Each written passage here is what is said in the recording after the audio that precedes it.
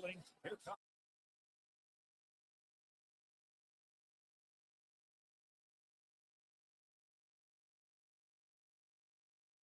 They're 6-5 over.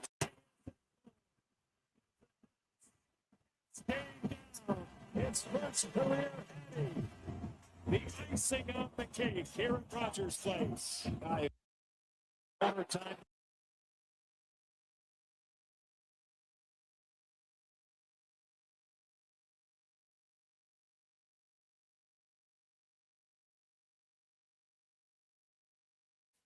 Seneca looks around. The pass outside the line.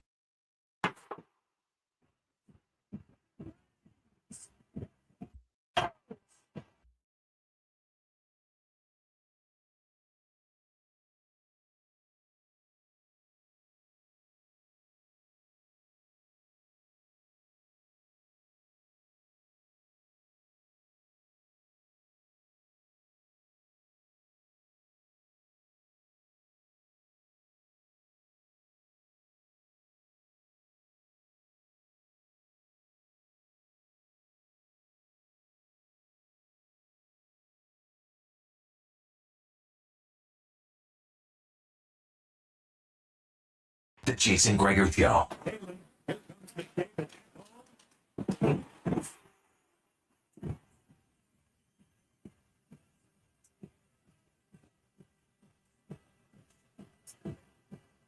On Sports 1440.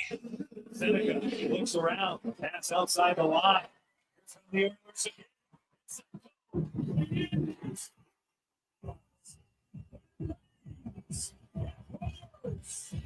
Presented by PlayAlberta.ca, Alberta's only regulated online gambling website. Overtime win here Saturday.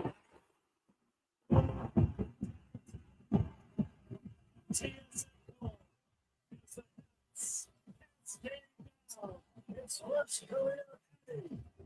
The icing on the cake here at Rogers Place. Guy who does all.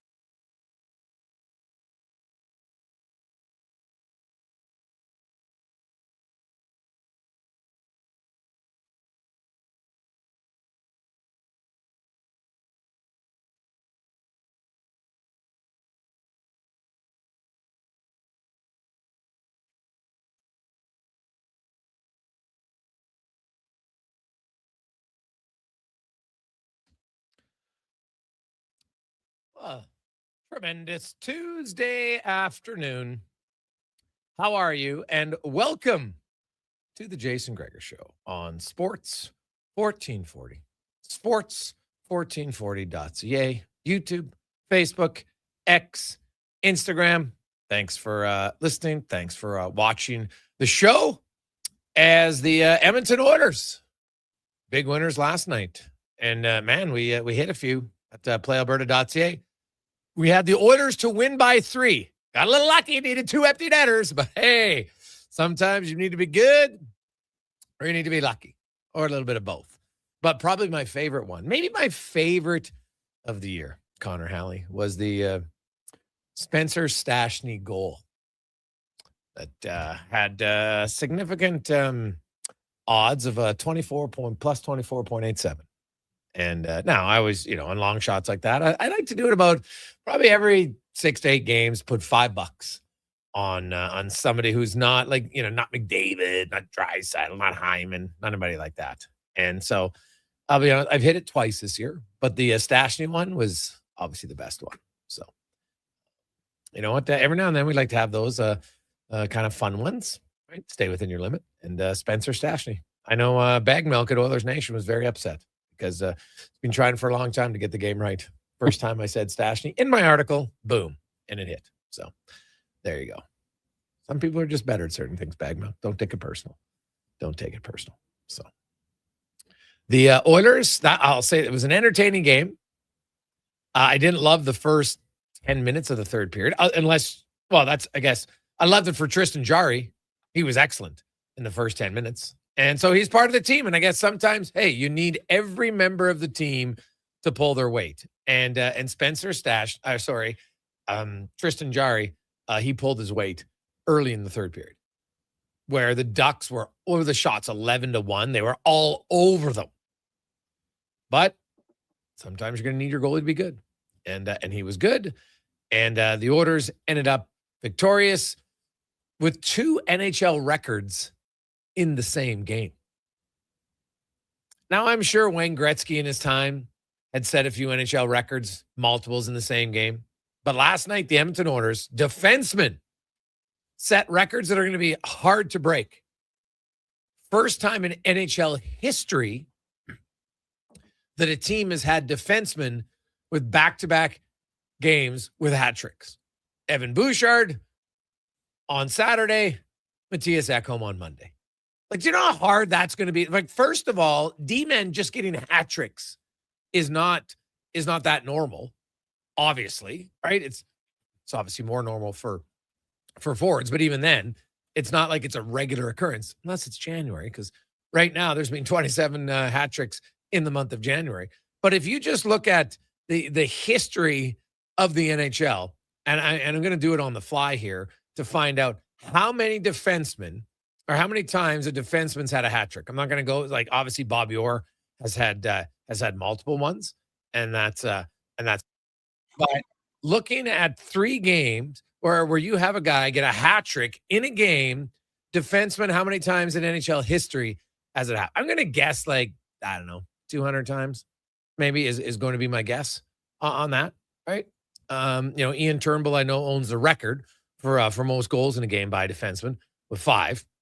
And D-men with a hat trick has happened 162 times.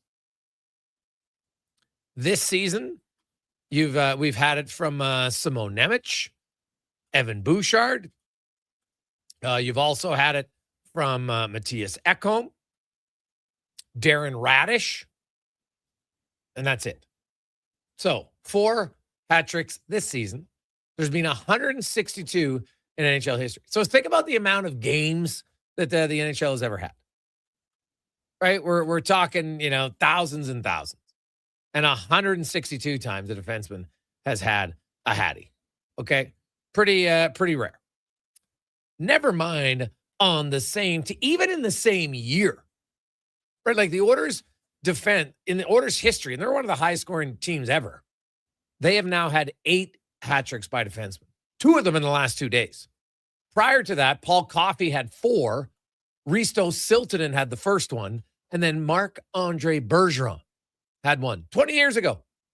I'd have to track down old MAB, get him on the show, talk about his hattie. It's a game you'll always remember, for certain. Matthias Ekholm was remembering the game. He was close. He had 2 goals in a game, and he went to the empty netter and missed it. And when he came to the bench, the guy's like, "Oh, man, you missed a hat trick." He's like, "Yeah, I know." And then Mike Fisher's like, "I deflected your second goal.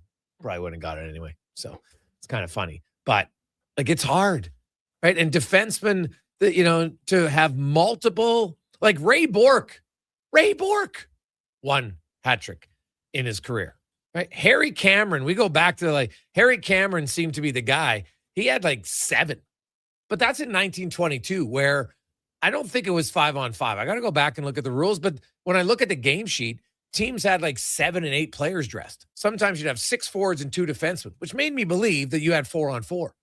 So even that, what if we take out those games, right? Which, just for fun, I will go from 1930 on and just see how many that takes out of the equation, because old Harry had a lot. So you take out those, you're already down. There's 18 gone, Cons. 18 gone. Now you're down to 144. So it's damn rare that you're going to have, Oilers fans you might never see. You probably won't. What if Matthias Ekholm goes, "Man, I'm going to enjoy it. It'll be my only one." Now, statistically, he's right. But that doesn't mean it can't happen. Lubomir Vishnevsky had 2 hat tricks, none with the Oilers, but he did have 2 in his career, which is good.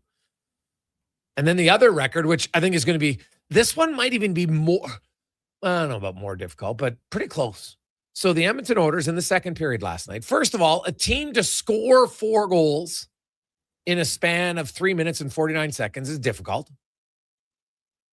But then it's 4 defensemen to do it in a span of 3:49 and 4 consecutive goals by defensemen. Like, you were watching that game, you're like, what is going on? What is happening here? It was goal-a-rama from the defenseman. And for all the D-men out there, you were loving it. Because, D-men, even the best ones, like you get 30 goals, that's huge. And that's pretty damn rare. Even a 20-goal score on the back end is pretty hard to do. So when you have 4, like the Oilers scored 5 goals by defensemen last night. 5. Evan Bouchard had 3 the previous game. You got 8 goals. Suddenly the Oilers are up to the 4th most goals in the NHL by defensemen.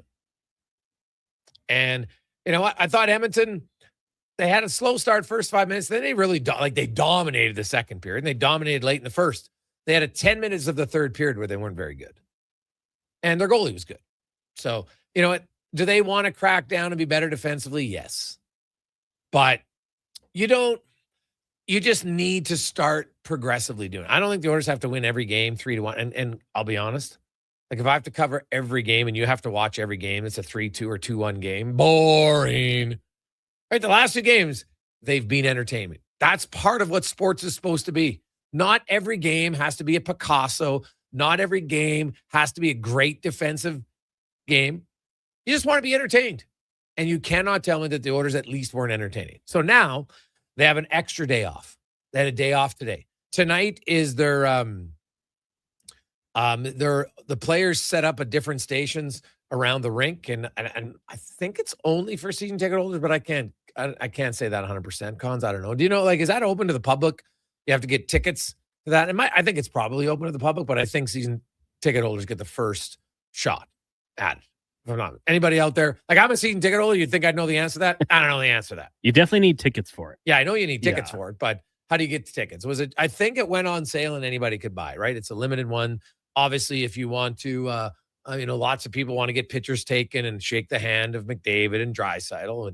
But I tell you, you're probably going to have a better conversation and maybe get multiple photos if you go to other guys around, right? I'll tell you, Josh Samanski, people are going to want a picture with Samanski simply for his fro. It's kind of got a sick fro going right now. He almost had his first NHL goal last night. God, he had a good chance too. I thought in limited minutes, Samanski was fine. I'll say this, that guy's defensive acumen is what's going to keep him in the NHL. And now he might not stay there all year this year, but I can tell you, watch the games closely. And he is always below the puck in his defensive zone. It is, it's impressive. Really impressive. And I look at a young player who knows that part. He knows what his strength is. He's not coming over to North America. He's like, I'm not a goal scorer. He's not going to be a top 6 forward. But if you can be a reliable bottom 6 guy, that's awesome. The Oilers have some skilled prospects in Howard and Savoy and Hudson. They've got a physical guy in Clattenburg. Now you've got like a defensive responsible player.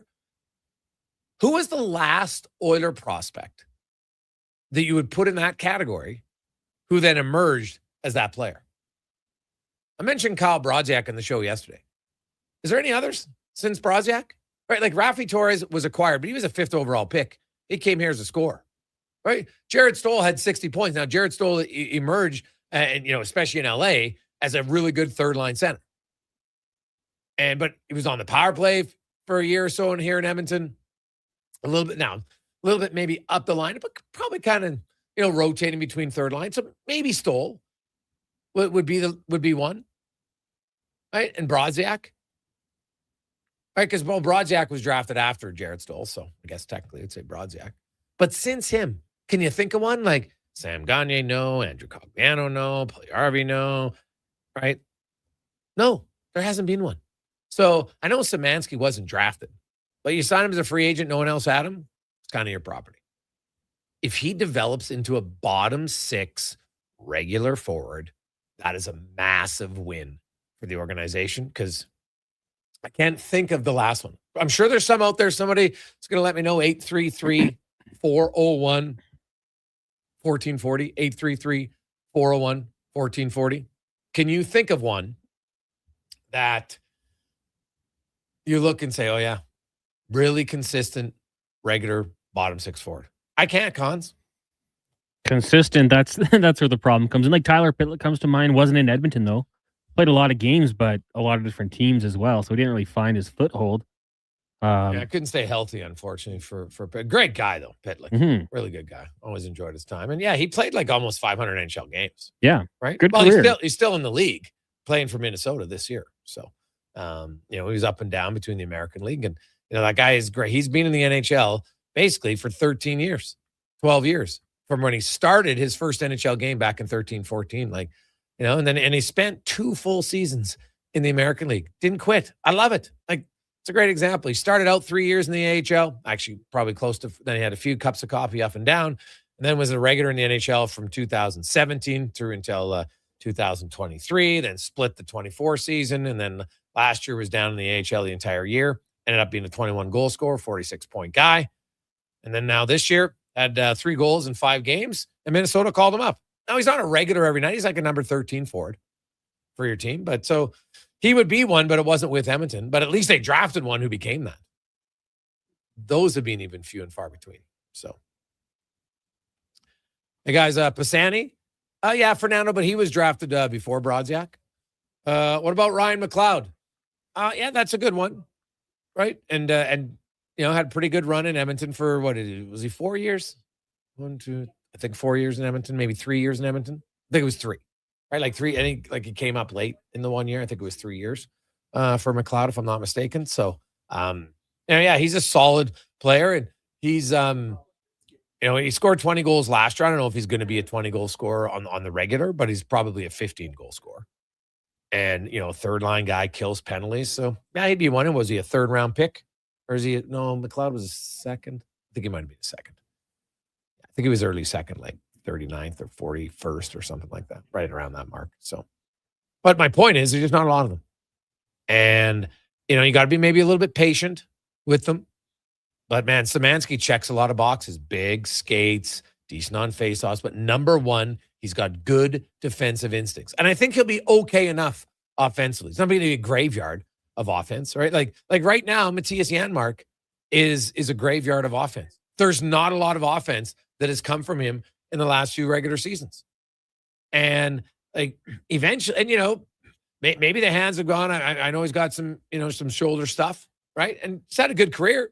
It's coming up, might play 700 by the end of the year. Plus, he's played like over 100 games in the playoffs, right? And he's been more productive. Funny enough, that's the thing about Janmark. The last 2 playoff runs, he scored as much, if not more, because last year he had 3 goals in the playoffs. He only had 2 in the regular season. The year before, I think it was 4 and 4. But that's eventually, you're like, you can't have a guy play 100.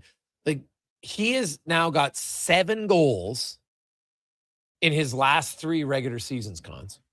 And that's got to be almost 190 games, because I know he's missed 15 or 16 games this year. He's not at the 54 mark, but he played 80 and 70 games last year. So he's around 190 games. He's got 7 goals.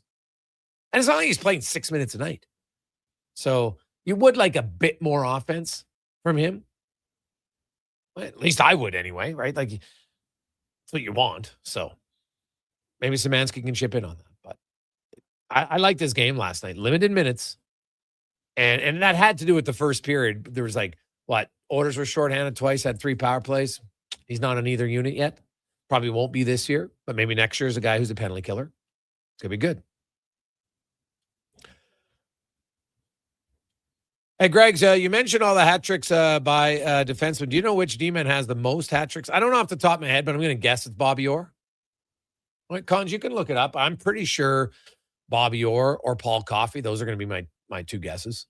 Right? I think Coffey. Well, I know Coffey had 4 in Edmonton, and I don't know if he had any elsewhere. Might have had one with the with Pittsburgh.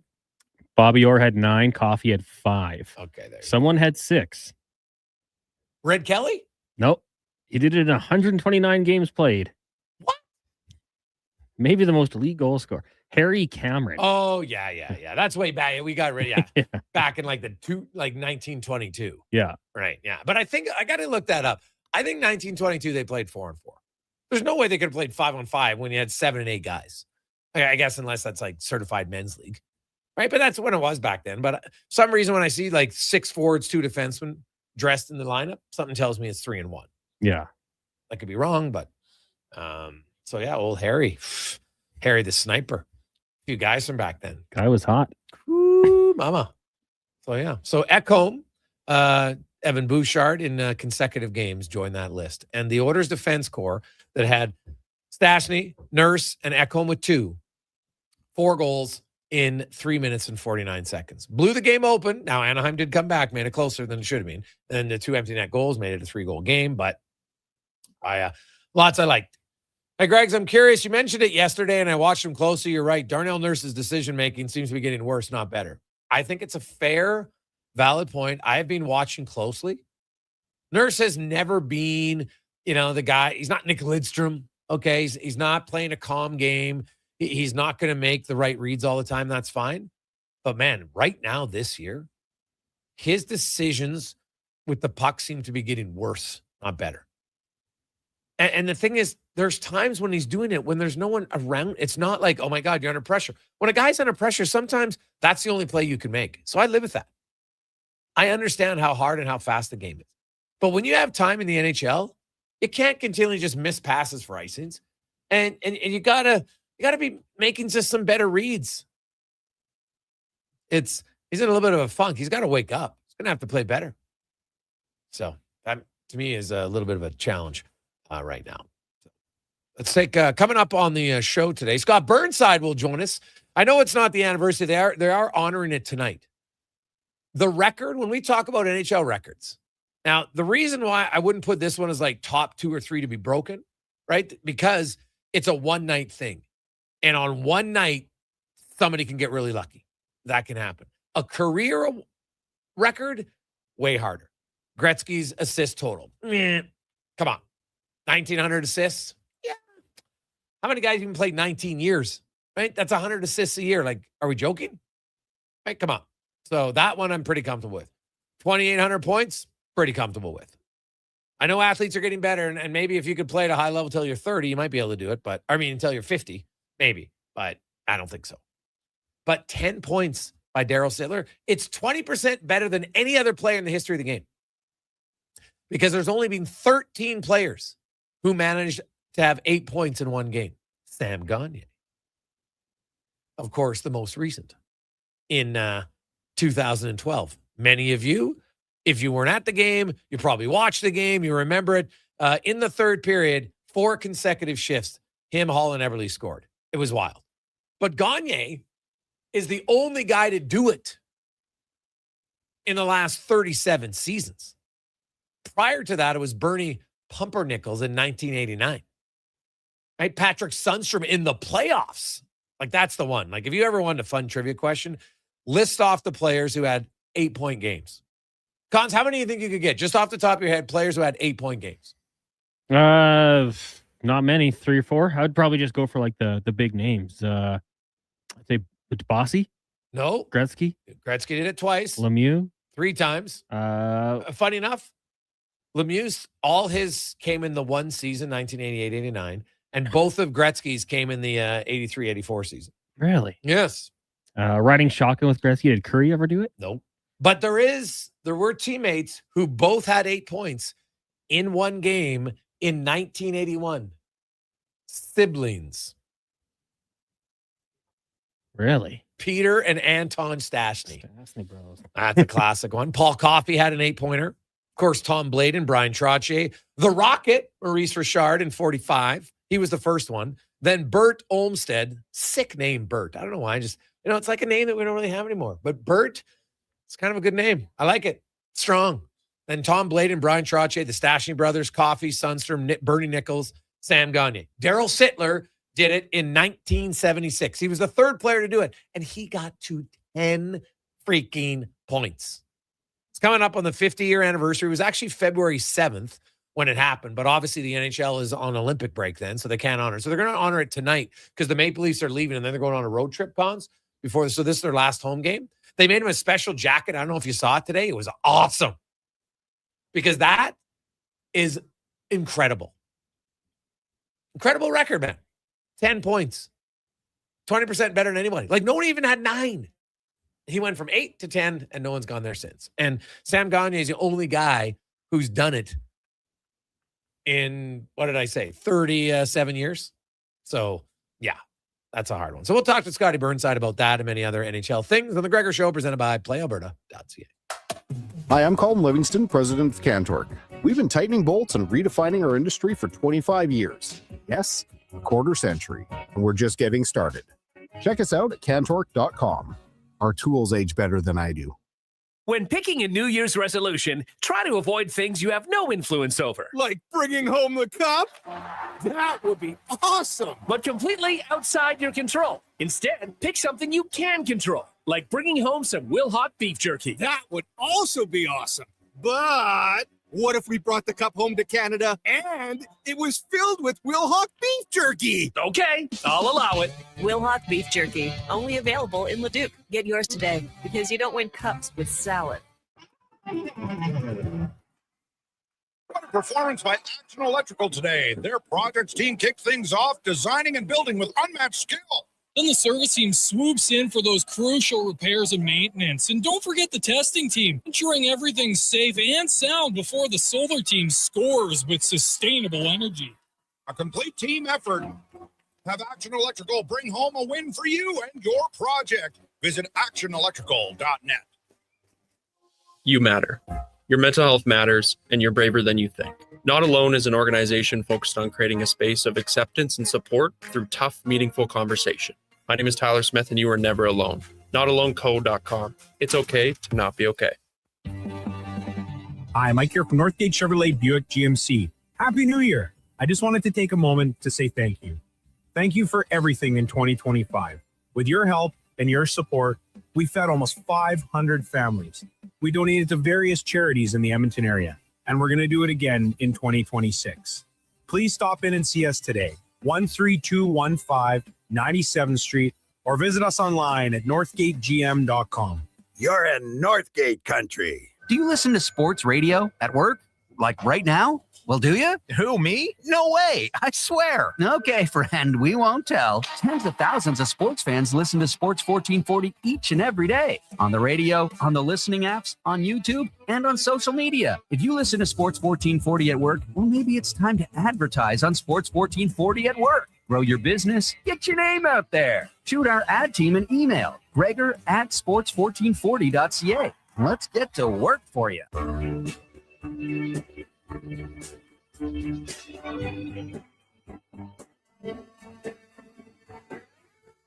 Portions of this hour brought to you by On the Rocks. The Oilers are back in action, and OTR is ready to be your hockey headquarters. $5.75 Molson Canadian, 69-cent wings, and you can play score and win every game. See more at ontherocks.yeg.com. This is Sports 1440, where Edmonton talks sports. On YouTube, Facebook, and X. Here's Jason Gregor. Brought to you by PlayAlberta.ca.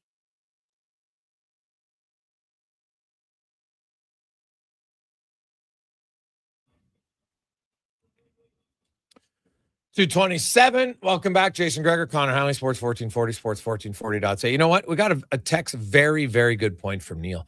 Hey, Gregs, what about Jim Harrison? No one ever talks about his 10-point night with the Alberta Oilers. Right. 1973. Jimmy Harrison had a pretty good year, 86 points in 66 games that year, which included a 10-point game on January 30th. Now, at the time, it was professional hockey. Right? You can't argue that. And he had actually played for the Maple Leafs the 3 previous years. Then he came to the WHA, played there for 4, then went back to the NHL for another few seasons and finished his career playing 3 games with the Oilers in 79-80. But it's not an NHL record because it happened in the AHL. So I'm guessing that's why. Well, obviously the NHL is not going to honor it. It wasn't in the NHL. But should mention it. Jimmy Harrison, 10-point game. Pretty dominant. I don't care what league you play on, man. Does anybody get 10 points in the dub? They get 10 points in junior A. They get 10 points for the Saints in the BCHL. 10 points, 10 points. Most of you can't even get 10 points in men's league. All right? It's pretty hard to do. So you do it in the WHA, you're playing professional players. So it's good. Now, and by the way, I see some people online. Gregor, Gagne should have an asterisk. Well, go watch the replay of the goal. Like, this is where, sometimes you can't fix stupid. So do you not think the NHL reviews every goal? Like, do you think this is new? No, they review every goal. If Sam Gagner, if you thought the Chicago guy touched the puck, you can think it, doesn't mean it happened. So stop disparaging Sam Gagner because you think, oh, look at the replay. Some guy said this happened. Oh, yeah. You think the NHL is like, you know what? We're going to give it to Sam Gagner. Like, give me a break. They change assists all the time. Like, they took a one away from McDavid just the other game.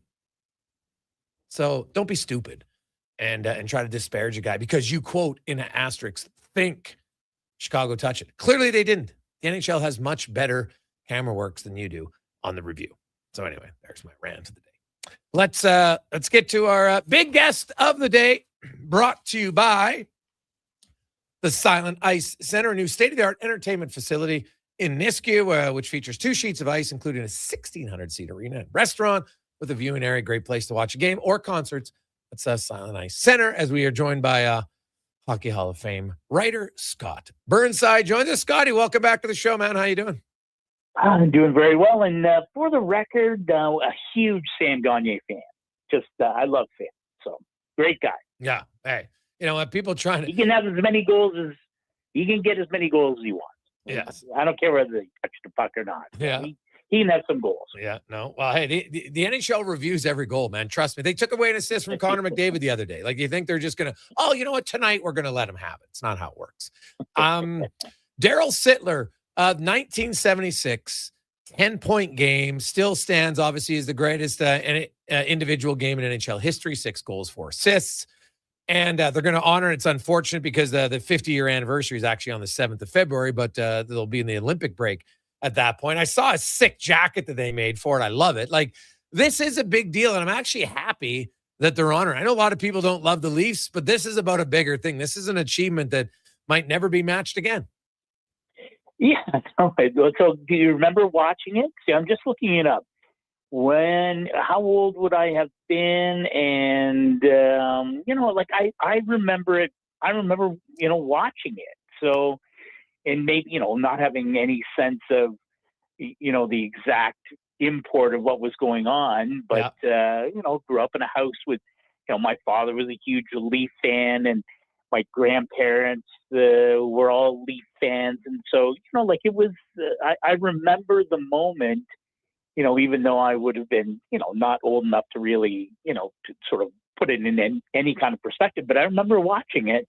I think it's a great moment. It's kind of weird. It must be weird though for fans who don't have, and I mean, so much time has passed that what's the connection to it? What's the connection to Daryl Sittler, right? Like, what is you have to be a really, a fan who digs back into the history of your team and all those things to really have an appreciation of Sittler as a whole and what was an incredible career, barring no Stanley Cup, of course, but you say that for every Leaf since '67. So,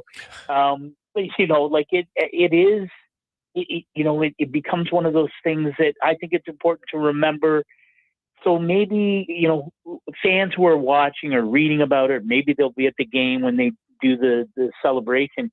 They'll go home and they'll look it up and they'll see the highlights of it, and it will become more real to them. But I think it's important that we that we do those things, and it's not just that it doesn't fade into the mists of time, and you go, well, I wonder, what happened that night when you look at the record book? What happened when Daryl Sittler got 10 points for the Leafs? So I'm glad they're doing it. I think it's important. Oh yeah, I think it's great. And I'd hope someone gives it a run. The fact that Sam Gagner is the only guy to even get 8 points in the last 37 years shows you how difficult it is. And, in today's game now, sometimes I find when if you got one guy on a real heater, all of a sudden, they limit his ice time. And I'm just kind of like, man, if I had a guy with 6 or 7 points, I'd look, hey boys, let's try to go for the record here. Shift. Right? Let's go for it. Let's try to, and you know what? If I was on the other team, I'm not going to get mad. I'm like, hey, let's just stop him. Simple. It's pretty simple. If you don't want him to score, stop him. Yeah, I would. Well, and again, it's like, never say never, right? I mean, perhaps, how many years did we, we're like, no one will catch Gretzky's all-time goals mark, right? And it happens. I don't, no one's going to catch him in points, but who knows? Who knows in 20 years or, whatever the time frame is where you say never and it's not never anymore. So I do think it's fun to talk about. You're right. If somebody gets up to, they're having a night and they have 6 or 7 points, okay, right? Just run them every other shift. Just stick them out there for 2 minutes on the power play. See what happens. Yeah, no, it's true. And, the Gagne night that's wild is I don't think he even had a point in the first period. I do remember he scored a point on 4 consecutive shifts in the third period. I remember the players were like, what the hell is going on here? Like, it was absolutely wild to see for sure. Speaking of wild, it has been a wild season in the National Hockey League. You got teams streaking, they're going up, they're going down. Right now, we've got a lot of teams that haven't been in the playoffs in a while who are in a playoff spot. Now, who knows if they'll hold on to it. The Buffalo Sabres, specifically, this is a 2-month heater where they've won 18, I think, of their last 23 games and have put themselves, they got 63 points. They are 7 back of Tampa Bay, who's red hot, and they're still only 7 points ahead of Buffalo, which shows you how good Buffalo's playing. But you make the Sabres, and then you got the Canadiens, and then you got the Bruins, and they're all at 63 points. And with Florida lurking, I'm just not sure that all 3 can get in. Out of Montreal, Detroit, and Buffalo, which one do you like best? You didn't even mention the Leafs. No, the poor Leafs are not even in that discussion now. They're they're tied with Philly, 2 points back of Florida. I think it's. I mean, you raise such an interesting phenomena in the Eastern Conference. And how many years, I go back and I think of doing season previews the last 5 or 6 years, and every year, is this Buffalo's year? No. Is this Detroit's year? No. Is this Montreal and Ottawa's year? Well, last year was Montreal and Ottawa's year, and they both got in the playoffs, and both did, had I think strong first round playoff series. Of course, Montreal losing to Washington and Ottawa losing to Toronto, and quite a spirited first round tilt. Senators have regressed pretty dramatically, which is disappointing, I guess, for fans in Ottawa. But I think the Buffalo thing is fascinating because people. I'm a huge Jarmo Kekalainen fan. He's a very smart guy, really interesting background. Of course, there's so few Europeans who've had opportunities at the top, and whether it's in terms of head coaching jobs in the NHL, top level management jobs. And Jarmo's a really smart guy. And so people forget that when he took over for Kevin Adams, the off-the-line Kevin Adams in Buffalo, Sabres had won 3 straight, right? They were starting to go. They fired Kevin Adams, and Jarmo Kekalainen. This is Kevin Adams' team, right? Like, Jarmo Kekalainen didn't come in and he didn't fire Lindy Ruff, and he didn't make 6 trades in a week. Like, he didn't do it. I'm not saying he didn't do anything, because obviously whatever it is that he's doing there is working, but was this just a thought? My wife and I have had this conversation over the years. You make a coaching change, team goes on a heater, and there's lots of theory that if you hadn't made the coaching change, maybe the same things would have happened, right? Like the math just says, well, it's time. You can't be this terrible for this long, although Buffalo has done their best to destroy that myth. I think the last time they were in the playoffs, 2011. So that's a long time to not have the math work for you. But maybe that was just it. And I wonder if Kevin Adams sits at home and goes, geez, there's nothing has really changed in terms of, they didn't add Mikko Rantanen, or they didn't make the big trade. They didn't fire the coach. They changed GMs, which rarely happens in season, as you know. And now they're playing so well, right? They score, hard to play against. They're getting some goaltending. Go figure. You get all those things going, and you are right now in third place. And it's hard to imagine that they fall completely out of it. Now they are the Sabres, so yes, it's possible. But I like the Sabres as a playoff team. Montreal, I don't know, but do they have the goaltending to hang on? Boston, you alluded to it. They said so streaky, right? They're either on a 10-game, rainbow, or they're like scrambling and have 1 point in 10 games. But I think Marco Sturm is going to be a really good NHL coach and a big fan of how he played the game and his personality. I think he's a really good fit in Boston. And I think you have to give Florida one of those playoff spots. So yeah, you're right. The question is who comes out. I don't know. Maybe Montreal, because of the goaltending, are more susceptible. But it does beg the question, not that you asked it, but so what about the Leafs, right? The Leafs have, 3 or 4 teams to jump over. We assume Florida's going to be somewhere in the top 8.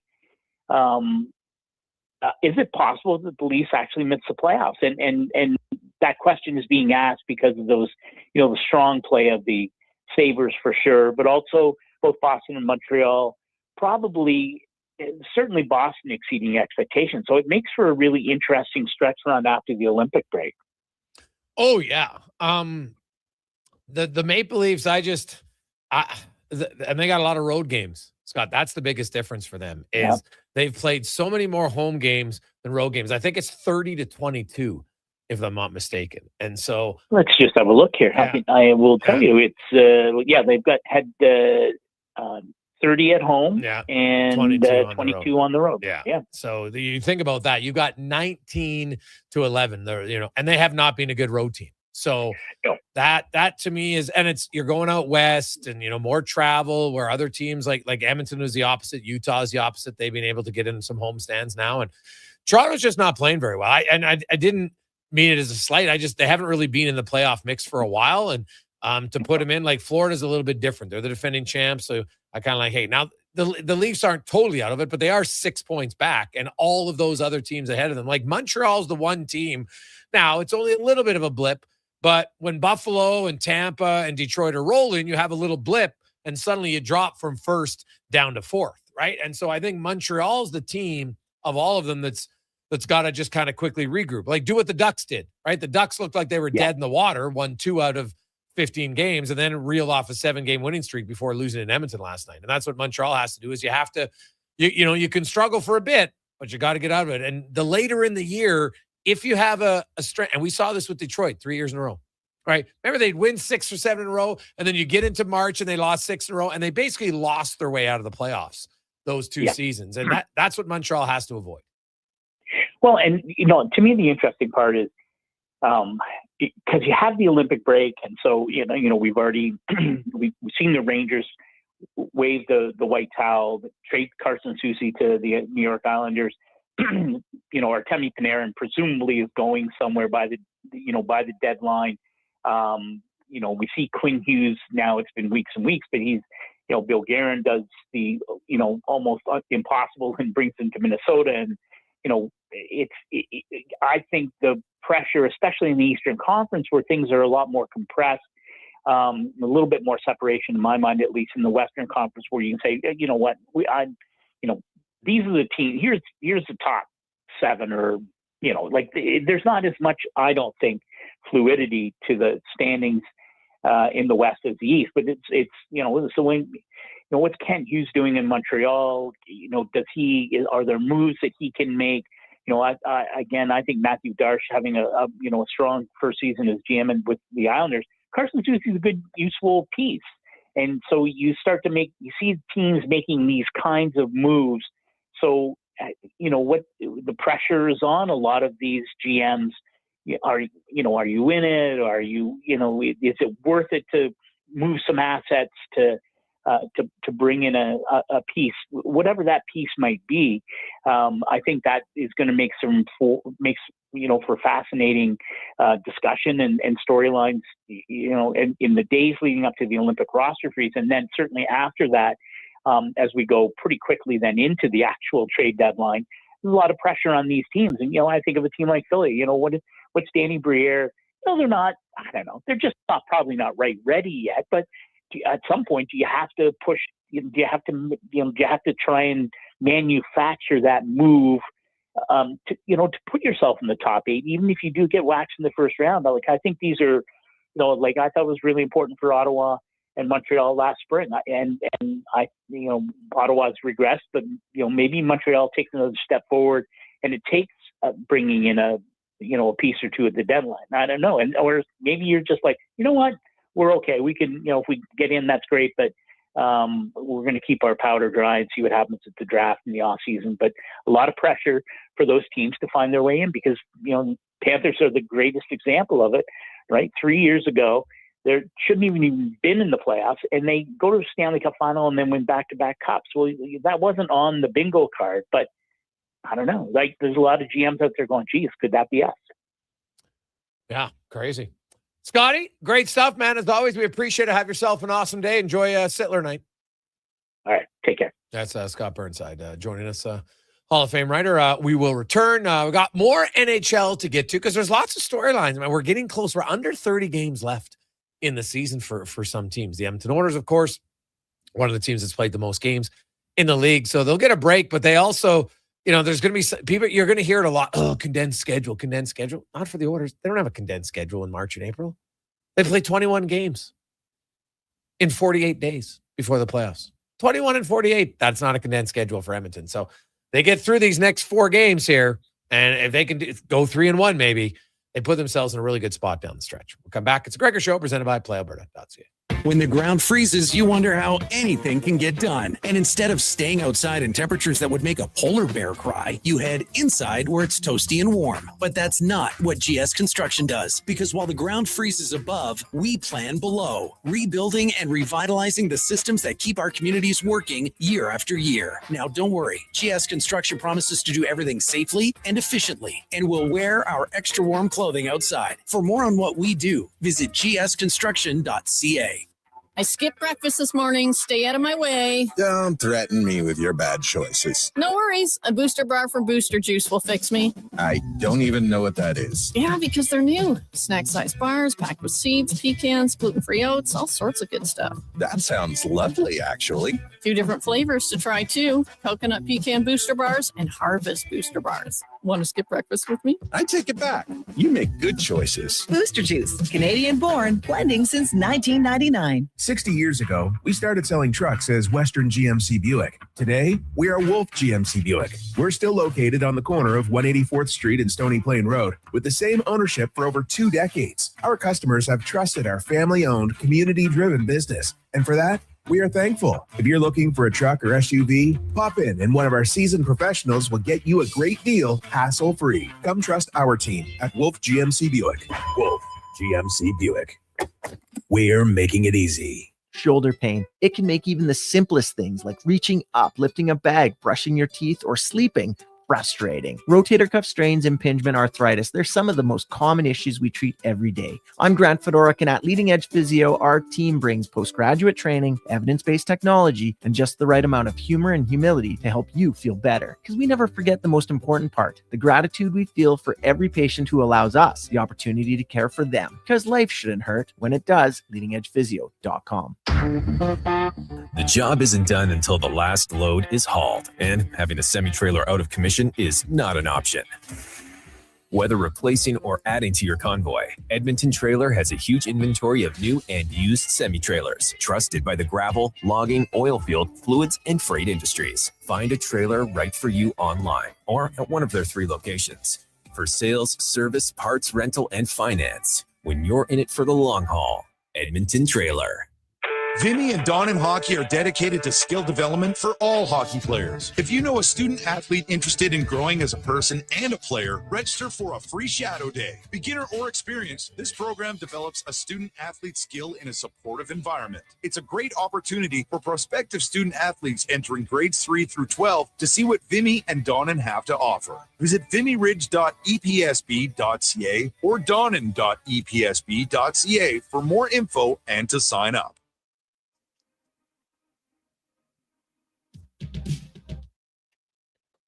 Portions of this hour brought to you by Culligan for all your residential water needs. Your local water treatment company, more than just big bottles, Culligan.com.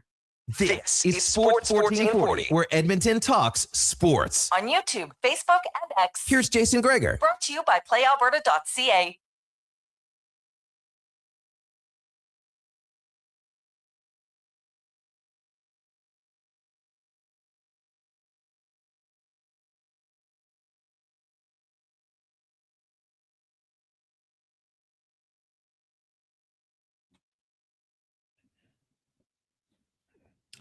2:49. Welcome back, Jason Gregor. Connor Halley, Sports 1440, sports1440.ca. YouTube, Facebook, X, and Instagram. Hope you are having a lovely, lovely Tuesday. Ooh, it's warming up, only -6, which feels super nice. Super nice. Full day off today for the Edmonton Owners. They'll be back on the ice tomorrow, and then they take on the San Jose Sharks on Thursday night. And then the Minnesota Wild come to town. Wild are a team that have really kind of given it to the Oilers. I think Minnesota has won 13 of the last 17 games, so not an ideal matchup for them. The Sharks are in Vancouver tonight, and then will make their way to Edmonton. So if you feel the need to have to watch some hockey, you can check out the Sharks game tonight against the Vancouver Canucks as we go around the NHL, brought to you by McDonald's. Now, remember, you got a few days left. You want to stop in at the McDonald's at 590 on Baseline Road in Sherwood Park. It's closing for renovation. So if you get in there before this Sunday, you'll get a discount card that's valid at all the other Sherwood Park locations while the renovation is on. So save yourself a little off of maybe like the Big Mac, double cheeseburger. Get it at McDonald's. Dan Rosen from NHL.com joins us. Dan, welcome back to the show, my man. How you doing? Good, Jason. What's going on, man? How are you? Well, I'm great. I was very impressed, and the Ducks did it without Carlson, without McTavish, without Troy Terry. I don't know how many Ducks games you watch this year, Dan, but man, they got some. And I watched the Ducks more this year than I have in many years because they're entertaining to watch. Like, they can run and gun. Yep. They're aggressive. They give up a lot of goals for sure, but man, they got some good pieces on that team right now. Jackson Lacombe. I was eating Beckett Seneke last night. Was, man, is this young kid going to be a player in a few years? Yeah. They kind of like a team that got like to the starting gate and was just like everybody sprinted right away, right? Like, just like free for all type sprint. And I think they liked it. I think that's what Joe Quenneville kind of wanted. Like, let's let these guys go. Let the horses run a little bit. Because you got to remember, the last 2 years under Greg Cronin, it was a lot of teaching. It was a lot of positioning. It was a lot of like structure and this, that, and the other. And I give Greg Cronin a ton of credit because I think he did a really good job in setting the baseline, right, for this team, because that's really what was needed to set the baseline for them. And now they let the horses out of the barn and they're running all over the place. And it's good and bad, right? I mean, because they just had a 9-game losing streak, and then they just had a 7-game winning streak. So you're going to run hot and cold with these types of things, but they got a lot of talent. Gauthier, Carlson when he comes back, Seneca, Lacombe is terrific, McTavish, and they got veterans. Like, that's the thing I like about it. The way they've put this team together is they have insulated their young guys with veteran guys like a Kreider and a Granlund, a Trouba, Killorn, guys who've won or have been on winning teams. Gudis, like it's an important factor in this. So I agree with you. I think they're a really fun team to watch, just kind of like San Jose. They're kind of running parallel paths a little bit. I wonder, at first I thought Anaheim was a step ahead, but maybe not because Celebrini's been that good for San Jose. We'll see where it goes. But I think the Anaheim Ducks, kind of like the Sharks just did, Jason, like getting Sherwood. Like, I think the Ducks are a team that will really benefit from a little infusion around the deadline, because it would show that they believe in their guys, and there's value to getting into the playoffs when you're a younger team, or if you have a team where your core is a bunch of younger guys, and win or lose, like they'll see what it takes. Yeah, for sure. You look at we talked a lot about the Atlantic. I look at the Metro Division and the Carolina Hurricanes. The Pittsburgh Penguins are without question, I think, one of the biggest pleasant surprises in the NHL. A lot of people are like, oh, is Crosby going to get traded? Clearly he's not going to get traded. They've won 4 in a row. Stuart Skinner's playing out of his mind for the Penguins. Malkin's comes back. He's playing great. What do you think Dubas does here? Is it just a little bit of a tweak, to add a veteran guy, maybe a third-line player to your team? Or do you think he might swing even bigger? Well, I don't know. Like, I don't know that they swing bigger. I think they're going to be a right up until the deadline type of team. Like, what do we do here? But you also have let's look at this entire situation here. 3 teams from the Metro have to make the playoffs. Yeah, we know that, right? Yep. So let's just start with the simple math of 3 teams have to make the playoffs. The Flyers are falling. We know what the Rangers are doing. The Devils have been just wildly inconsistent. The Blue Jackets have had a nice little bump since they brought Bonus on board, but I don't know that they're a playoff team. And the Washington Capitals are kind of sitting there, and they've been really inconsistent now for the better part of 6 to 7 weeks. So Pittsburgh can be looking at this and going, we can get in right now without selling off any of our future, without worrying about any of that. Like, this season is not what we expected it to be. It's way better than we thought. We've got a lot of draft capital, so maybe we can use that, and a lot of cap space. So maybe we can use a little bit of that to help ourselves now. But if you're going to do it, you're going to do it to help yourself now and in the future. Or you just look at it and say, let's let these guys run it out a little bit and see where they can go with it. Because right now, they are in a really good position to make the playoffs. And once you get in, I mean, everybody knows you got a shot, right? So, and if Skinner, you guys know, right? Like, he's delivered at times in the playoffs. He's gone to the Stanley Cup Final 2 years in a row. If he can deliver for them, why not? Why not them? So I think that they're a team that'll wait right up until the deadline. But if they add, it only makes sense to add a player with term on his deal. Yeah, well, that 100%, like a pure rental probably does. Although they've added a few picks. I guess if it's for a third or fourth round, you probably live with it. The New York Islanders, Sorokin last night, another really solid game. They're 2 points back of the Penguins. And the thing about the Islanders, why I might like them best, like their goalie's unreal. Right, he's the best goalie in the division. There's no question about that. And they just added Susie. Defense is their strength. The Islanders can't score to save their life. Right, they've only got 150 goals so far this season, but they can defend somewhat. But their goaltender is unreal. Like if you're the Islanders, don't you kind of owe it to your group to try to go find some offense? I agree with you. And it's funny, they make that trade with the New York Rangers, and around these parts where I am, that doesn't happen too often. No, okay? No. It's only the fourth time that's happened. So you wonder, hey, could there be a fifth? Could there be a fifth time? And is that Artemi Panarin moving over there? And I don't know. Like, I don't know that Panarin would do that. I don't know that the Rangers would do that, but I don't know that Panarin would do it because he's got the no move clause, right? And while it would be an easy move for him, he could keep his family where they're at there in Greenwich, Connecticut. It's a little bit of a different commute, but he can make it happen. Does he believe that the New York Islanders are a team that can go win the Stanley Cup this year? And if so, would he want to re-sign there? Would they want to re-sign him? There's a lot of different questions there. But I agree. I think that they're a team that could use the offense. They should go out and get some offense. Now, Bo Horvat's got 21 goals in 38 games. He's missed 14 games this season. So he's back in the lineup, so that will help your offense, no question about it. But they need more. They need more. And they need basically a replacement for Kyle Palmieri, right? I mean, that's kind of what you're looking at here, that they thought they'd have Palmieri, and he thought he'd be a 20-goal guy, and now he's out of your lineup and he's not coming back. So you look for a replacement for him. And the move to get Susie, a third-round pick for a depth defenseman, I like the move, but I think what it does is it showcases to me that Matthew Darche plans on being active around, as the deadline approaches, and he understands the need to bolster this team a little bit, because just like I was saying with the Pittsburgh Penguins, 3 teams got to get in. The Islanders with their goaltending and their way they play defense, why not them too? That is what they got to be saying, but they got to be able to score more. Yeah, for sure. Dan Rosen joined us here in the Sports 1440. What do you think the Montreal Canadiens are going to do here? I look at their team, and I think they're a very good team. My concern with them is all their best players are small outside of Slavkovsky right now. Yep. Right. Like I wonder, like, they've got to add some skilled size. And I wonder if even if it means like they're the team that might want to make a big splash to move out a skill guy to bring in somebody, because it's just, you can't win with a lot of the same. And I think they have a lot of the same. They have a lot of the same. You're right. I mean, like, Suzuki's not a big guy. Obviously, Caulfield's small. Hudson small.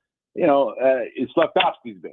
There's no question about that. Slavkovsky's big. I think Demidov's got size to him as well. He's not like physically imposing, but he's got some size to him.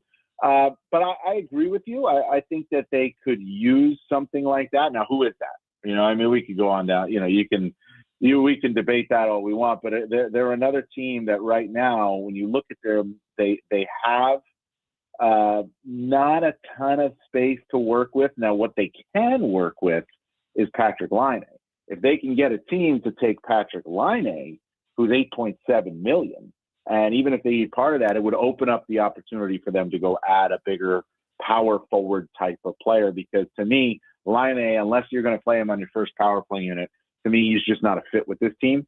And, you know, he's been skating, and if he can get back healthy and all that, he might be a fit for, you know, a power play option in the Western Conference or something like that if you're the Montreal Canadiens. If you can work something along those lines. I mean, with Dallas, right? I mean, you know, with all the Finns that they have there, would they take him on and put him on the power play and see if it could work? So there's some things there that the Canadiens could look at, but I do tend to agree with you.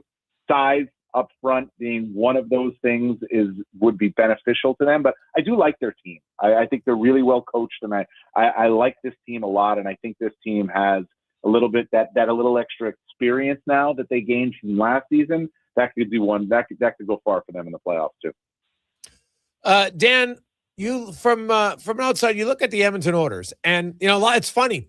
Like the Edmonton Oilers get more flack for being a successful playoff team than the Maple Leafs got for being a non-successful playoff team. Like, it's wild. The Oilers, you know, geez, they lost some games in November. They're terrible. Like, it's stunning to me how they're viewed outside of Edmonton, where, you know what, they've won 9 playoff series the last few years, and this and all that. And I'm like, I look at the Oilers, and are they playing as consistent as they should be? No.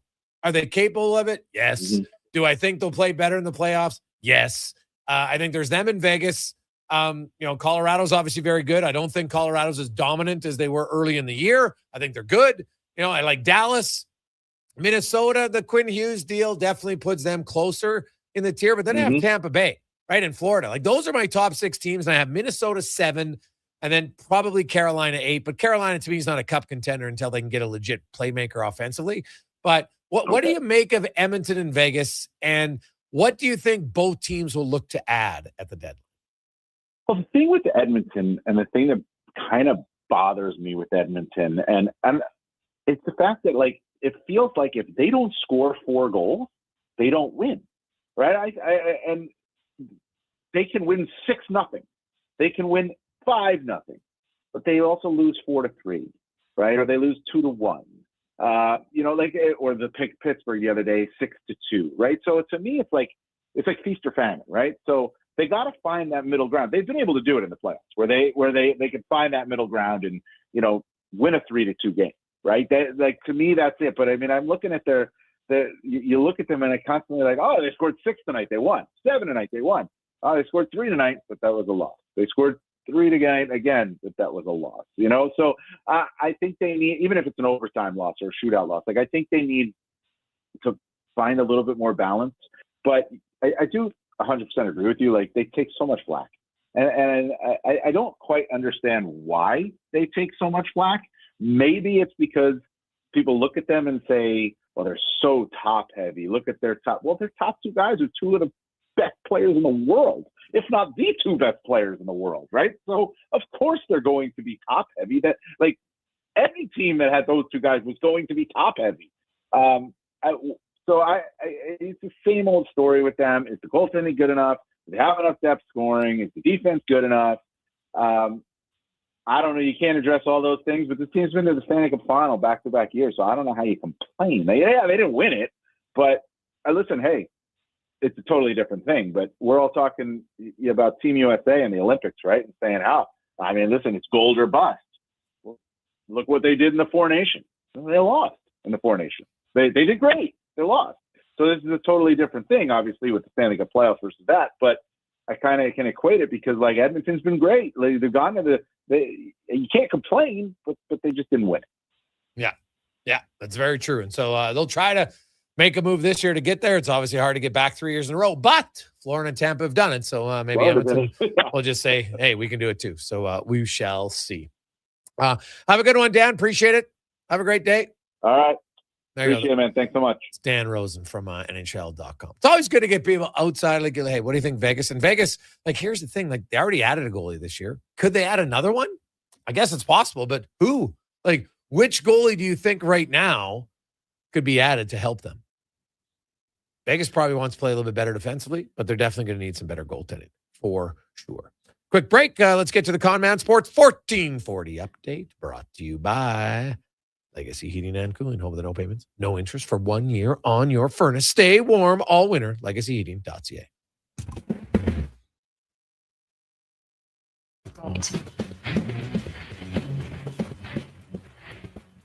Busy night in the NHL. You got the Bruins taking on the Preds. Leafs host the Sabres. Golden Knights in Montreal. Red Wings and the Kings. Panthers host the Mammoths. Jets travel to Jersey. Sharks hosting the Canucks. And the Caps taking on the Kraken. Off the ice, Penguins forward Brandon Russ was suspended 3 games for a high hit on Canucks forward Brock Besser late in their game in the association tonight. So the Trailblazers taking on the Wizards. Suns and the Nets. Jazz host the Clippers. Pelicans up against the Thunder. And the Pistons meeting the Denver Nuggets. Coming up in hour 2 of the Jason Gregor Show, we'll talk a little NFL with Brian DeArter from CBS Sports and hear another edition of the Oil Report. I'm Connor Halley. This has been a Sports 1440 update. This is Sports 1440, a Stingray radio station broadcasting on Treaty 6 territory. Download the free iHeartRadio app and listen to CKJR wherever you go. Day or night, tasting just so right. You can order Oodle Noodle at oodlenoodle.ca, delivering you the news almost right away. Remember, you can order Oodle Noodle at oodlenoodle.ca. So stay on your couch all day and order oodlenoodle.ca. Oodle Noodle. You got a go-to coffee spot, a trusted barber, even a lucky game day jersey.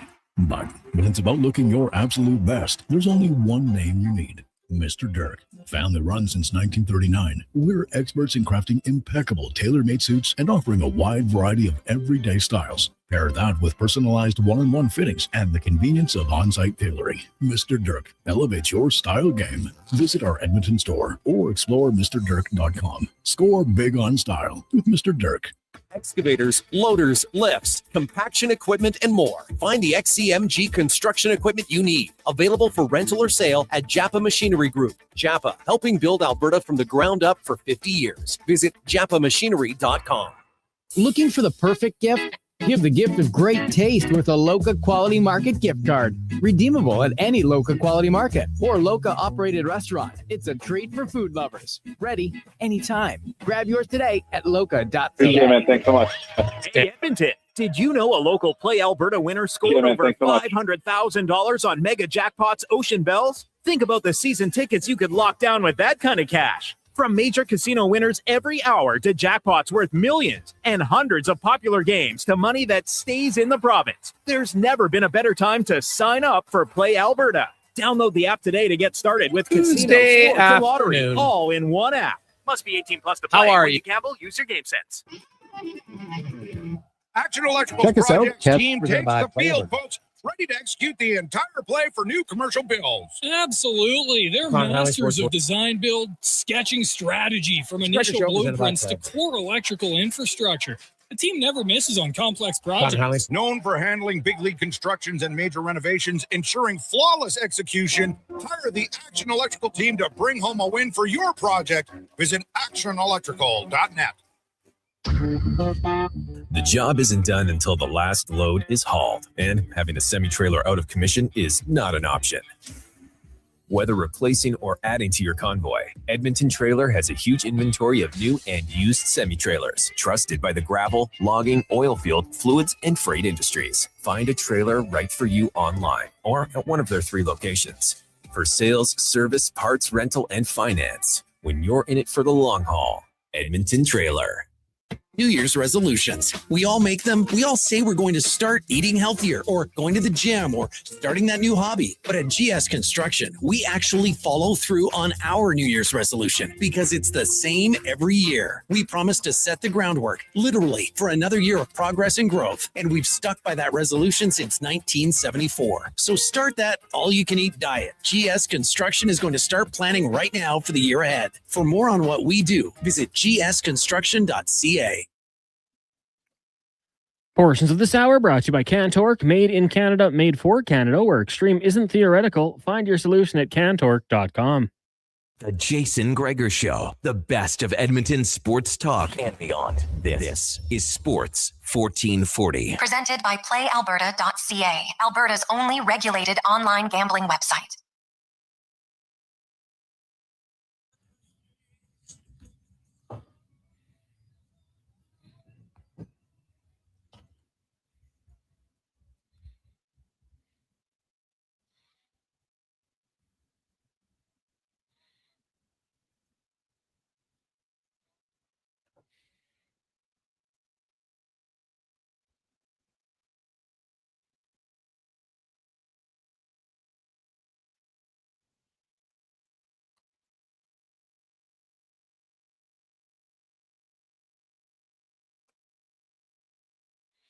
We continue on just after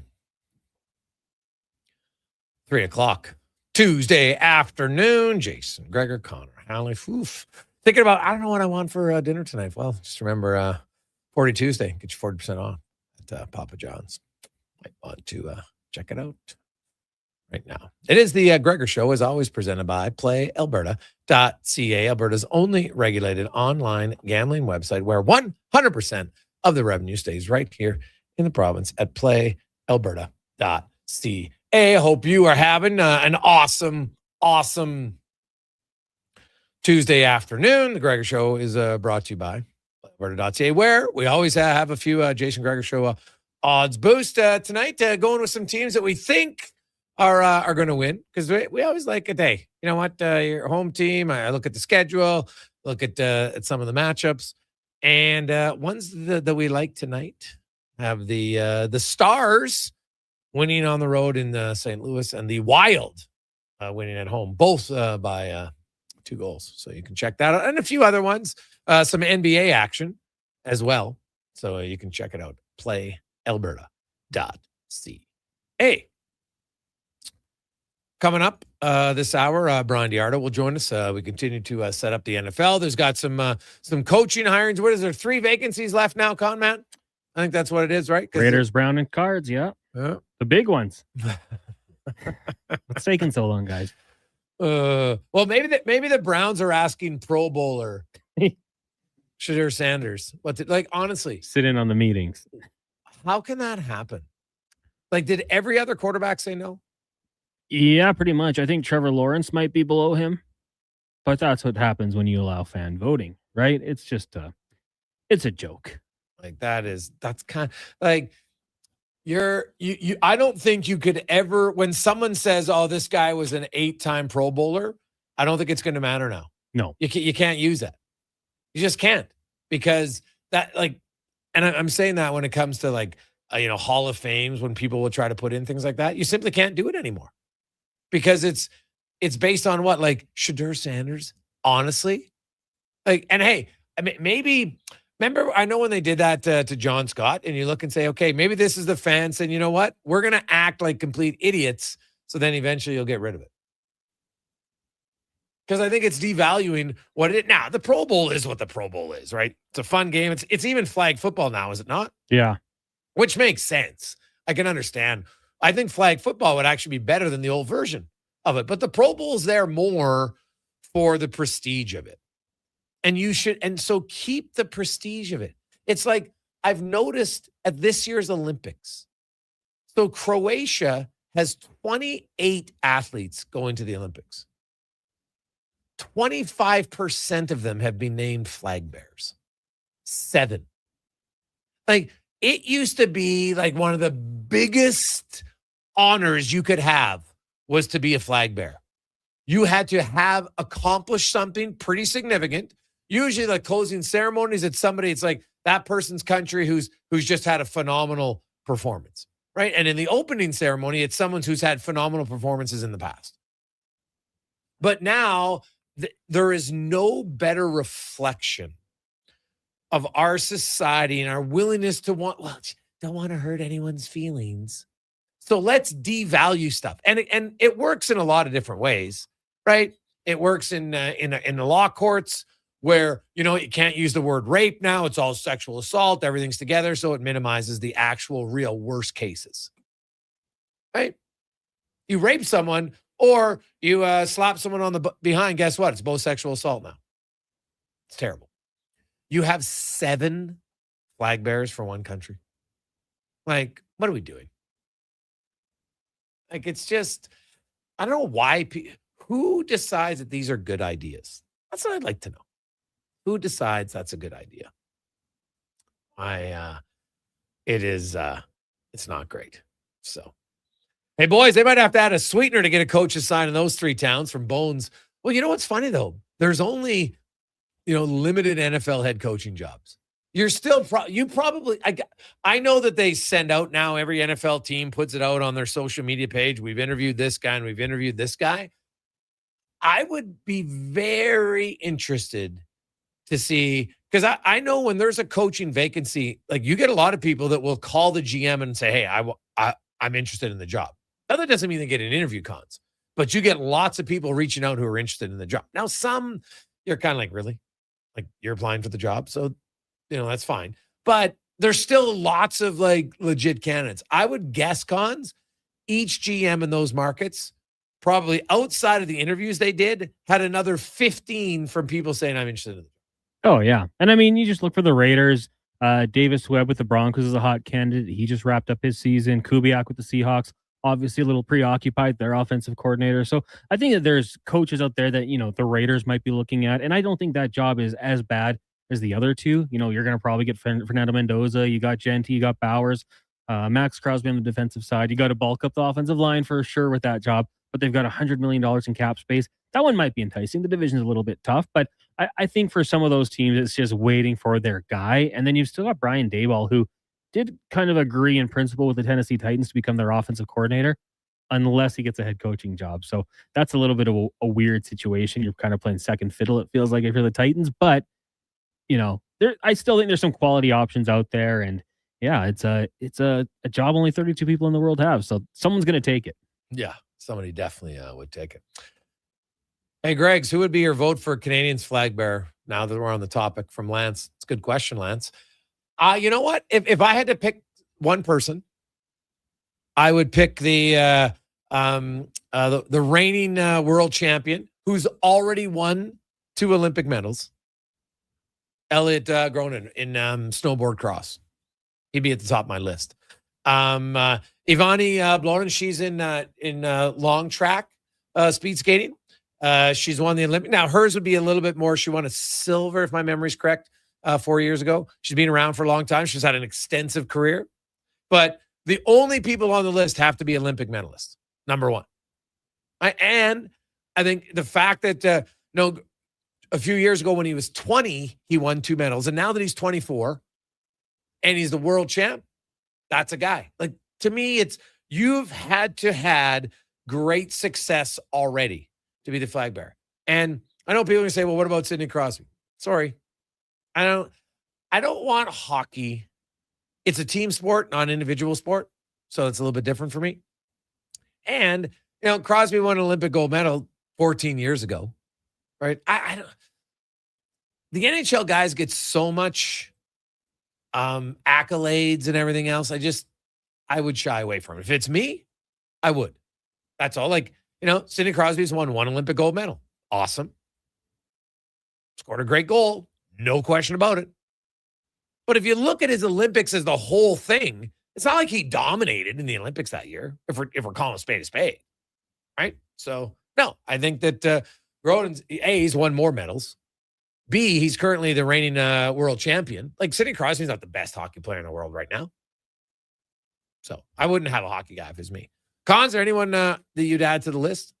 I was just looking. So the opening ceremony is the 6th. Penguins play the 5th at 5. Oh, yeah, he's not going in. And he shouldn't be the guy. If it's going to be hockey, I might look at like Marie-Philippe Poulin, who's won gold the last Olympics for the team, kind of the face of that team. But I would lean to more with you, probably like an individual Max Pro.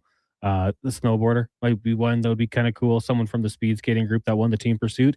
I think that would be the route I would go for flag bearer. It would be cool, Charles Hamlin, if he was still participating. He retired, obviously, but he would have been a good one. But yeah, to me, it has to be someone who's won gold. You gotta set the tone with someone out there who's a winner. Yeah, hey, Greggs, what about Kingsbury? Well, you know what? He would be another. He's had an unreal career, right? Because doesn't he hold the record for most World Cup victories? Right? Like, I know he has the most World Cup medals, Cons, for Got sure. 15, 9 golds. Yeah. Right. And I think he might have had, like, on tour, I think he has the most victories. You can double check that. But I know he had the most medals. Maybe he doesn't have the most victories. I thought he did. But he's another option for sure. I don't have a problem with him.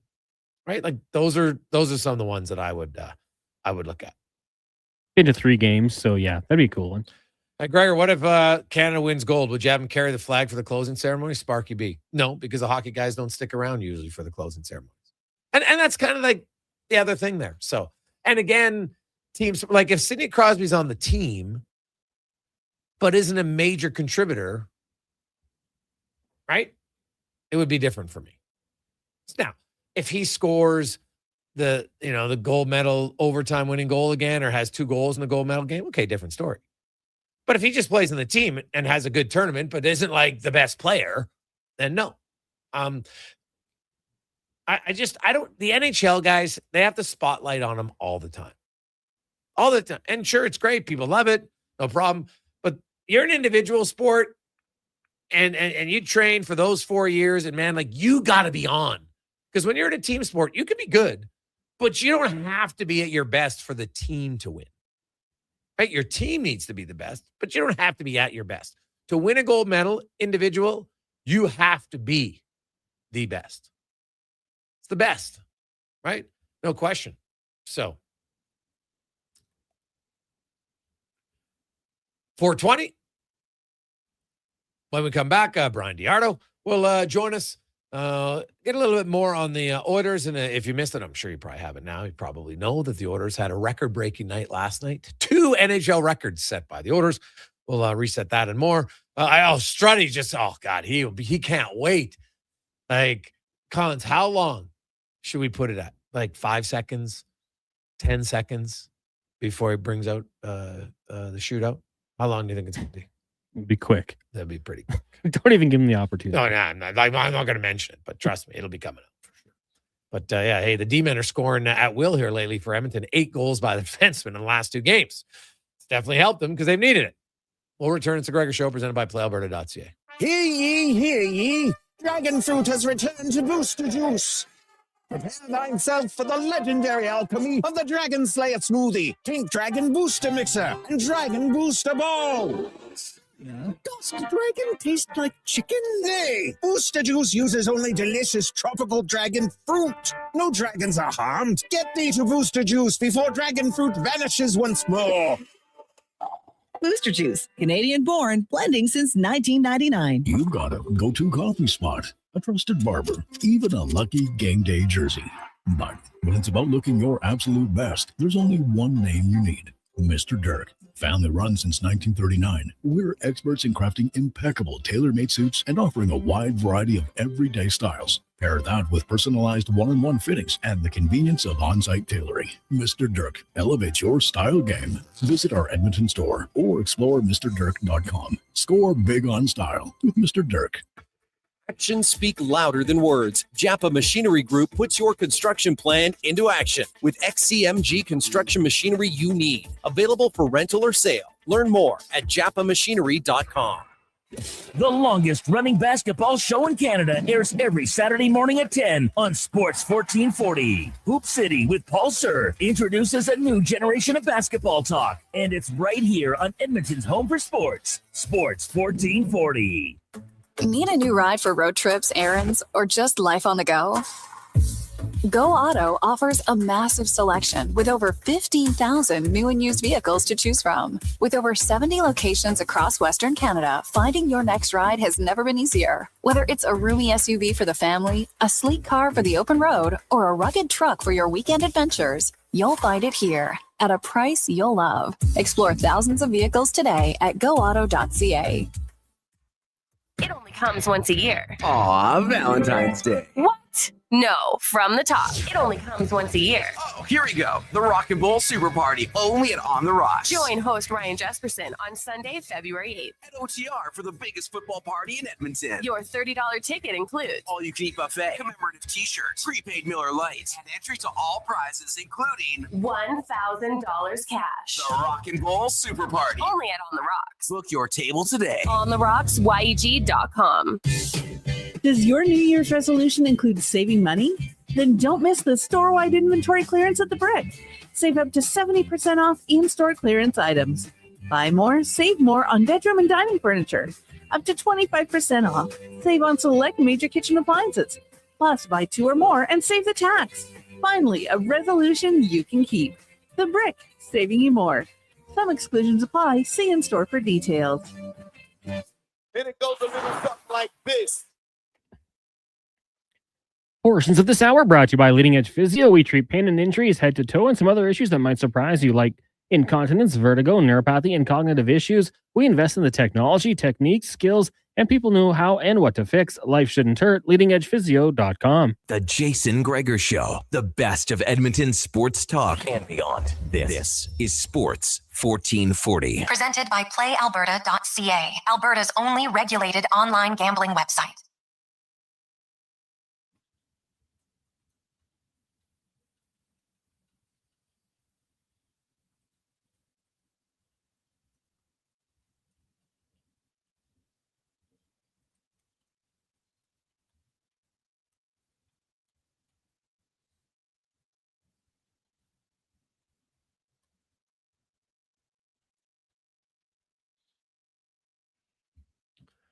$3:25. We continue on Tuesday afternoon. Jason Gregor, Connor Halley, Sports 1440, sports1440.ca. YouTube, Facebook, X, and Instagram. Thanks for listening, watching. Also on Twitch. Say hi to the, I don't know, are they Twitchers? Not sure if that's the proper term. Cons, not on the Twitch box, but I don't know if people watch there or not. Maybe they do. I don't know. TikTokers. Is it Twitchers? Yeah. Declan's nodding his head. So there we go. Hello to those on the, is it the Twitch? I'm really aging myself now. I'm just kidding. I know it's not the Twitch. It's just Twitch, but we could call it the Twitch just for kind of a little bit of humor on Tuesday afternoon. And you know what? We are now into the week before the NFL and Super Bowl. Of course, next week will be, you know, there's a media day and everybody comes in and the two teams arrive. They'll be in San Francisco. And I don't know, maybe our next guest will know this for sure as we get to our NFL report brought to you by Legacy Heating and Cooling, where the rates never change. No overtime charges. That's how you build a legacy at legacyheating.ca. Brian DiArdo from CBS Sports joins us once again. So, Brian, I will get him back in a sec, but I'm curious. I think it's true. Like, I know in the CFL, if it's in the West team gets the home dressing room. So I'm just going to assume that it's the same. And Brian's back with. So, Brian, like the Seahawks, they take over the 49ers locker room. Is that correct? I don't know that. I as far as who's getting the locker rooms, I will say, and I don't know if you've seen this yet. If it's okay, I wanted to ask you what your thoughts are. It literally just came in that Bill Belichick is not going to be voted into the Hall of Fame this year. What? Yeah, that literally just came in, and it's kind of flabbergasted me. I did write that this could happen about a year and a half ago after Robert Kraft got shut out again. Now this is just a report from ESPN, so this is not official news. But the person reporting this, Seth Wickersham, was accurate in all of his reporting about Kraft not getting in, the Patriots owner in years past. And I believe this is factual, and I believe that Bill Belichick will not be voted into the Hall of Fame in his first year of eligibility. Yeah, and so basically they're saying that Bill, like I'm reading online here, they're saying that Bill Pulley, this is kind of like, this is your 1-year penance for Spygate. And so, you know what? You'll get in eventually, but you're going to have to wait a year. And you know what? If that's the reason, Brian, I'm kind of like, I'm not totally opposed. He's obviously going to get in. But if he has to wait a year, like that's a little bit of a message to say, hey, we didn't appreciate it. So I'm not actually totally opposed to that now that I read it, if that is indeed the reason why. why they did it. So, and this wouldn't be the first time that they've made somebody wait for reasonings beyond production. Terrell Owens most famously was not a first ballot Hall of Famer, even though his credentials obviously warranted that, because I think some voters were like, well, how valuable, how worthy is this guy of being first ballot if he, basically got himself booted off of 3 or 4 teams, at least 3 teams during his career for character problems. And then he was so disgruntled by the process that he actually did a Hall of Fame ceremony at his college, not Canton, Ohio. So, all right, I guess where I stand on all of this is I don't think there's much difference between being a first ballot. Like, do we really know who's Trip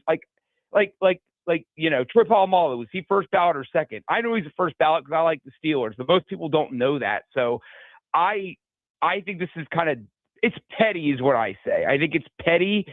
I don't hate it because I do think that there should be a price to pay for cheating. And I guess if the price is not going to be a first ballot it's like getting a fine, right? I mean, is Bill Belichick legacy-wise going to be dinged for not being first ballot? Absolutely not.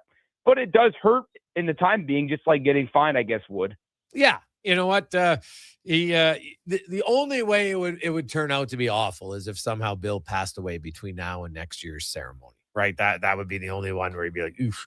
But you know what? Sometimes there's got to be consequences for your actions in certain situations. So, if he gets in next year and he waits for it, it's totally fine. This also just coming down, man. This is perfect timing to have you on the show. Yeah, it's been a lot the last minute or so. Yeah, the Denver Broncos decided, you know what? We're getting rid of our offensive coordinator, Joe Lombardi. He's out. Yeah, and that one's interesting to me because, they just came off the AFC Championship game appearance. Sean Payton calls the plays there. However, and I'm not as tapped into the Broncos as one of my colleagues, Jordan, and I was asking him about, what's the deal here? And he kind of shed light on the fact that they were really they were good on offense this year, but not nearly as good as their defense was. Their defense arguably was the best in football, like them in New England and Seattle.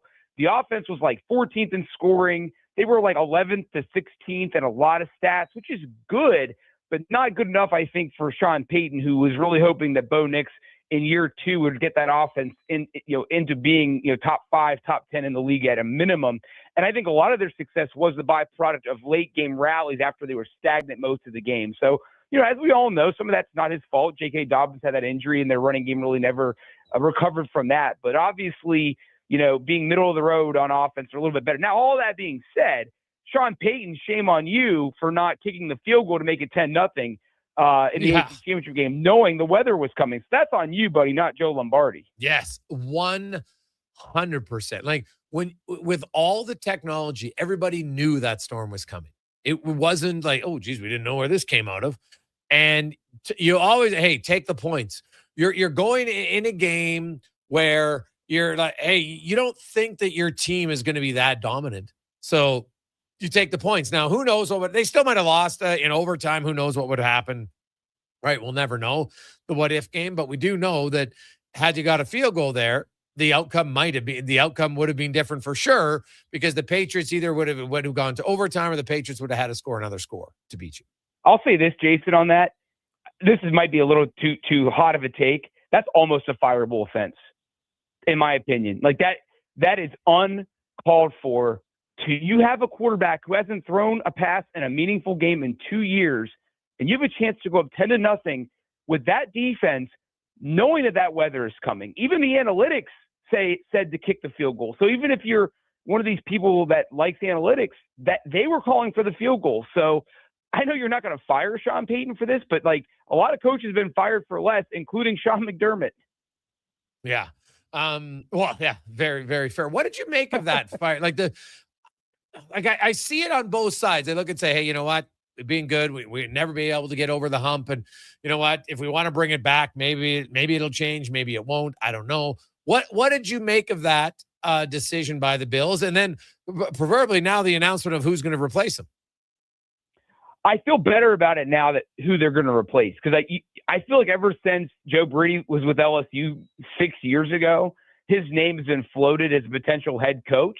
And I think now he finally gets that chance. So I think the fact that they're getting kind of a young up-and-comer who's familiar with that that team obviously being the OC the last couple of years, being with them and helping Josh Allen and that offense. And I think he really found his footing this season as their play caller and has really helped get a couple of the best years of Josh Allen's career, not to mention James Cook really becoming arguably, a top, 3 running back in the league. Well, he's definitely top 3, arguably the best. And so I feel better about that. But in general, though, I don't love that, we're firing a coach that was 73-27 the last 6 years.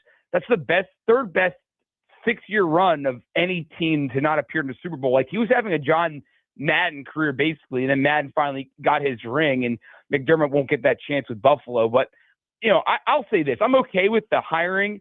And, hey, if you want to fire a guy because he hasn't gotten you over the top, that's fine, too. What I don't like is him getting thrown under the bus by the owner and general manager during a press conference. And we have footage of the contradictory, which is I'm alluding to the blaming of the drafting of Keon Coleman, who's still on your roster, by the way, and will be for the next couple of years unless you trade him. That was like watching Comedy Central when I wasn't sure if what I was staring at was real. And so the optics of it I don't like, but the overall decision I don't really mind. Yeah. It's and that's fair. But you're right. Like, sometimes the reasoning, like, don't go too in depth in your reason if you're going to contradict yourself. Just say, you know what, we felt we need to go in a different direction. End of discussion. Move on, because that's basically what you've decided, right? And that would be the truth. We just decided it was time to go in a different direction, and you move on. Can I say one thing real quick, Jason? Too, I just feel like now that the noise from the social media has really started to dominate what teams are actually doing, and I believe that because. I think the Bills called that press conference and had to explain themselves because of the noise. And then you saw the Steelers. There was such blowback from the Mike McCarthy hire that Art Rooney, the president, had 2, one-on-one interviews before even the press conference. And they're really going overboard trying to sell this hire to the fans. And so I just wonder where we're going, especially in the NFL, if teams continue to listen to their fan base, or at least that's how it's projecting to me. What'd you make of the Steelers? They never. Now, this one obviously didn't. This was supposedly the coach's decision, and Mike Tomlin to move on. And maybe it's not a surprise to me because that organization doesn't just fire coaches on a whim, right? 3 coaches in like decades. What is it, 70 years or something like that? I can't remember the exact number. But what do you make of Tomlin out and his replacement? And do you think that guarantees that Aaron Rodgers is going to come back because it's Mike McCarthy? So I'll start with saying I think that Tomlin's departure is weird because I was at that game when they lost, and he even said during the post-game press conference, he was asked more of a big picture question. He said, "I'm not in that mindset today, but next time we meet, I will." Well, we never had that next meeting. He left, and unlike his 2 predecessors, Nolan and Cowher, there was no goodbye press conference. He met with Art Rooney, the second. Then he met with the team, told them what he was doing, and left. And there was no goodbye press conference, no anything. And it makes you, and he has not given any public statements since. And so it makes you think, what were his emotions or what were his feelings out the door in Pittsburgh? We know that there were the fire Tomlin chants. We know that it was, there was the 9 years without a playoff win, his 8-12 playoff record kind of started to supersede the 19 straight years without a playoff win and all the other things he had done there. So I do think for him, there were some hurt feelings out the door. I think the noise did, affect him to a degree. And I also think there's just a level of disappointment from him that he was unable to end that playoff wins drought. And so I think for him, there's a lot of emotion there, and he probably didn't want to try to encapsulate it in a press conference. Now with McCarthy, I like the hire. And again, I know a lot of Pittsburghers wanted, a young coordinator, Chris Shula. There's, and I don't want to give this a lot of credence, but there's rumors out there that he bombed the interview with the Steelers because Chris Shula, the Rams DC, was kind of my pick, but I like McCarthy. I mean, it doesn't matter, but he is a Pittsburgh native, so he gets it. He gets the culture. He gets the franchise and the history and how it's winning Super Bowls are really nothing at this point. Offensive guy, really good with quarterbacks. He likes the roster where it's currently set, which is why I think Rooney wanted him. They don't want to rebuild. They think this roster is good enough to compete now. I mean, they did beat the team that's in the Super Bowl, the Patriots, earlier this season. So overall, I like the hire. I think Rodgers is 50-50. He did say he did reach out to Rodgers, and he would definitely welcome him back. But if it's not Rodgers, he loves Will Howard. Really loves Will Howard, and he did admit he hasn't really looked at the quarterbacks coming into the draft yet, which is not very high. I do like Ty Simpson though from Alabama, but I think it's going to be Rodgers or Will Howard, or would be my top 2 picks for them if I had to predict. And then after that is Mason Rudolph, if Rogers doesn't come back and he outplays Will Howard during training camp. Okay. Looking at ahead, now I know we got a few weeks to look it over, but right now, to me, like, if the Seahawks don't win this, I'll be quite surprised. I just think they've been a better team start to finish all year long. The Patriots have been good. I just don't think they're as good. Where do you come out in this? And is there a specific matchup that interests you most when you look at it from a, receiver versus DB, O lineman versus D lineman? Anything specific? I agree with you, but we've been fooled before by the Patriots, haven't we? Right? Like they're facing a team that's better, at least from the skill set positions, and you just assume they're going to win. I do think that it might be a coin flip at quarterback, though, and I think it just depends on what kind of game you get into. If it's going to be a high-scoring game, that would probably favor Seattle because Darnold's been in those kind of games all year. If it's kind of loosey-goosey, both defenses are kind of having an off day, that would favor, to me, Seattle. But I don't think that's going to happen. I think it's going to be more like New England's going to want a rock fight, right? That's how they want to win this game. Not that they can't win a high-scoring game. That's not necessarily their bag. Their bag is we saw it all through the playoffs. They beat the Chargers in the first round 16-3. They just won the AFC Championship game 10-7. They leaned on their defense against Houston. This is a defense team all the way. That can favor New England because as good as Darnold has been, there's that famous, clip of him saying he saw ghosts against the Patriots when he was with the Jets a million years ago. So there still is this thought, I think, that if you make it a defensive game, you put it in Darnold's shoulders, he could still waffle. Now, the X factor there, and this is where I'm getting at as far as the biggest thing I'm excited about seeing, Jackson Smith and Jigba was giving me some Jerry Rice vibes in that NFC Championship game.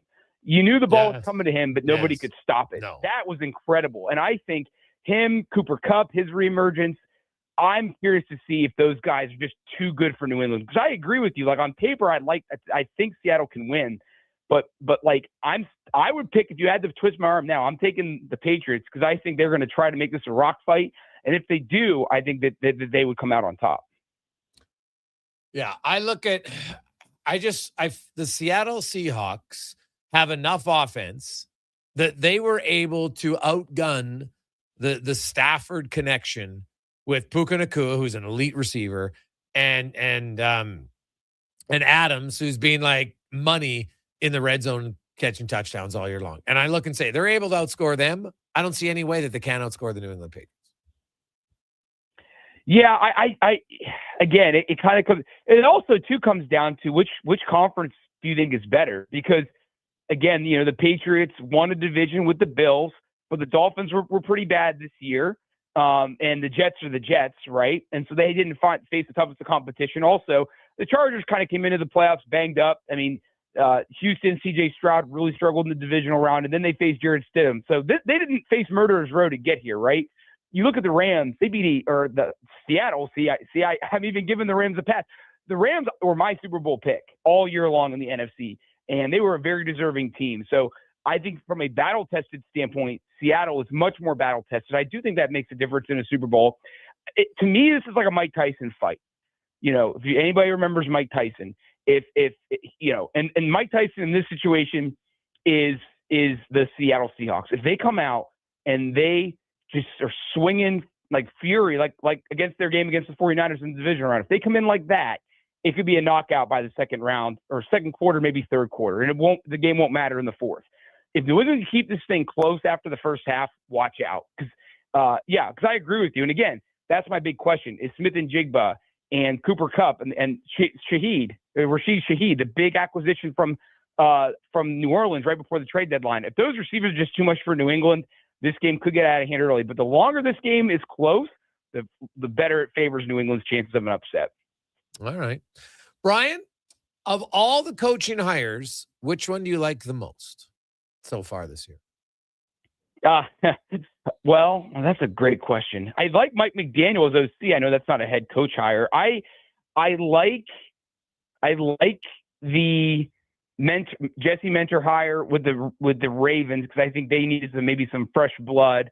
Now, conversely, I do like Harbaugh to the Giants, but I don't think it's going to matter as long as Joe Schoen is still or Shine. I don't even know how to say his name.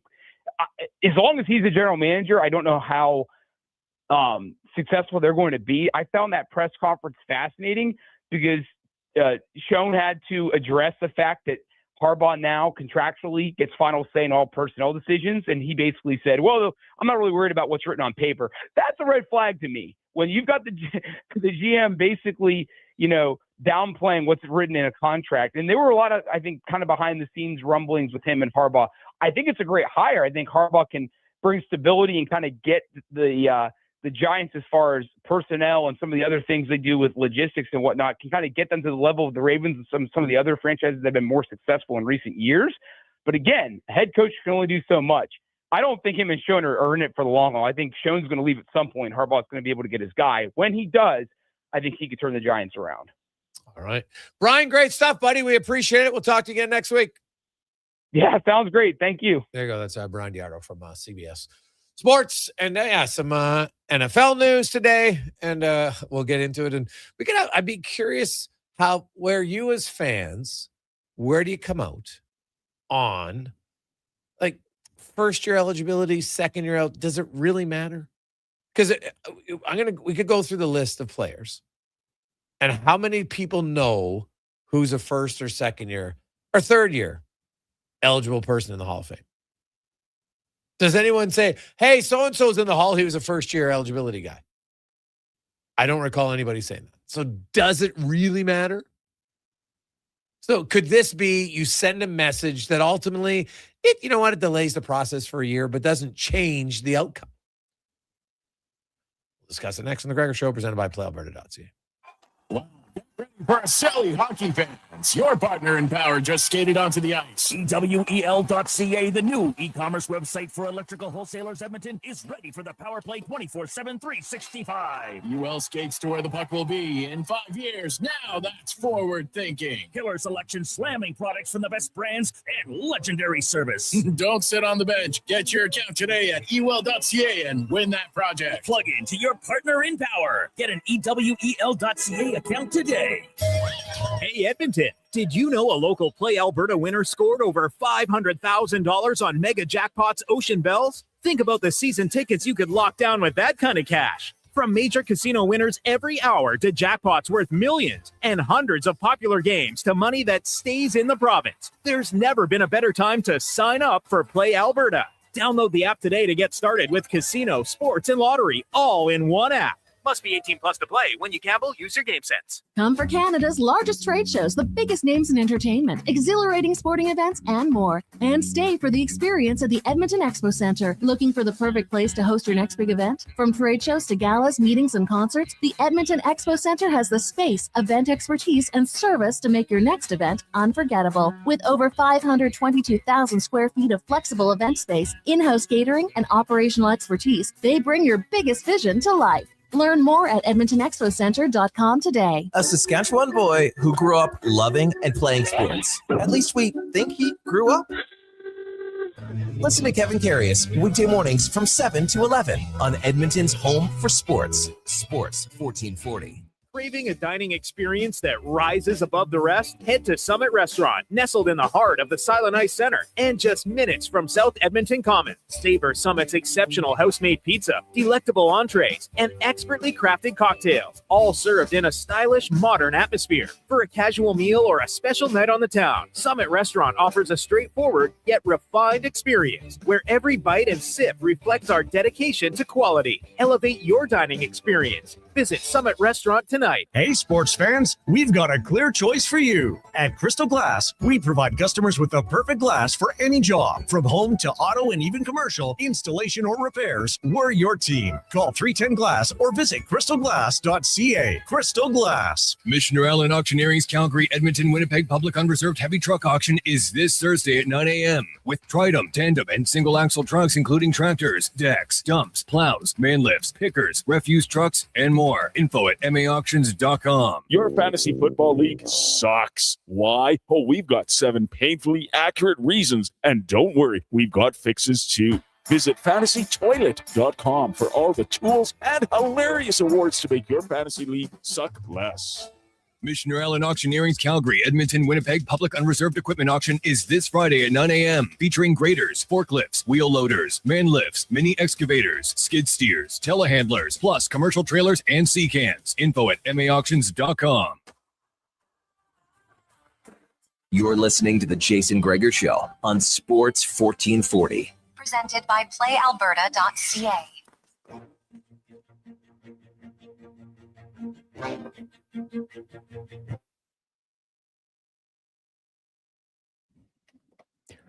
Portions of this hour brought to you by UL. Get your power play amped up with UL, supplying the City of Champions and Alberta with quality electrical gear since 1975. UL.ca is your partner in power. This is Sports 1440, where Edmonton talks sports. On YouTube, Facebook, and X. Here's Jason Gregor. Brought to you by PlayAlberta.ca.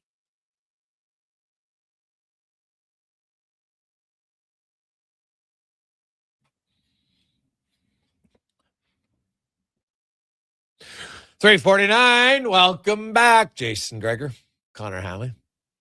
Lots of good text. I like this one. So if you missed it, Bill Belichick was not voted in to the Pro Football Hall of Fame on his first year of eligibility.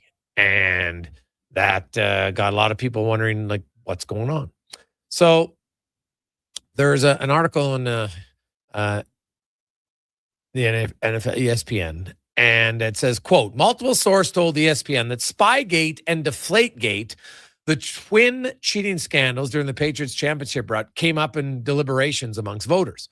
A voter who spoke on a condition of anonymity said that Bill Polian, an ardent Kraft supporter and former general manager of the Bills and Colts, a chief Patriots rival, told some voters he believed Belichick should wait a year before inductions as penance for Spygate.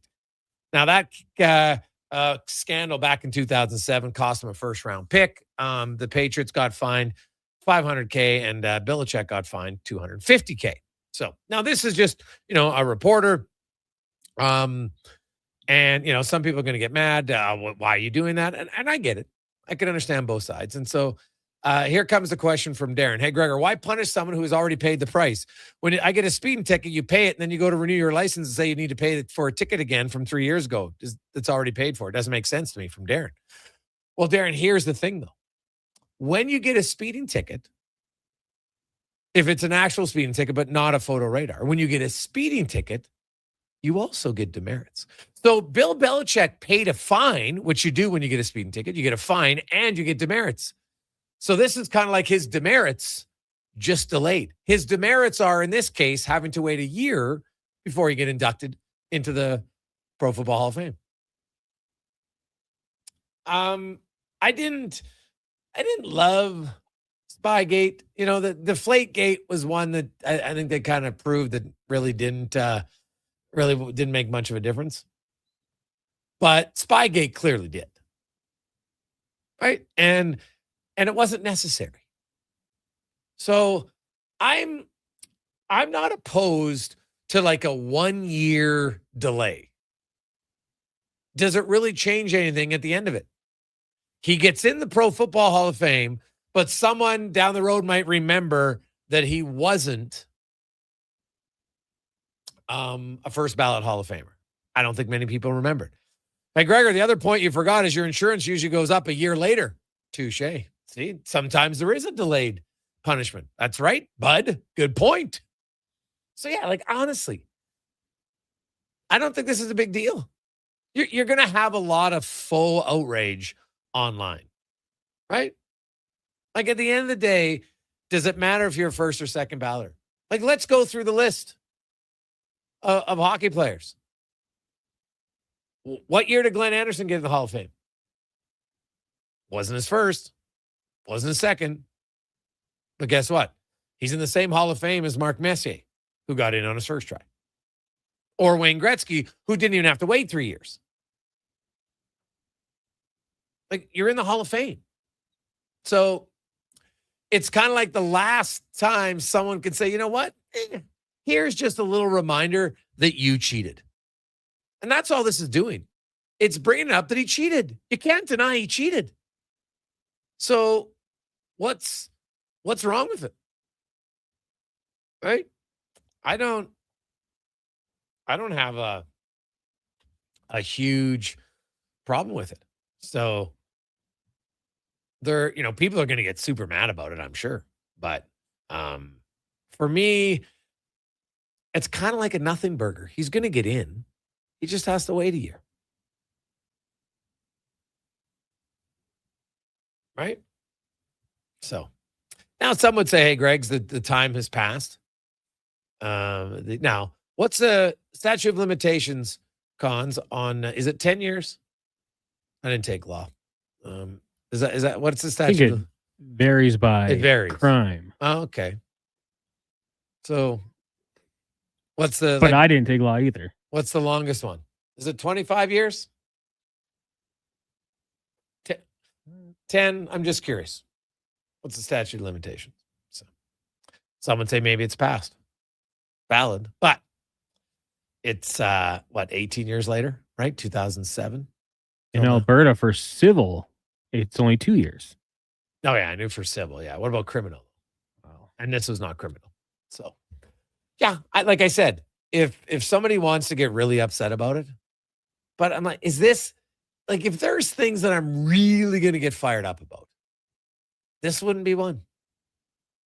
Doesn't exist for criminal. Okay. In Canada. In Canada. Yeah. Are you sure? Well, Oh. Wikipedia has led me Oh. to the right answer a lot of times, but that's where I'm getting my info from. Okay. It's like, hey, our text line is pretty much split 50-50.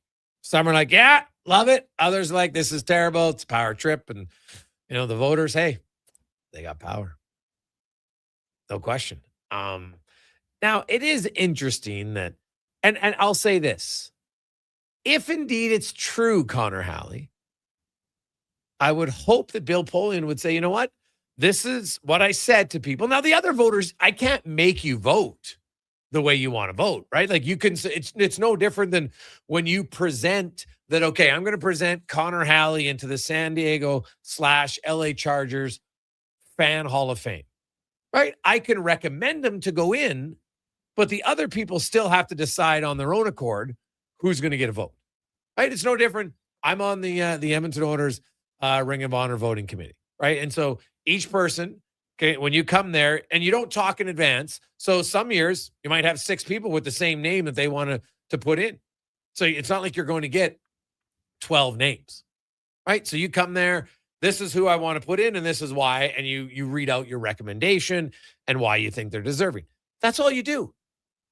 I don't go afterwards and say, hey, you're going to vote for my guy? I think you should vote for my guy. So if Bill Polian said, hey, I think there should be a waiting period, then the other voters still had to vote for it. So I don't blame Polian for bringing it up if that's what he believed. It's still on all the voters to have to say, you know what? I agree with Bill or I disagree with Bill. It can't just be him, right? He only has one vote. Everybody else has it. So, and honestly, I don't think it's going to matter at the end of the day. Bill Belichick will stand up there and away they go. So.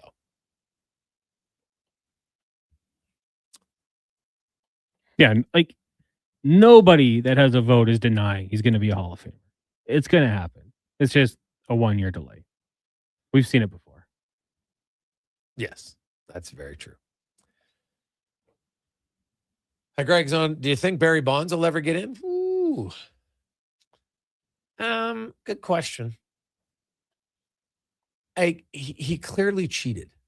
And the thing that's most disappointing about Barry Bonds to me was Barry Bonds, like he was on track. When he started cheating and his head started expanding, he was already going to be a Hall of Famer. Right? Good home run hitter, stolen big, good, like great player. But it wasn't enough for him. And so, you know what? If Barry Bonds doesn't get in the Hall of Fame, I won't really feel that empathetic for him, Cons. Will you? No, I mean, he did it himself, right? Yeah, it's like no one forced him to take the syringe or the cream or whatever he used and take it. No one made him do it. That was his choice. And it wasn't a one-time thing, right? So if, you know what? Let's say you're driving your vehicle and suddenly you text someone stupidly while you're driving, right? And you crash, whatever, you got to pay. Like that's a one-time really dumb decision. But then if the next week you're back in your car and you're texting, well, then you're an idiot. Right? We all make mistakes. But Barry Bonds over and over and over and over kept taking steroids. It wasn't like he did an injection once. Okay, that wasn't the case. He made a conscious choice to do it over and over again over multiple years. And the thing was, it was there for all people to see. Like, I'm actually kind of funny, and maybe someone's done it, Cons, but you see all those people that go online and like Ryan Nugent-Hopkins, for instance. Oiler fans did it. They had Ryan Nugent-Hopkins, every photo from the time he was first year in the league, all right, and it was like, it comes across, and you see him changing. Go do that for Barry Bonds. And you can literally see, that's obviously when he started taking it, like, because your head doesn't just grow in your 30s suddenly. Okay, unless you get a weird illness. Okay, unfortunately, yes. But other than that, no. You're not just walking around in a 35. It's pretty sunny out here. Hey, Bob, what happened over there? You went from a Gregor head to a Bronte head. What happened?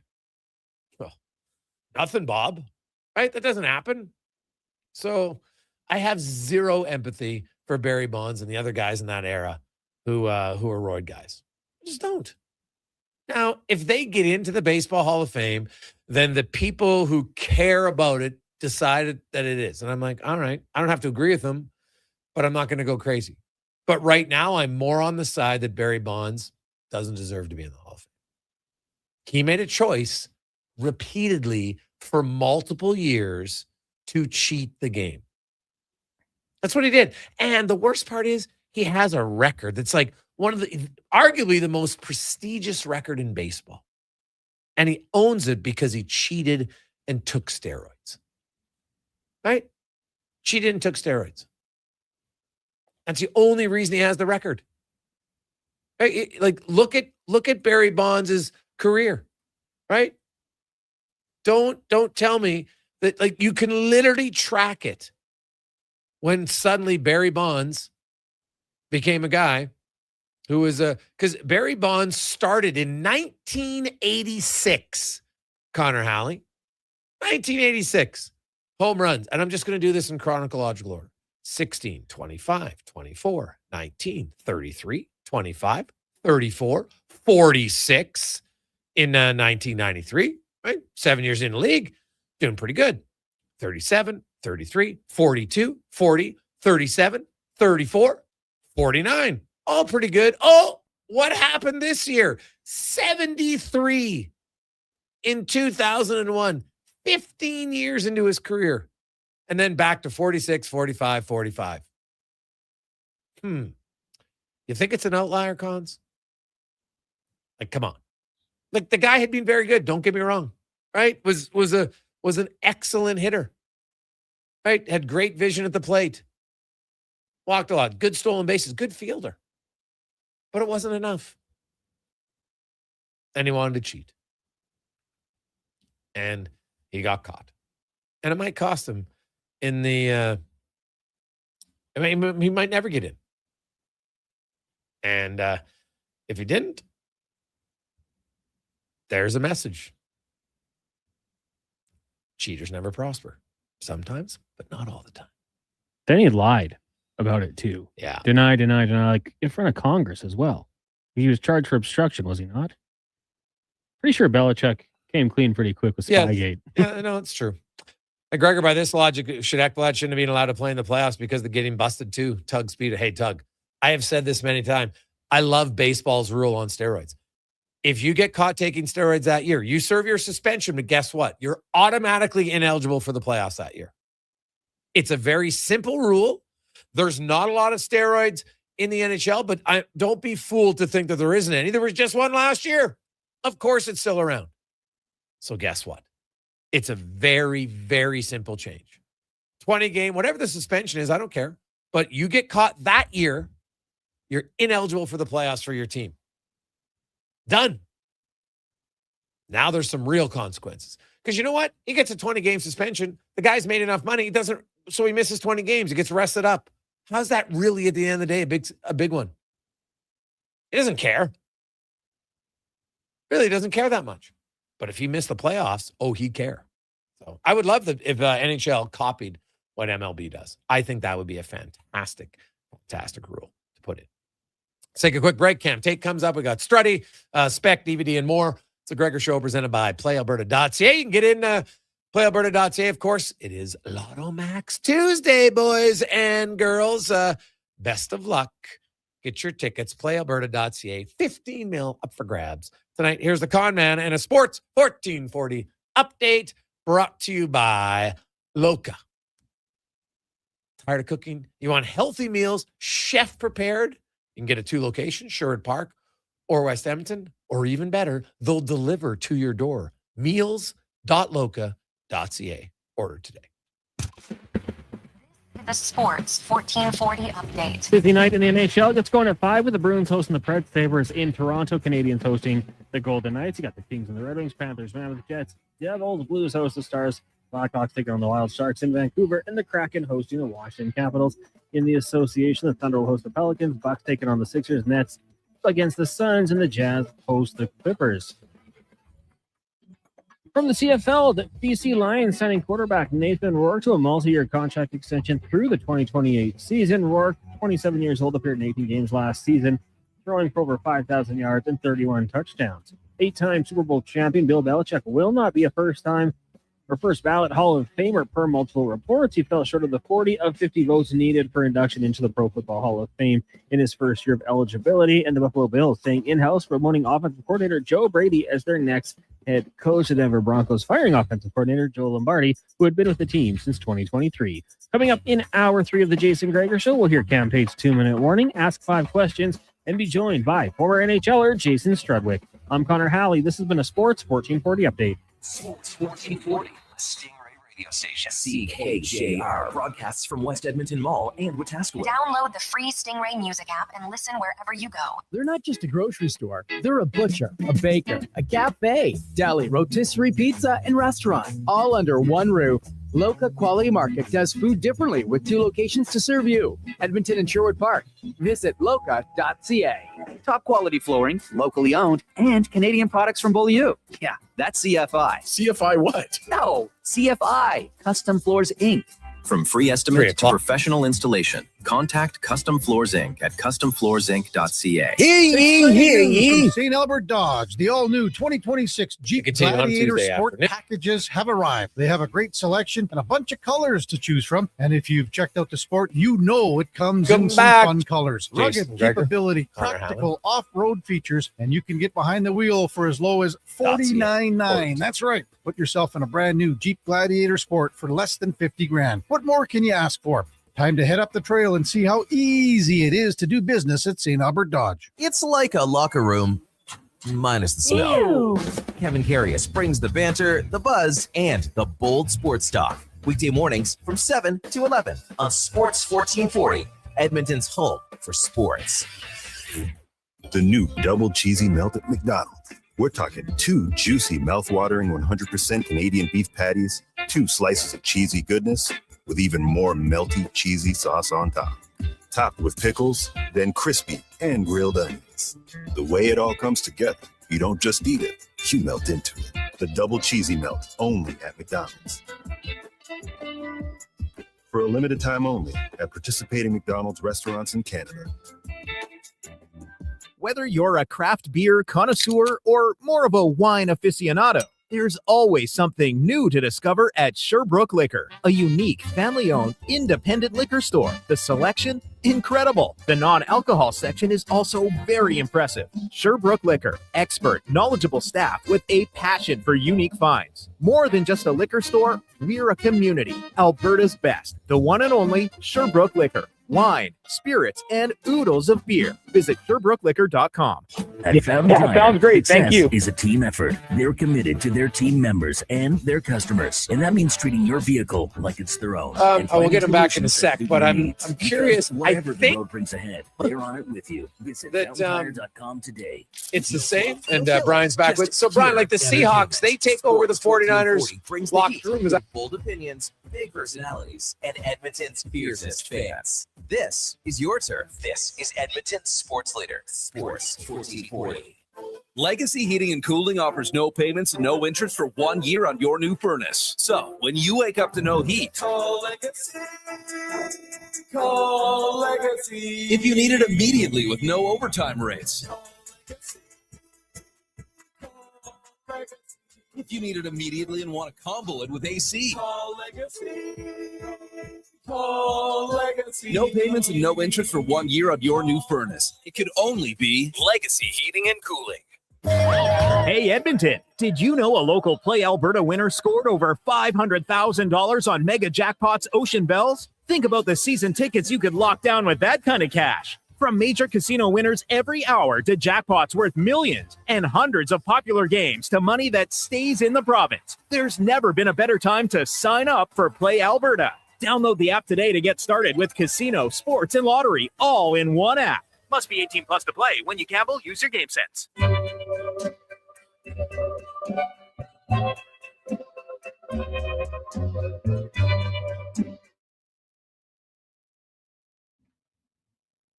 Portions of this hour brought to you by Papa John's. It's Terrific Tuesday. Get 40% off any regular priced pizza when you use the code word 40Tuesday at the start of each pizza order at papajohns.ca or on the Papa John's app. This is Sports 1440, where Edmonton talks sports. On YouTube, Facebook, and X. Here's Jason Gregor. Brought to you by playalberta.ca.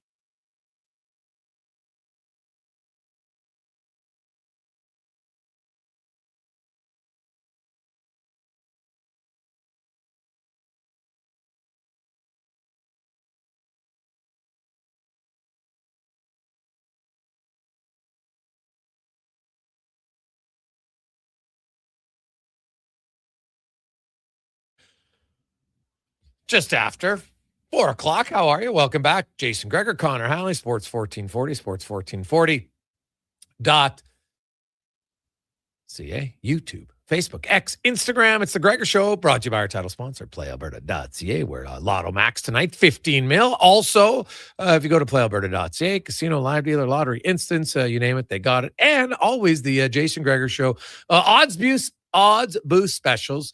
We always have a few for you to choose from. Today we got some NHL, even a little NBA action. Pistons, Nuggets. I was surprised. Like the line of points is 214. Like both of these teams scored a lot of points. So taking the over now, which means now probably a low scoring game. But you know what? I always like the over. You know that.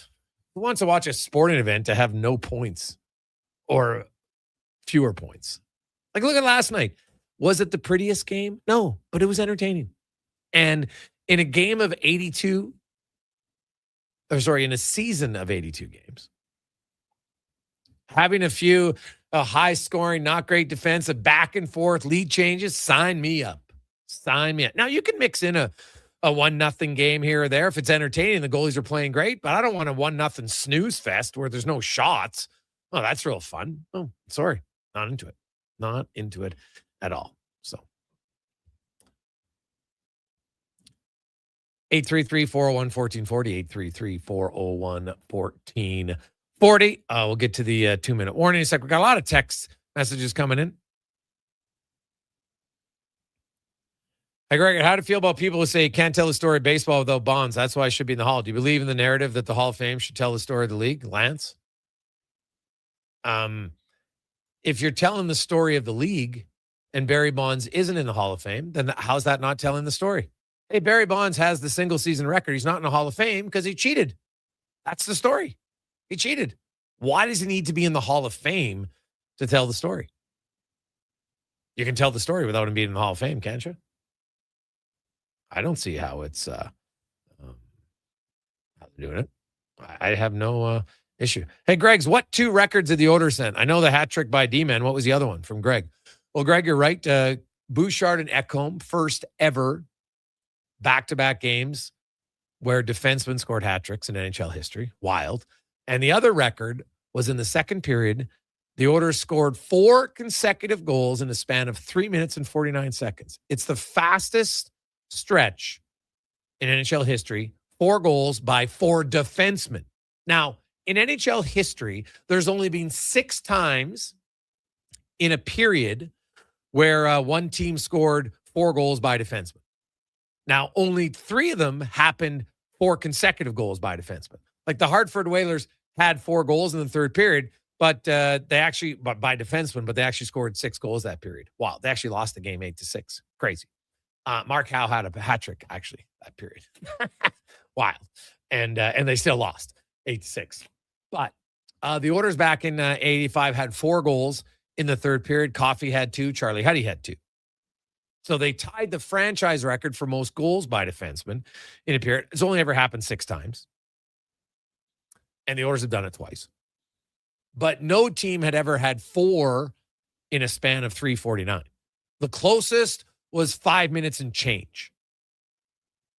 So there you go. I actually talked to Chris Pronger because he was a part of the St. Louis Blues, who are the most recent team prior to the Oilers last night, who did it back in 2000, where Pronger had a goal, McInnes had a goal, and a Russian defenseman, Kardonov, I think was his name. I think I'm butchering his name. I'd have to look at it, but they had 4 in the third period that year. So that's the other record. Pretty like it's hard to score 4 goals in 3 minutes and 49 seconds, but it's even more rare when it's 4 defensemen. Like it's just that was pretty unique. No question about it. So it was Alexander Kavanagh actually who did it. And I'm looking now that I like going down rabbit holes, not on purpose, Cons, but every now and then you see something, you're like, pardon? So in that season of 2000 and 2001, and this got to be close to an NHL record. So I'm going to list off the defensemen who played for the St. Louis Blues that year. Al McInnes, Chris Pronger, Alexander Kavanagh. And those are the guys who scored in the third period. Then they had Sean Hill, Jeff Finley, Bryce Salvador, Todd Reardon, Darren Rumble, Alexei Gusarov, Vladimir Cheveturkin, Peter Schmerich, Mike Van Ryan, Mark Bergevin, Dale Clark, Yaroslav Obsut, and Dan Treble. What? So that's 3, 6, 9, 12, 16 defensemen in 1 year. Oh, man. Now, I know that 4 of them only played single-digit games, but still, that's a lot of D-men. How do you even have that many D-men in your organization? Now, some of them got traded during the season, got traded away, right, to like Schmerich and Bergevin. Those guys played, like Bergevin played 2 games and then got traded.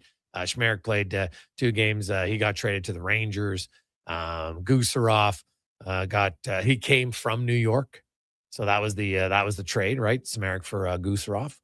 But 16 D-men. I'm going to have to check that out. That'll take me a while of research. But I guess it's kind of like the random stats sometimes. 16 different defensemen. That's kind of wild. Wild. Hey, Gregor, Bill Polian should lose Hall of Fame voting privileges effective immediately. But why? He's only one voter. Right? He can make the suggestion, but he can't force the voters to vote that way. Right? That's the whole point of the hall. Everybody gets a vote.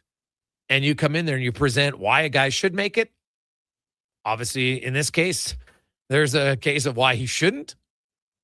Not sure how normal that is, but either way, he did it. And the other voters either agreed or disagreed. But just because something's brought to your attention doesn't mean you have to agree with it. Right?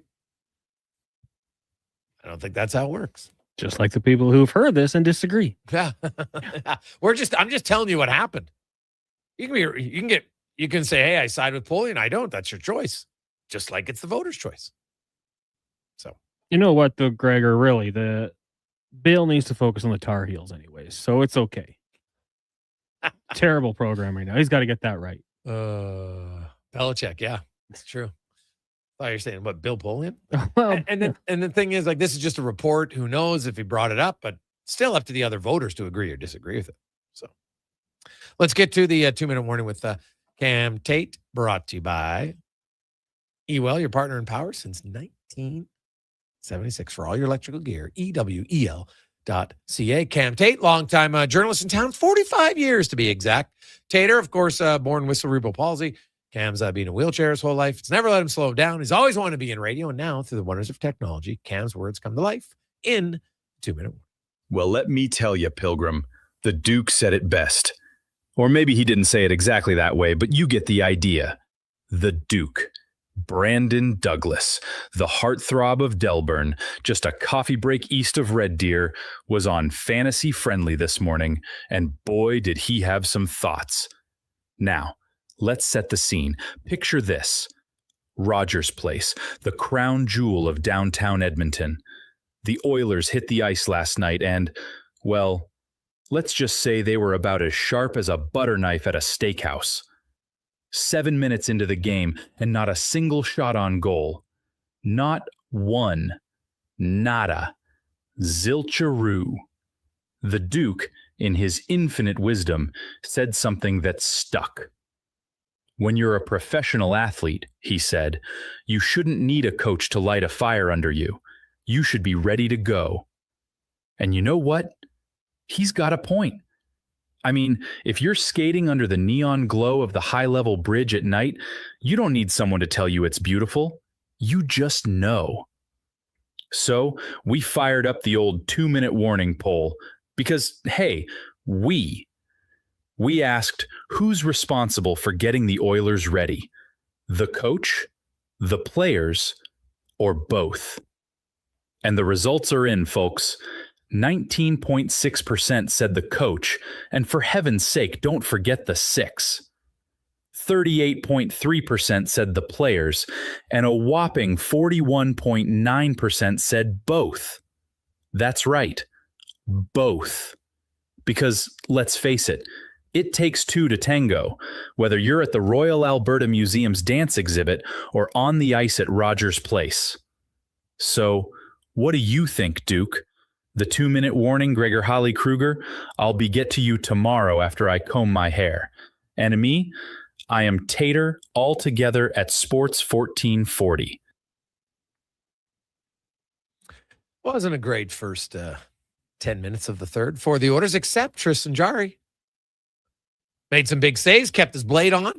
That was quite the scene in the first period where I couldn't imagine playing goal. Like, I play goal in mini sticks and I don't like it. So playing goal in the NHL. But when you're on the ice and, you know, we've seen defensemen, forwards lose their blade, right? And it's kind of comical. The goalie, though, is a little bit different, especially when you use the blade and you're the defensive zone and now the other team's trying to shoot on the net and you're just trying to flop like a fish out of water to get back into the goal. But he managed to get across. Made a save, which leads me to this text. Hey, Greg's, why wasn't that play whistled down? Well, because losing a blade, it's never whistled down right away. It's your choice as a player to wear skates where the blade can fall out. You don't have to. You choose to. And you know what? Playing without a blade, why do you stop it? There's no safety issue there, right? Like playing without a mask, I understand it. Mask falls off. They stop the play. You don't want a guy to get shot in the head. But you're playing without the blade. If you can't get into the net to make the save, well, that's kind of on you because your blade fell out. So, no, I kind of like it. It add to it. And, hey, you know, good thing for the Oilers. He made the save. And that's really what matters. So, hey, Gregor, if Bonds doesn't make it, take out Sosa, McGuire, Palmero. Well, none of those guys are in. Right? Sammy Sosa's not in the hall. McGuire's not in the hall. And I don't even think Mark McGuire, like if you look at Mark McGuire's really overall career numbers, I don't think he's a Hall of Famer. Even without the steroids. I don't think he would be. Hey, Greg's, can Henrique or Mangiapane be bought out? Well, Henrique, no, because his contract's up at the end of the season, so there's nothing to buy out. Mangiapane, yes, he could be bought out in the summer. Now, would he agree to void his contract? No. Well, I guess I shouldn't say no. I would be surprised because he's owed $3.6 million next season as well. Why would he agree to just null and void that? He's not getting $3.6 million from anybody else. right? Like I know David Camp did it earlier this year, and he just wanted to play. He's down in the minors. But he only had 1 year left. So, nope. Neither one is, well, first of all, Henrik's contract is done at the end of the season. So there's no reason to buy him out at that point. And you can't do it now. I actually talked to Adam.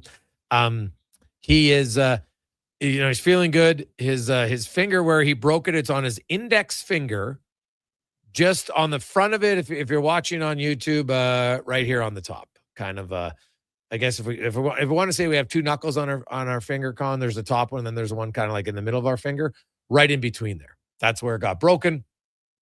And he's been skating now for the last week, and he's quite excited that when he gets back, he'll have a full week of practice, which will be good because the Oilers are scheduled to come back to start skating on the 18th of February. So there you go. That's the update on Adam Henrik. We'll come back. Jason Strudwick joins us. It's the Gregor Show presented by PlayAlberta.ca. Hi, Mike here from Northgate Chevrolet Buick GMC. Happy New Year. I just wanted to take a moment to say thank you. Thank you for everything in 2025. With your help and your support, we fed almost 500 families. We donated to various charities in the Edmonton area, and we're going to do it again in 2026. Please stop in and see us today, 13215 97th Street, or visit us online at northgategm.com. You're in Northgate country. Does your New Year's resolution include saving money? Then don't miss the store-wide inventory clearance at the Brig. Save up to 70% off in-store clearance items. Buy more, save more on bedroom and dining furniture. Up to 25% off. Save on select major kitchen appliances. Plus, buy two or more and save the tax. Finally, a resolution you can keep. The Brig, saving you more. Some exclusions apply. See in-store for details. The new double cheesy melt at McDonald's. We're talking 2 juicy, mouth-watering 100% Canadian beef patties, 2 slices of cheesy goodness, with even more melty, cheesy sauce on top. Topped with pickles, then crispy and grilled onions. The way it all comes together, you don't just eat it, you melt into it. The double cheesy melt, only at McDonald's. For a limited time only at participating McDonald's restaurants in Canada. The job won't wait. Why should you? At AWS Welding Supplies and Repairs, conveniently located in Nisku, we've got everything you need to get it done. From product sales to servicing and calibrating machines, we're your one-stop shop. We're a proud, locally owned and operated business, committed to serving our community with a proven track record of customer service. Don't let a broken tool slow you down. We offer fast repairs and free same-day delivery of in-stock items to Leduc, Nisku, and South Edmonton. AWS Welding. We make it happen. Your fantasy football league sucks. Why? Oh, we've got 7 painfully accurate reasons. And don't worry, we've got fixes too. Visit fantasytoilet.com for all the tools and hilarious awards to make your fantasy league suck less. You wanted local sports on weekends. Saturday mornings at 9, check out the Saturday Sports Setup, where we'll tee up what's happening on the weekend sports scene. Tune in Saturday morning at 9 on Sports 1440. Legacy Heating and Cooling offers no payments and no interest for 1 year on your new furnace. So, when you wake up to no heat, Call Legacy. Call Legacy. if you need it immediately with no overtime rates, if you need it immediately and want to combo it with AC, Call Legacy. Call Legacy. no payments and no interest for 1 year on your new furnace. It could only be Legacy Heating and Cooling.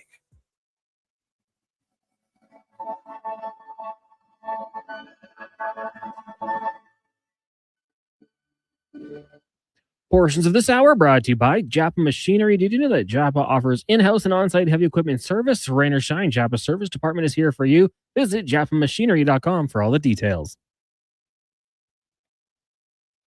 The Jason Gregor Show, the best of Edmonton sports talk and beyond. This is Sports 1440. Presented by PlayAlberta.ca, Alberta's only regulated online gambling website.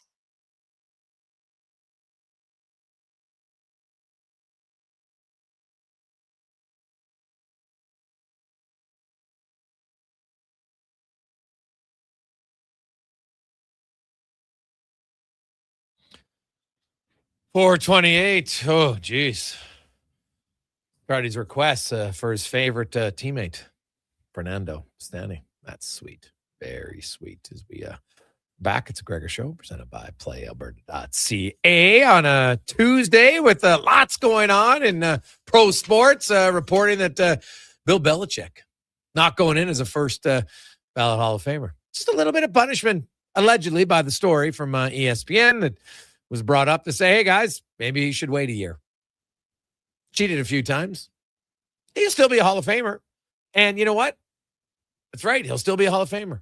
But you know what? There's a little bit of an embarrassment just to remind people this is who he was. I don't have a big problem with that. Me personally, no, he'll get in the Hall. Sure. But there'll also be a reminder of why he didn't go in the first time. Because he was a cheater. Full stop. He cheated. End of discussion. I don't understand why people want to downplay cheating. He cheated. There's no debate on that. He cheated. Still a great coach, but he cheated. Let's get to Struds On, brought to you by Action Electrical. 53 years in business. They've evolved and grown to become the most diversified electrical contractor in Alberta. With projects, service, testing, solar. What's testing? Well, it's preventative maintenance for your electrical distribution with infrared, ultrasonic, arc flash studies, and other testing options. Things you learn, actionelectrical.net. The Jason Gregor Show presents Struds On. I don't believe in tea bags. I use loose leaf tea. It is so much better than the tea bags. I'll eat tea bags. I'll Struds On. I'm not a huge DJ guy. I mean, I guess if you had me a couple glow sticks and a tight white t-shirt that I can get wet, maybe I'd be into it. Struds On. There's a lone steakhouse I used to go to down in Kentucky, and they had bowls of peanuts. I wasn't sucking on those ones. I mean, you need to have clean nut. I'm talking about the kind you get in a bag at an Elks game. You know what I mean? It's time for Struds On.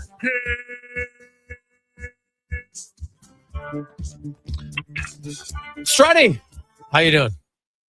Good. How you doing today, buddy? Oh, I'm pretty good. Give me your thoughts quickly on the Belichick 1 year having to wait. I haven't even heard. What, that just come down? Yeah. He's not. He's basically now. The report is like he didn't get voted in for the Hall of Fame his first year, and they're saying that Bill Pullen said, "Hey guys, maybe you should make him wait a year." It's kind of a punishment for spiking because he was never suspended for it. So there you go. This is his 1 year of Hall of Fame induction suspension. Basically what it is. Oh man, I don't know. I guess, but I mean, is he not a Hall of Famer at the end of the day? In my opinion, I believe he is. Yeah. So let him in. Like I guess I don't know. Does it really make a difference?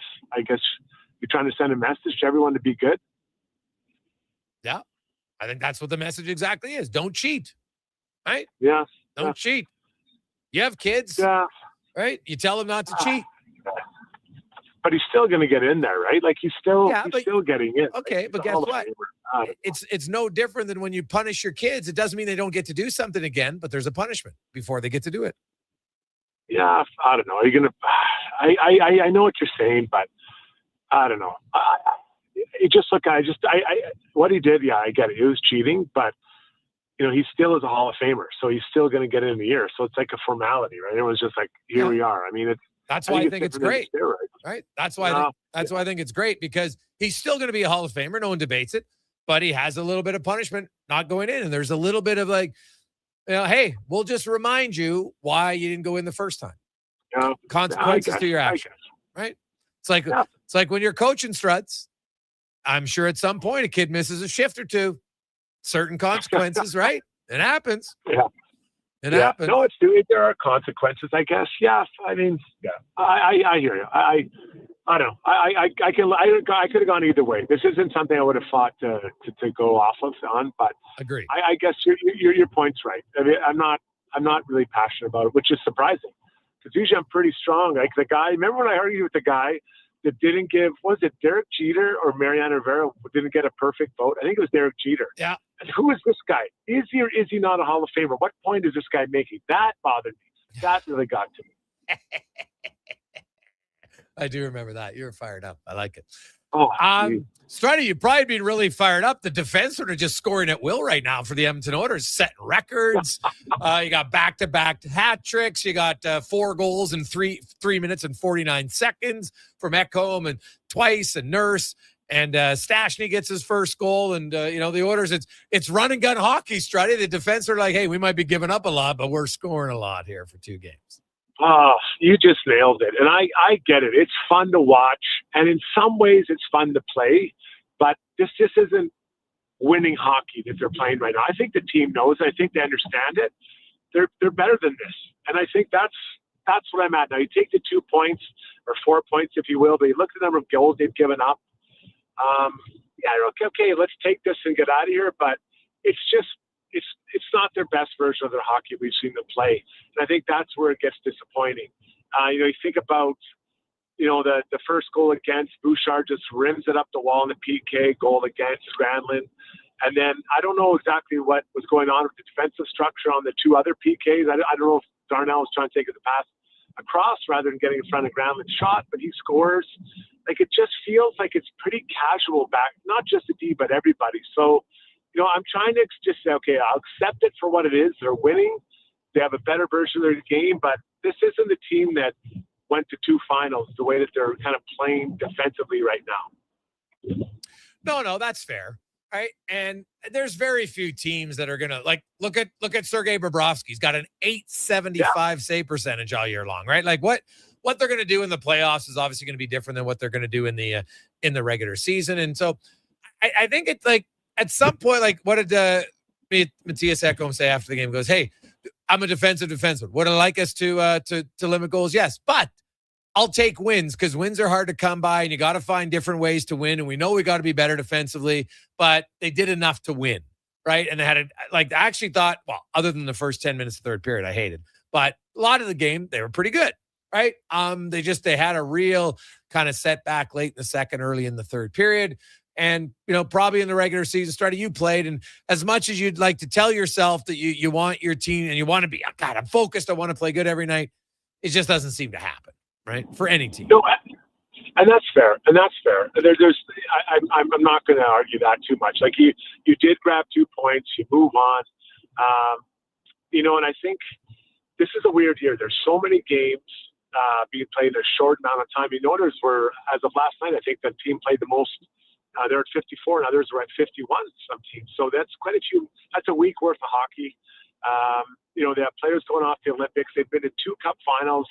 Emotional letdown. I think there's a lot going on. So I think this team has earned the benefit of the doubt that they can reclaim that high-level defensive hockey they've played before.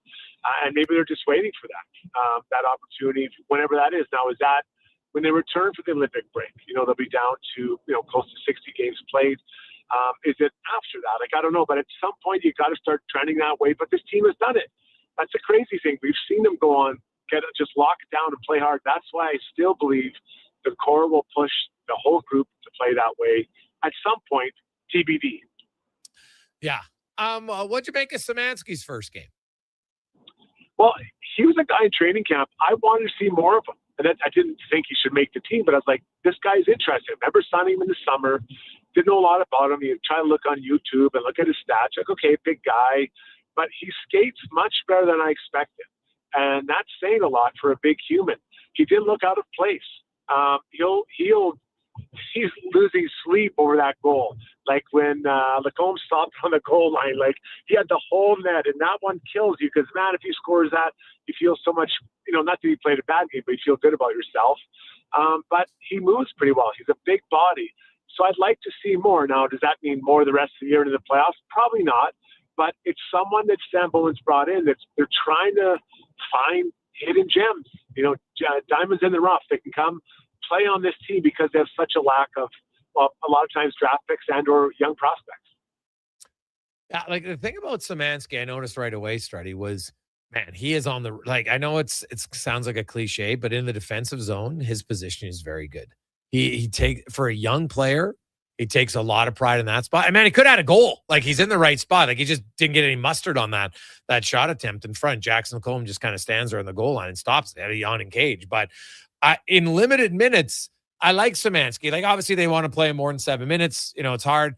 It would have been a 10. He barely played in the first period because of all the penalties. But he showed some signs where I'm like, you know what? I'd like to see more. Not saying he's going to be a difference maker this year, but he brings an element of a bottom 6 center iceman that maybe just starts as your 4th liner next year and works his way up.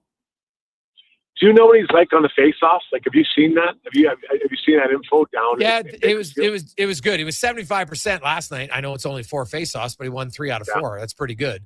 And I talked to Keith because the face-offs in the AHL, there's no site that really does it. But I'm talking to Colin Chalk, and Chalk had said like all their stats. He was quite good on face-offs. And the games I watched, he was the guy taking a lot of their key draws.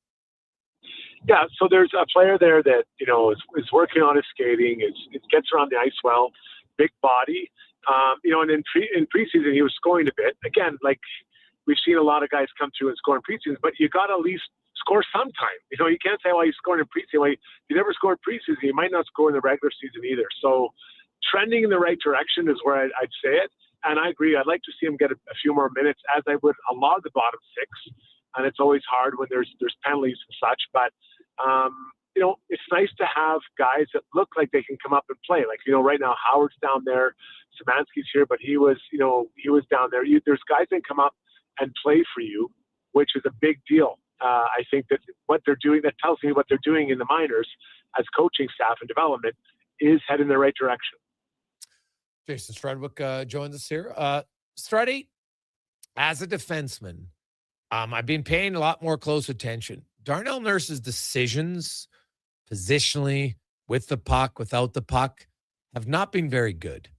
What do you make of Nurse? And he just has his head down, tries to, pound one around the boards. Chris Kreider's standing there in Mississippi, just waiting for the puck to come to him on the 4th goal.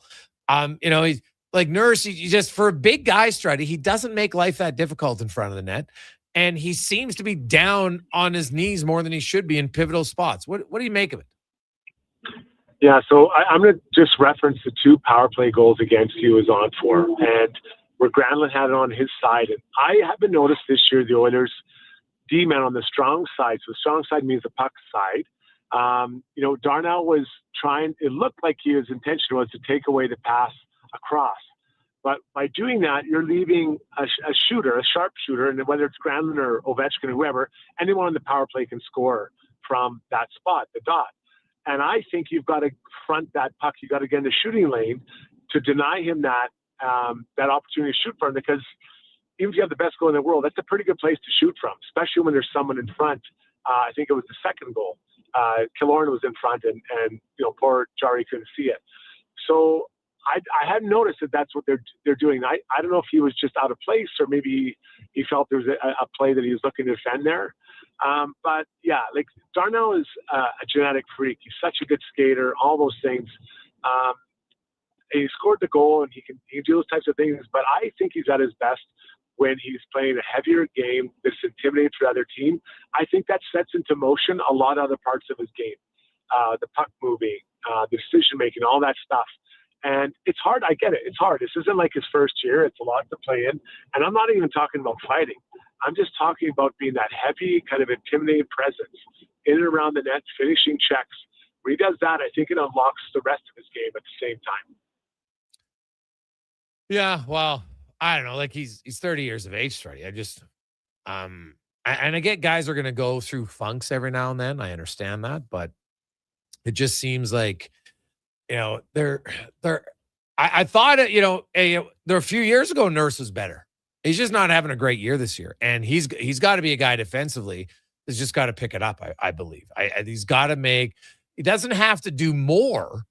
He just has to make better decisions. Yeah, and that's that's why you have veteran defensemen around, right? They're counted on. And I always think back to with Jay Bouwmeester and Colin Parayko when St. Louis won that Stanley Cup. I'm not saying they were perfect, but I think most of the time that Craig Berube sent them over the ice onto the ice off the bench, he felt really comfortable knowing exactly what he's going to get because they were eating minutes. That whole playoffs, 8 minutes, 20, 22 minutes, 23, 25, whatever you need, wasn't wildly, incredibly exciting. but he knew what they were getting, and that opened up other opportunities for other D-men to do different things at different times. And I'd love to see Wallman and Nurse take that type of approach.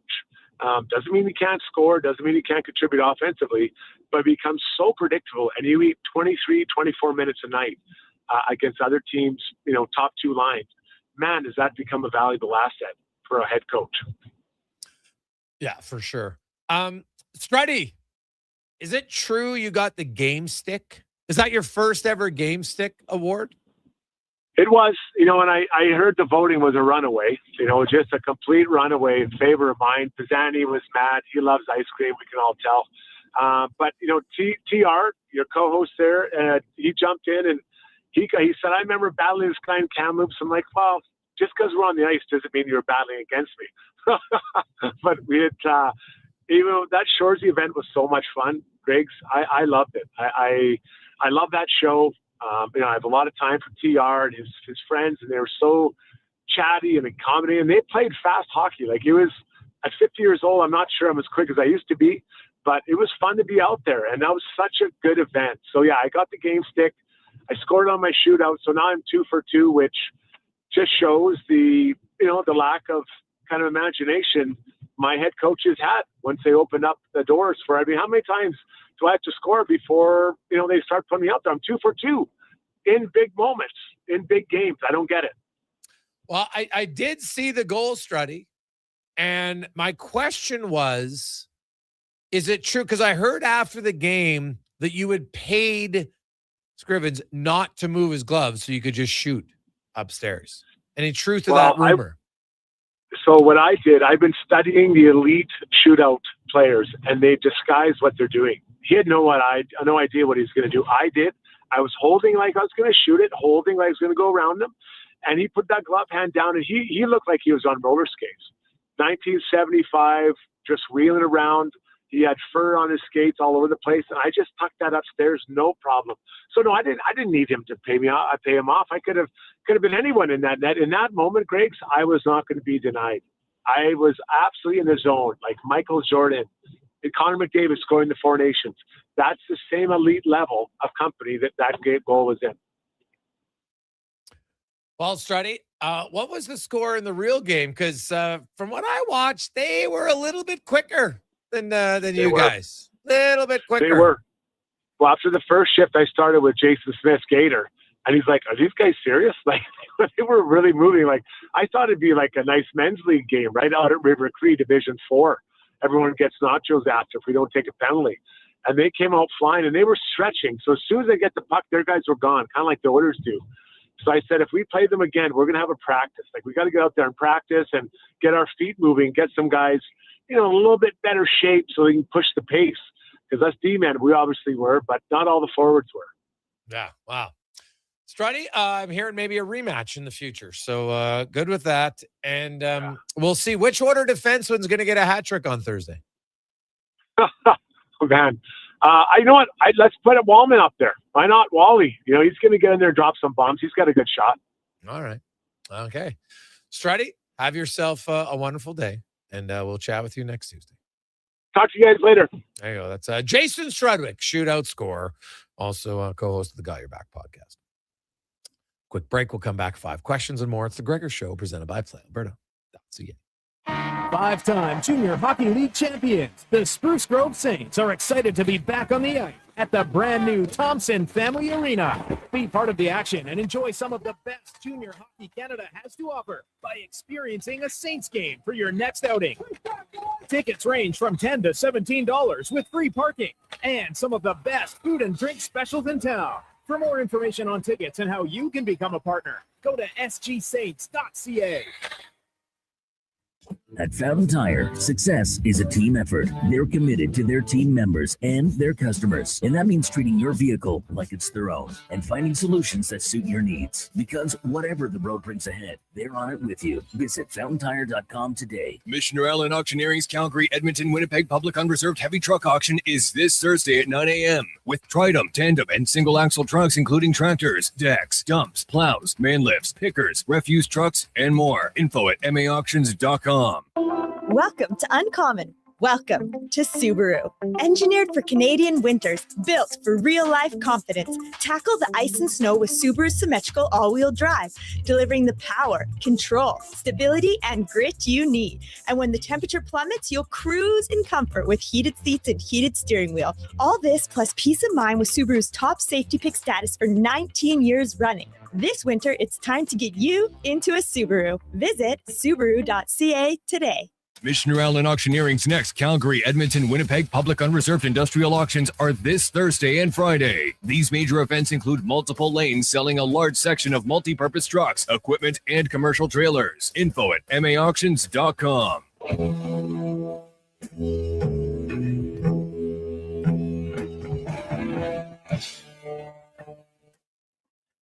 Portions of this hour brought to you by Riverside Honda. 59 years and counting as St. Albert and surrounding areas' premier Honda and Can-Am dealer. It's your dream. Ride it at riversidehonda.com.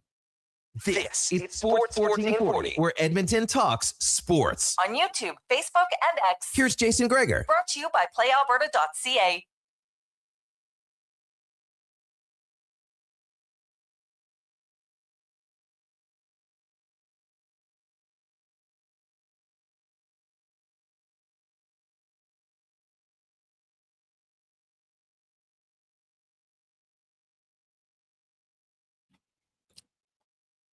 .449, Jason Gregor.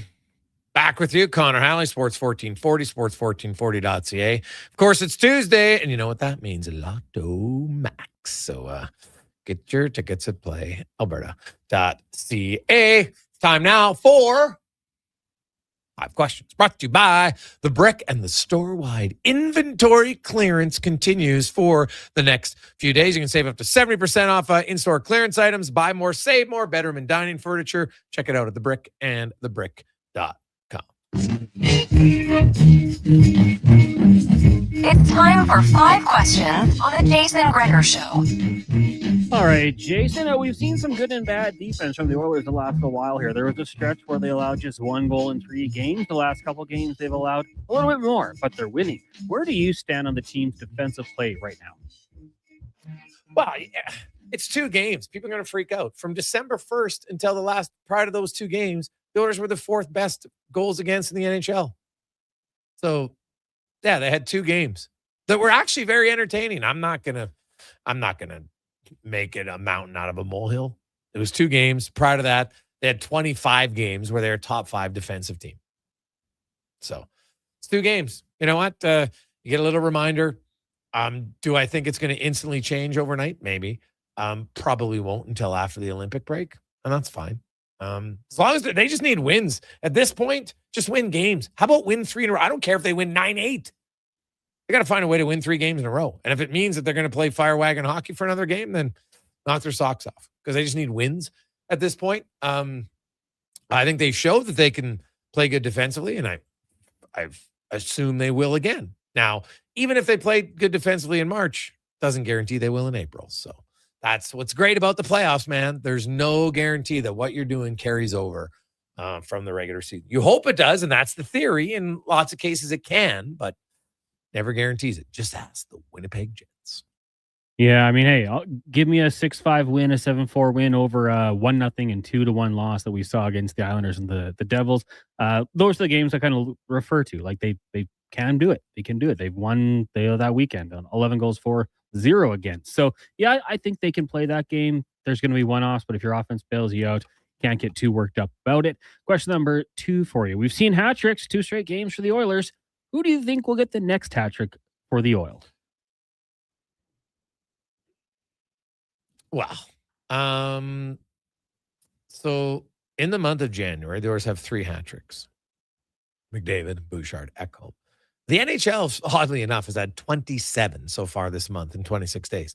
The NHL record is 29, sent way back in 1985, in December of 85. So I do think the league's going to set the record, which is always fun, because who doesn't like goals? The next hat trick for the Oilers, like they're not that rare. I know that they've done back-to-back, but I will say, I'll go with the low-hanging fruit. I'll say McDavid. But I'm not sold it's going to happen anytime soon. Crazy too. Darnell Nurse is at two goal games this year. So, even closer to having another one. I'll take Zach Hyman, I suppose. He got the guy who just goes to the front of the net and can be rewarded by the skill around him. He does the dirty work. They help him out. So I'll take Zach Hyman to get the next hat trick for the Oilers. Question number 3 for you. Brian Russ got the 3-game suspension for the hit on Brock Besser. Do you agree with 3 games? Well, it's a pretty blatant chicken wing right to the head. They're trying to get rid of those plays. Like, what's Russ doing? He comes in there. Why does his elbow go out? Like, he's clearly doing it on purpose. So it's a stupid play. So the NHL has done a really good job of eliminating those hits. So I have no problem with it. I'm with you. And I actually applaud the NHL for doing that. Like, time's running out. He's on a bad path. Like, he could easily play that play shoulder to shoulder, just run him over. But he's out of position, throws up the elbow. They don't want that in the game. So I actually love it. I think the NHL deserves some credit because, Penguins fans, of course, going to hate it. Question number 4 for you. Do you like the decision for the Bills to promote offensive coordinator Joe Brady to the head coach position? And then kind of even big picture, do you like that in general when you see assistant coaches take over? Go ahead. I like it in this case. Like, I think Joe Brady, obviously, it's going to depend, what else does he do with his staff and who does he decide to retain on the defensive side of things? We know that they can improve on that area.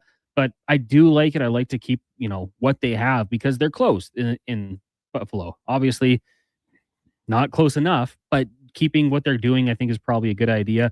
I think they got to surround Josh Allen with a few more players. Give him a receiver or two that is actually wide receiver 1. But I do like it. Don't shake things up too much. And maybe this is just kind of the jolt that they need. Yeah. Assistants to a head coaches in a lot of times in the same team hasn't led to success because you go from a lot of times being a little bit more of the cheerleaders too strong a word, but the supportive guy. Hey, don't worry, you got this. You're doing great, right? Where the head coach has to be the one who comes down and disciplines you a little bit more, makes the decisions on who's playing and who isn't playing more than the assistant coach does. So I don't love that historically. It doesn't lead to tons of success. So I probably don't like it that way. Final question for you today. It's National Geographic Days. So my question, did you read the magazine? And also, if you could go visit just one thing in nature, natural or not, what would you go out there and pick? Go ahead.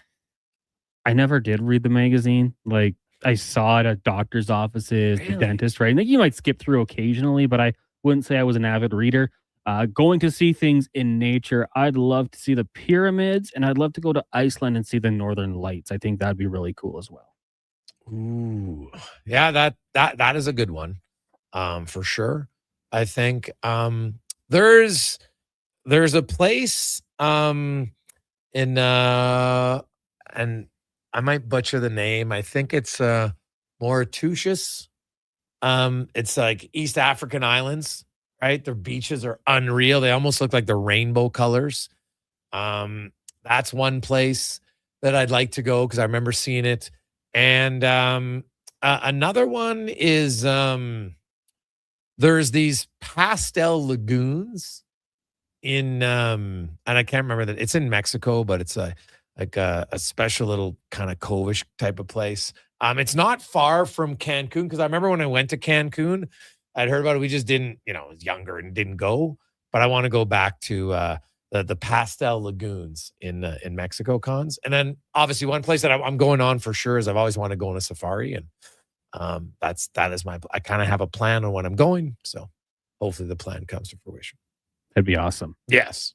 I can't wait. Is it Los Colorados in Mexico? Oh, yeah. Is that what it is? Oh, that's the name. Looks really cool, actually. Yeah. Like I remember like when we went to Cancun, it was many years ago, but and I was younger, kind of in the party scene. We're just having so much fun. But I remember like during the day, like, oh, you guys should go see this. And we're like, well, how far away is it? And they're like, well, it's like a few hours. We're like, what? I'm not going a few hours to look at some. But now that I'm older, I'm like, God, I should have went. When you're younger at an all-inclusive resort in Cancun, you're like, well, where's the booze? Right? Yeah, it's a little bit different. So we weren't in an all-inclusive. We were just staying at a place, which was awesome. But that is a place. And there's quite a few other ones, man. Like I'm sure there's people listening that have been to places like, I'd still like to go to Rome, right? Just I think it would be fantastic to go see places. Provence in France is also another one that would like to go see. So yeah, and it's always I'll go there when you're retired. But I'm like, God, like I want to go before, like you don't want to be too old because then you can't move around as much as I am right now. So yeah, you want to explore and stuff like that, right? Yeah, exactly. But there's certain places like I have no interest in going. I don't like places that are just too like. I don't want to go to at times when it's like so touristy you can't get around anywhere, right? And there's certain cities in the world that people are like, oh, you got to go to. I'm like, no chance. It's like sardine capital. Nope, not doing it. Like, no interest. I have no interest to go to China. No, doesn't interest me whatsoever. That's what came to mind. I was just looking up the Great Wall of China. Yeah, like you know what? I'm like somebody can do a good documentary. I could watch that, but I don't have much. And I'm sure it'd probably be a great place. That's just not for me. I don't have any interest in going there. So I'm curious for any of our listeners, best place you've been that you would like to go to. So. What is the best place you have been then? Ooh, man, I really like the Big Island in Hawaii that we went. Like there was like just there's so much to do and so many different like little temperature zones. It's like, suddenly you're in like you're on the moon in one area. Then you go over here and it's kind of really dry and kind of like the desert. And then next thing you go around about another 20 kilometers. Now you're in the rainforest. You're like, what is happening here? It was awesome. So that's probably one of the most unique places I've been. I really liked when I went to Costa Rica and just touring around. We had a lot of fun there. The beaches were amazing. I really liked in Costa Rica when we went. And we flew into Liberia. So, yeah, those would probably be my top places that I've been. You? Yeah, Hawaii was very cool. One of the things we did down in San Diego was go to a Chargers game. That wasn't the one that was cool, but it was fun. Taking a little tour of the bay and seeing all the warships and just how big they were. It's not natural, but like they were massive. And like the amount of workers that were working on the hospital on board was like 4 times the amount at the U of A. Like just crazy that way. Alaska was kind of cool too. Getting up north and just seeing those sort of things, getting a chance to see the whales from our cruise ship was neat, but those will probably be the top for me. Nice. I like it.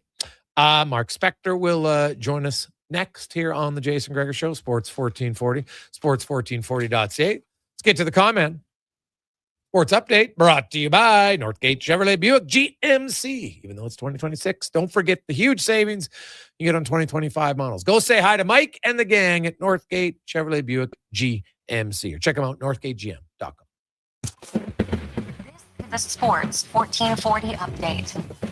Busy night on the ice in the NHL. I got the Preds and the Bruins getting going shortly, followed by the Leafs, Sabres, Golden Knights in Montreal, Kings take on the Red Wings, Panthers and Mammoth, Devils hosting the Jets, Stouts in St. Louis, Wild, Blackhawks, Sharks taking on the Canucks, and the Kraken host the Capitals. Pittsburgh Penguins forward Brian Rust has been suspended for 3 games for an illegal check to the head of Vancouver Canucks winger Brock Besser in the association tonight, getting going in 5 minutes. Wizards hosting the Trailblazers. Also the Kings in New York taking on the Knicks, Sixers and Bucks, Pelicans and OKC, and the Suns hosting the Nets. The BC Lions have signed quarterback Nathan Rourke to a multi-year contract extension through the 2028 season. Rourke appeared in 18 games last season in BC, throwing for over 5,000 yards and 31 touchdowns. 8-time Super Bowl champion Bill Belichick will not be a first-ballot Hall of Famer per multiple reports, falling short of the 40 out of 50 votes needed for induction into the Pro Football Hall of Fame. It's his first year of eligibility. Buffalo Bills staying in-house by promoting offensive coordinator Joe Brady as their next head coach, and the Denver Broncos firing offensive coordinator Joe Lombardi, who'd been with the organization since 2023. Coming up in Hour 4 of the Jason Gregor Show, we'll be joined by Mark Spector of Rogers Sportsnet and Derek Van Diest from NHL.com. I'm Connor Halley. This has been a Sports 1440 update. Sports 1440 in West Edmonton Mall and Wetaskiwin. CKJR is a Stingray radio station. Download the free radio player app and listen wherever you go. Legacy Heating and Cooling offers no payments and no interest for 1 year on your new furnace. So, when you wake up to no heat, Call Legacy. Call Legacy. if you need it immediately with no overtime rates, if you need it immediately and want to combo it with AC, Call Legacy. Call Legacy. no payments and no interest for 1 year on your new furnace. It could only be Legacy Heating and Cooling.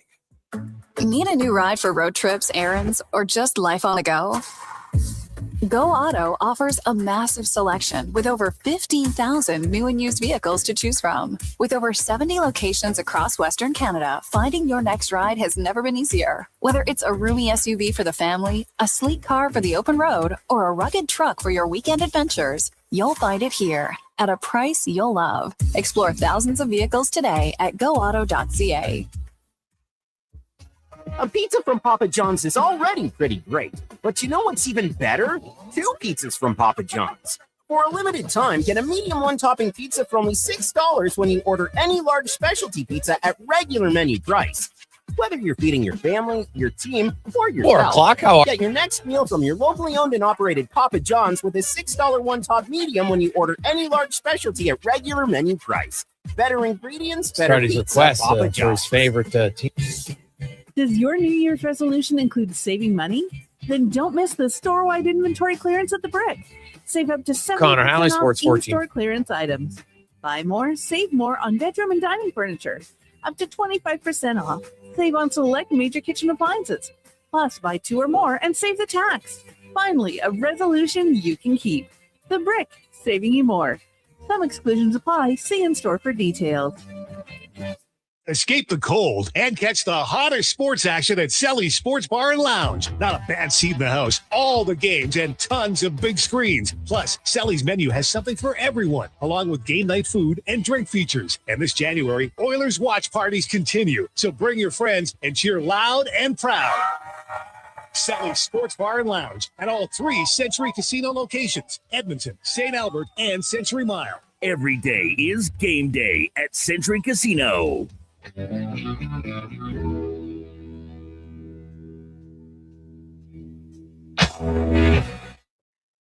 Portions of this hour brought to you by Cantork. We offer sale, rental, repair, and calibration of hydraulic, pneumatic, and battery-powered torque wrenches, stud tensioners, and flange maintenance equipment. Order today at cantork.com. This is Sports 1440, where Edmonton talks sports. On YouTube, Facebook, and X. Here's Jason Gregor. Brought to you by playalberta.ca.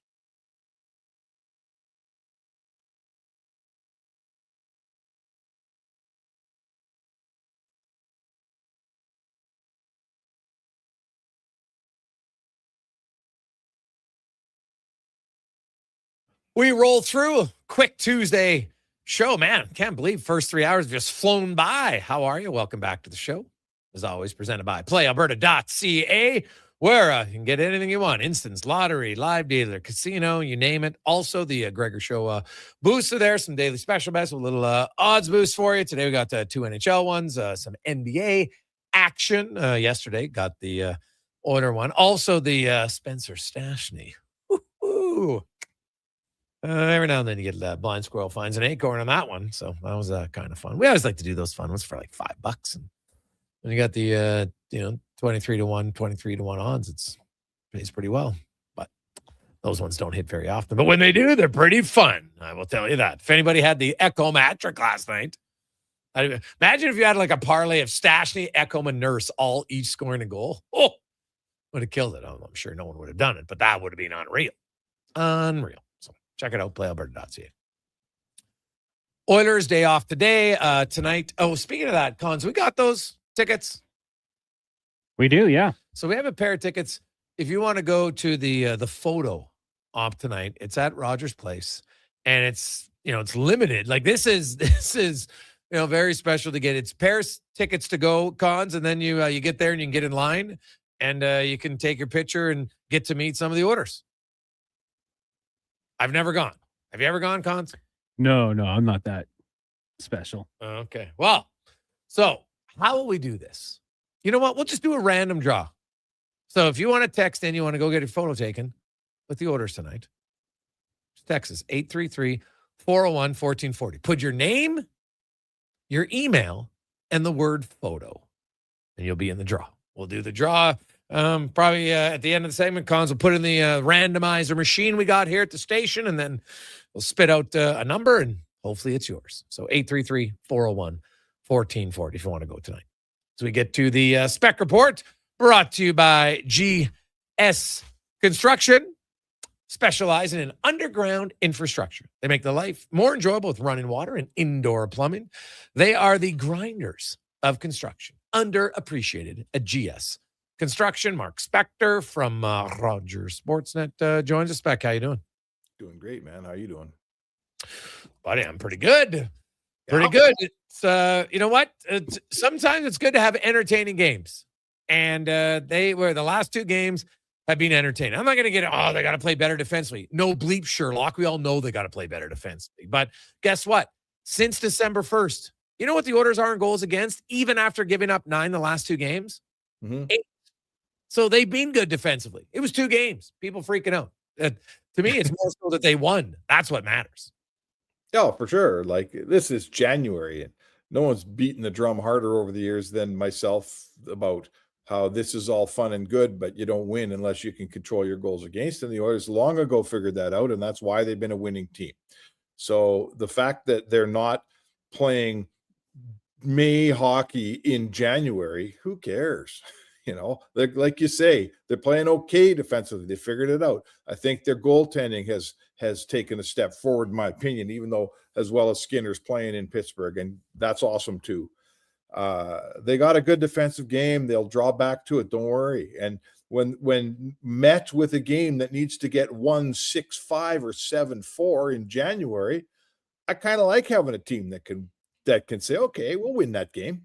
You know, like I said to Kev this morning, you could be a Kings fan, and when the other team gets to 3, you just turn the TV off and walk away because your team can't get to 4. You know, is that what you want? Yeah, I don't, you know what? Hey, the Oilers, to me, hey, they've been really good defensively up until 2 games. So to me, I look at it's like 2 games, whatever. You're not going to be perfect all the time. And they won them both. Like, yeah, exactly. Holy cow. Yeah. So like, you know what? You in the Pacific Division, the Oilers have the best goals against average since December 1st. Even the lowly Kings, who can't score to save their life and play boring hockey, have allowed more goals than the Edmonton Oilers over the last 28 games. So it's 28 games. You know, you're at 2.82. So I don't see it being that big of an issue. It's more so like, hey, all of a sudden the Oilers are a juggernaut defensively in goals. You got 8 goals in 2 games from the Blue Liners. Yeah, what's going on there? I don't know what to tell you. You know, I really thought, like, I loved Anaheim last night. I think we're going to talk a lot about Anaheim here in the next 2, 3, 4, 5 years. They're coming. And frankly, when the Oilers, you know, run however long it lasts, when it ends, probably it'll end to a team like an Anaheim who's up and coming, and they have good players, man. But what I also saw in Anaheim was what we used to see in the Oilers, and that is when the first goal went in, and then the second, and then the third, and then the fourth, they couldn't stem the bleeding, right? And I remember those days here. You know, I'm not telling you the Oilers are perfect, but one thing they got over was, you know, a bad 10 minutes of hockey doesn't cost them 4 goals anymore like it once did. And Anaheim will get past that, but that's what I saw last night. They needed a couple of saves from the goalie, Jay. They were nice goals, Oilers defensemen activating, rushing up, making good shots, but my goodness, Anaheim needed a couple saves in that stretch. Is that fair to say? Yeah, like obviously there's not much you could do on the Stastny goal, right? Goes off his defender's skate, so that one's out. The Ekholm's, I actually like both of the Ekholm's goals, right? Like that's a tic-tac-toe. Maybe the second one, definitely not. The first one, maybe you're like, okay, maybe he can get you're not really knowing where the puck's going, and maybe he just, maybe gets a piece of it. Sure. Hey, somehow, just give me a save. You can't give up 4 goals in 3:49. Yeah, but keep in mind, in the game in that 4-minute stretch. In their previous 7 games, their goalies allowed 13 goals. Like, you're not going to give up less than 2 goals a game all the time, right? And they are going up against the NHL's second best offense in the NHL. Yeah, that's fair. So, he's the backup goalie, and there's a reason for that. So yeah, 3rd game in 4 nights, a lot of reasons. Now, I will say the Ducks, to start the 3rd period, I give them a lot of credit, right? They controlled that, right? And Tristan Jarry was like, okay, boys, I guess I'm going to have to show up here. And he made some key saves for them. And, probably the difference in the game, Jay. Right? Yeah, when the pressure was on Anaheim, the goalie didn't hold fort. When the pressure was on Edmonton, Jarry did. To me, that's probably the difference in the game. Yeah, no, that's totally valid. What'd you make of young Samanski? Nice, nice. I mean, what did he play? 7 minutes, I think, 7.5. Certainly didn't get owned defensively, only took 4 faceoffs. I think they gave him 3 wins. So, I don't trust those faceoff stats, but I noticed on 2 of them, he did win them nicely. His team got the puck. He's got size. We knew that. And I like the way he skates. So there's a ton of player there, it's early, and I suggest he'll have more AHL games in his future, but there's why can't this guy be an NHL player for a while here? Or in a while, I should say. Looks like there's a player there. What do you think? I actually quite like this game, right? The thing that impressed me most for a young player, and he's different than the other young Oilers. And I was having this whole discussion earlier on the show with our listeners and trying to how many bottom 6 forwards have the Oilers developed, right? That they've drafted, right? Or in this case, hey, you sign a guy like Samanski, whatever, is a free agent signing. It's no different than, you go out and find, Quinn Hudson. If he becomes a player or not, we'll see. That's scouting. It's just a difference. Pro scouting, amateur scouting. No one else, everybody could have got him. You got him. So to me, it's not much different, but I'm looking Kyle Brodziak, very good one. Right. And now he left Edmonton and then he came back, but there's a guy, there hasn't been a ton of them realistically, especially ones who get there and stay in your bottom 6. I'd say Andrew Cogliano, but when he was in the Oilers, he was a top 6 forward. Right? Yeah. Right. And he was a center, and then he realized he was a better winger. Right. So. He played the best part of his 1,000-game career was spent as a bottom 6 winger, not a top 6 centerman. Yeah, no, totally fair. Yeah.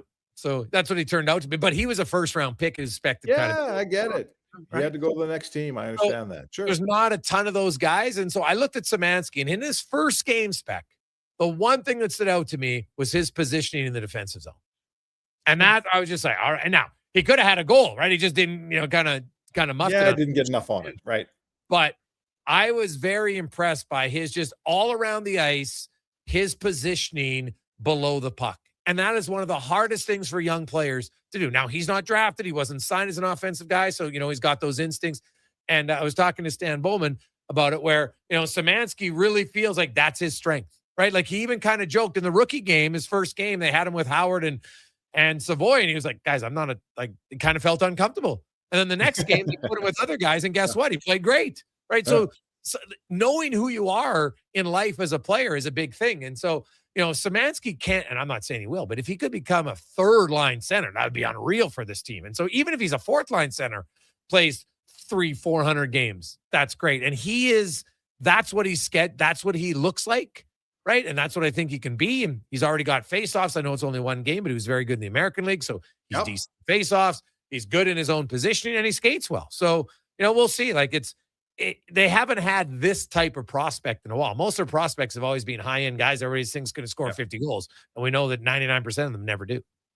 Well, I think the one thing he has going for him is if he's going to play the game you just described, what he will earn is trust from his coach. Coaches are all about, I want to break in a young player, but not if it's going to cost me points in the standings. So, it's I would say to you, it's like Savoy. Savoy earned Knobloch's trust this year. He hasn't been super productive.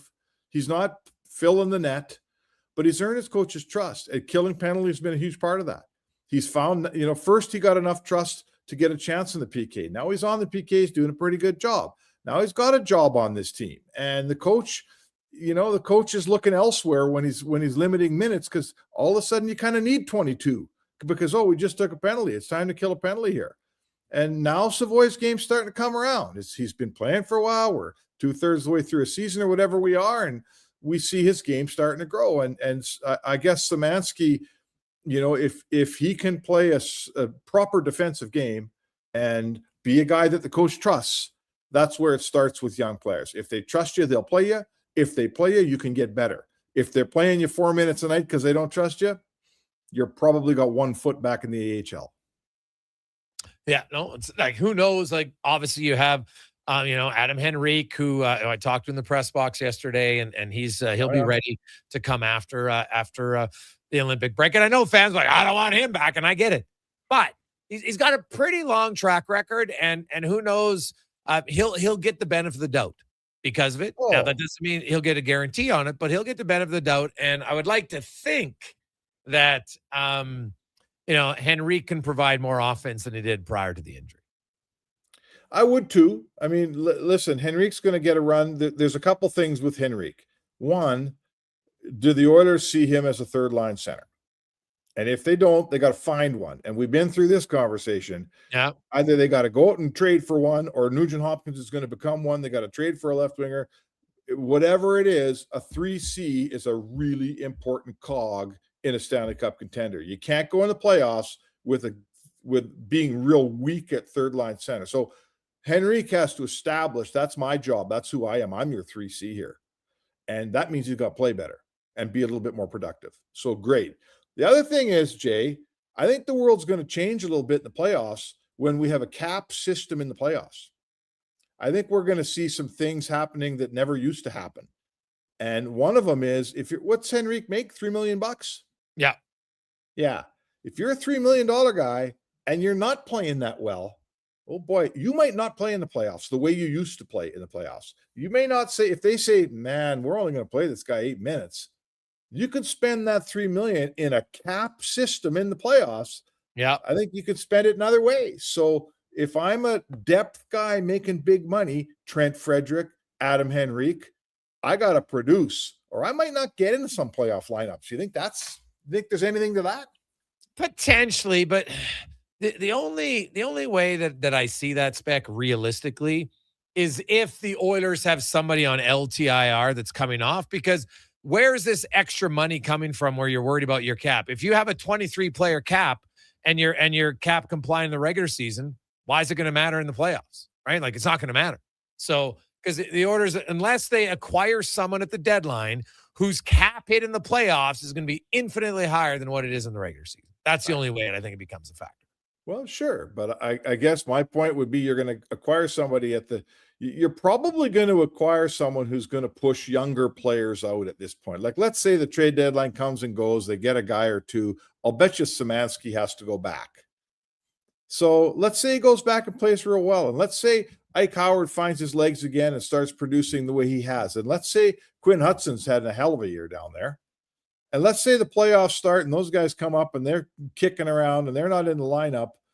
And the coach goes, man, I need a little offense here, and I'm looking at Frederick, who doesn't score. And I'm looking at Henrique, who I think he's got more game. I agree with you. But if he's not scoring either, now you wonder, right? Now you wonder. So let's see where it goes. This is our first playoff where people actually have to file a cap compliant roster every night. And I think we're going to see some things that we didn't see coming. Okay.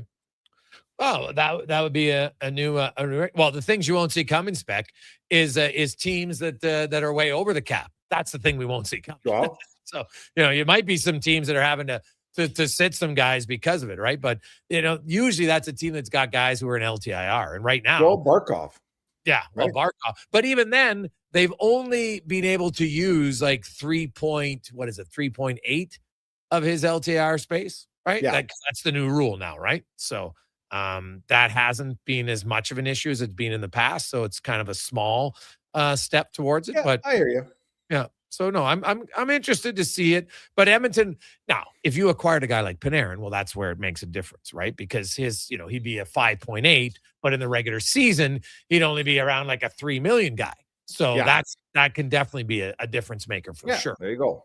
And then guys like, although I don't think he's coming here, but then, like Trent Frederick might not play regardless of his salary. He's got to play better.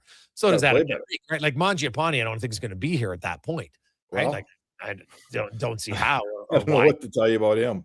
Why those are two guys that's not money well spent for the Oil right now. And, for all the good trades they've made and all the smart pickups they've made under the Bowman regime, July 1st, as we pointed out many times, has not been their friend. What do you think about Ekholm not getting a nod today for the Olympic team? Were you surprised he picked Hampus Lindholm? Not at all. After talking to Matthias last week, not at all. So as he told me, I think you were there too, Spec. He goes, I'm not canceling my trip to Mexico. The coach just, for whatever reason, their coach isn't a fan of Matthias Ekholm. And I said it, that sucks for him, but it's actually really good for the Oilers. A guy like that, 3-week break, that'll be a big benefit. Yeah, I wrote about it today, and it's weird for me. Like I wouldn't say I know Sam Hallam really well. I've met him a few times, happened to have dinner at a table he was at one night and got to know him and had a beer. he seems like a guy that should love Matthias Ekholm. He's a really good guy. He's young. He's an up and coming coach. He values not just analytics, like he values a veteran and a guy that's a leader and all that stuff. To me, I just don't get it. That's all. I guess he thinks Matthias Ekholm is too slow. And when you look at the statistics among NHL and Swedish defensemen in the NHL right now, statistically, he rates out as about the 4th or 5th best guy. Mm-hmm. So I just don't understand it. I hear what you're saying. The coach doesn't like him somehow. I don't get it. If I'm the Oilers, I'm secretly a little bit happy because Ekholm doesn't need the extra wear and tear. Yep. But I don't see how I'm looking. I like Campus Lindholm. We've watched him play for years and years and years. I just don't get how you look at those two guys as basically your 8th guy coming on, and you don't pick Ekholm. I just don't get it. Yeah, but I'd be the same thing when Zach Hyman, if he's not the guy picked to replace Braden Point, who's a right winger to play with McDavid, I'll be like, seems like an odd decision to me. Now, I don't think it'll matter for Canada. I think they're probably still going to win, but that one to be odd to me. And I could still make the argument why I thought Evan Bouchard would be on there ahead of some other guys on the Team Canada. Like this whole thing, well, you can only have him or Makar. It doesn't really make sense to me. I'm like, well, you can't have 2 good puck moving defenders. That's not allowed in hockey. Like, what are we talking about? So, yeah, I got you, man. It's Edmonton, a mystery. And then when one of the teams wins, we say, well, those coaches sure were smart. And when the other team doesn't, we say, see, we told you. So let's see how it all plays out. Spec, have a great day. We will chat with you at Domain. All right, sounds good, bud. There you go. That's Mark Spector, the Spec Report brought to you by GS Construction. More on the orders next when we return. It's the Gregor Show, presented by PlayAlberta.ca. A pizza from Papa John's is already pretty great, but you know what's even better? 2 pizzas from Papa John's. For a limited time, get a medium 1-topping pizza for only $6 when you order any large specialty pizza at regular menu price. Whether you're feeding your family, your team, or yourself, get your next meal from your locally owned and operated Papa John's with a $6 1-top medium when you order any large specialty at regular menu price. Better ingredients, better pizza, Papa John's. Hey, Edmonton, did you know a local Play Alberta winner scored over $500,000 on Mega Jackpots Ocean Bells? Think about the season tickets you could lock down with that kind of cash. From major casino winners every hour to jackpots worth millions and hundreds of popular games to money that stays in the province, there's never been a better time to sign up for Play Alberta. Download the app today to get started with casino, sports, and lottery all in one app. Must be 18 plus to play. When you gamble, use your game sense. The future of female hockey is here. It's season 2 of the Female Super League, the first ever female-only independent hockey division in Western Canada, with teams from British Columbia, Alberta, Saskatchewan, and Manitoba. Featuring 16U, 14U, and 12U divisions, the FSL brings showcase weekends packed with thrilling games, and our 14U and 16U have been pioneering the advanced body checking rule, empowering young players. The Female Super League, where the best in female hockey takes center ice. Details at femalesuperleague.com. Mr. Rooter goes skiing. Sick gear, Mr. Rooter. Are you ready to hit the slopes? Not yet. I need to report a possible crime. Oh no, what's happening? I saw a bunch of hooligans discussing shredding the half pipe. As a plumber, I've taken the Hippocratic oath to do no harm and act in the best interest of all pipes, whether PVC, copper, or otherwise. It's made of snow, Mr. Rooter. Snow? Things are worse than I had feared. There's no better plumber than Mr. Rooter. Jason Gregor isn't just a sports guy. He's a community builder with over $3 million raised for local charities. And his Gregor Foundation, He's making a difference on and off the air. Check out Gregor weekday afternoons on Sports 1440. Made for some rough roads, but it means trails are now packed and ready for action. Don't miss out on riding adventures this winter with a Ski-Doo from Riverside Honda and Ski-Doo. Work or play with new 2026 Generation 5 models with class-leading design and power. And right now, take advantage of 5.99% financing OAC. Only at Riverside Honda and Ski-Doo. 15 Inglewood Drive in St. Albert. And always at riversidehonda.com. Shop local, shop Canadian. Does your New Year's resolution include saving money? Then don't miss the store-wide inventory clearance at the Brig. Save up to 70% off in-store clearance items. Buy more, save more on bedroom and dining furniture, up to 25% off. Save on select major kitchen appliances. Plus, buy 2 or more and save the tax. Finally, a resolution you can keep. The Brick, saving you more. Some exclusions apply. See in-store for details.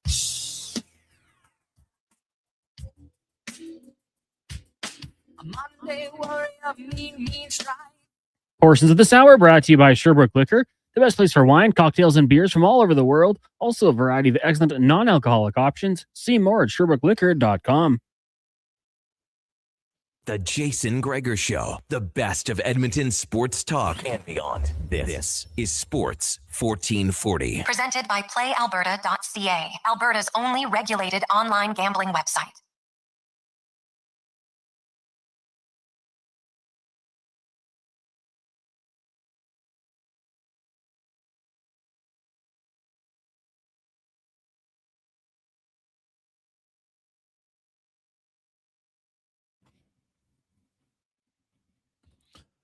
$5:29. Man, I got some great texts on good places to go. We'll finish the show with that coming up later on. Jason Gregor, Connor Halley, how are you? Of course, lots going on in the world. Some people, and here's the thing, people are all upset about Bill Belichick, who's allegedly not going to get in his first year of eligibility. Now, did you know?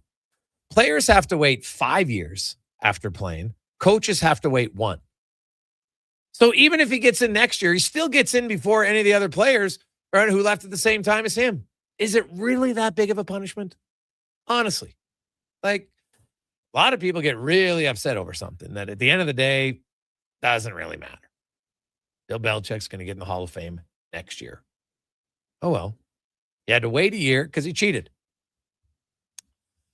If that's all the punishment, because, like, trust me, doesn't take away his rings, doesn't take away his record.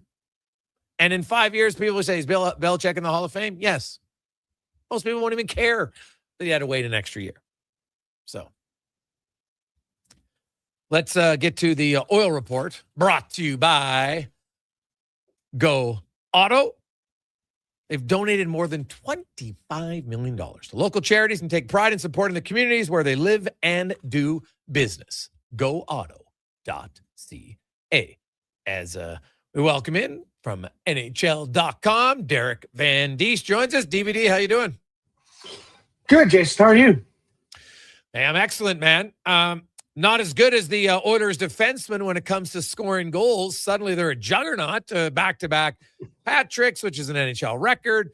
4 goals by defensemen in a span of 3:49 in the second period, which is also a record for fastest 4 goals by a D-man, and also only the 6th time in NHL history that a team has had 4 goals by defensemen in a period. So it was quite the night last night for the Oilers Blue Liners.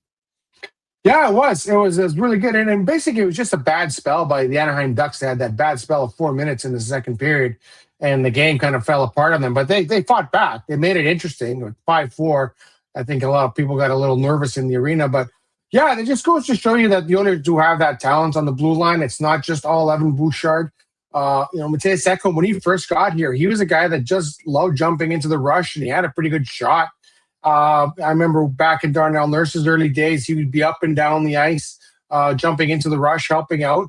For whatever reason, they don't do it as much anymore, but they did it last night, and they did it with great effectiveness. You look at Bouchard; he's a guy that, yeah, you expect him to do that because he's got a great shot, not just a big bomb, but he's got a great shot. He scored on 2 wristers. He can pick those corners.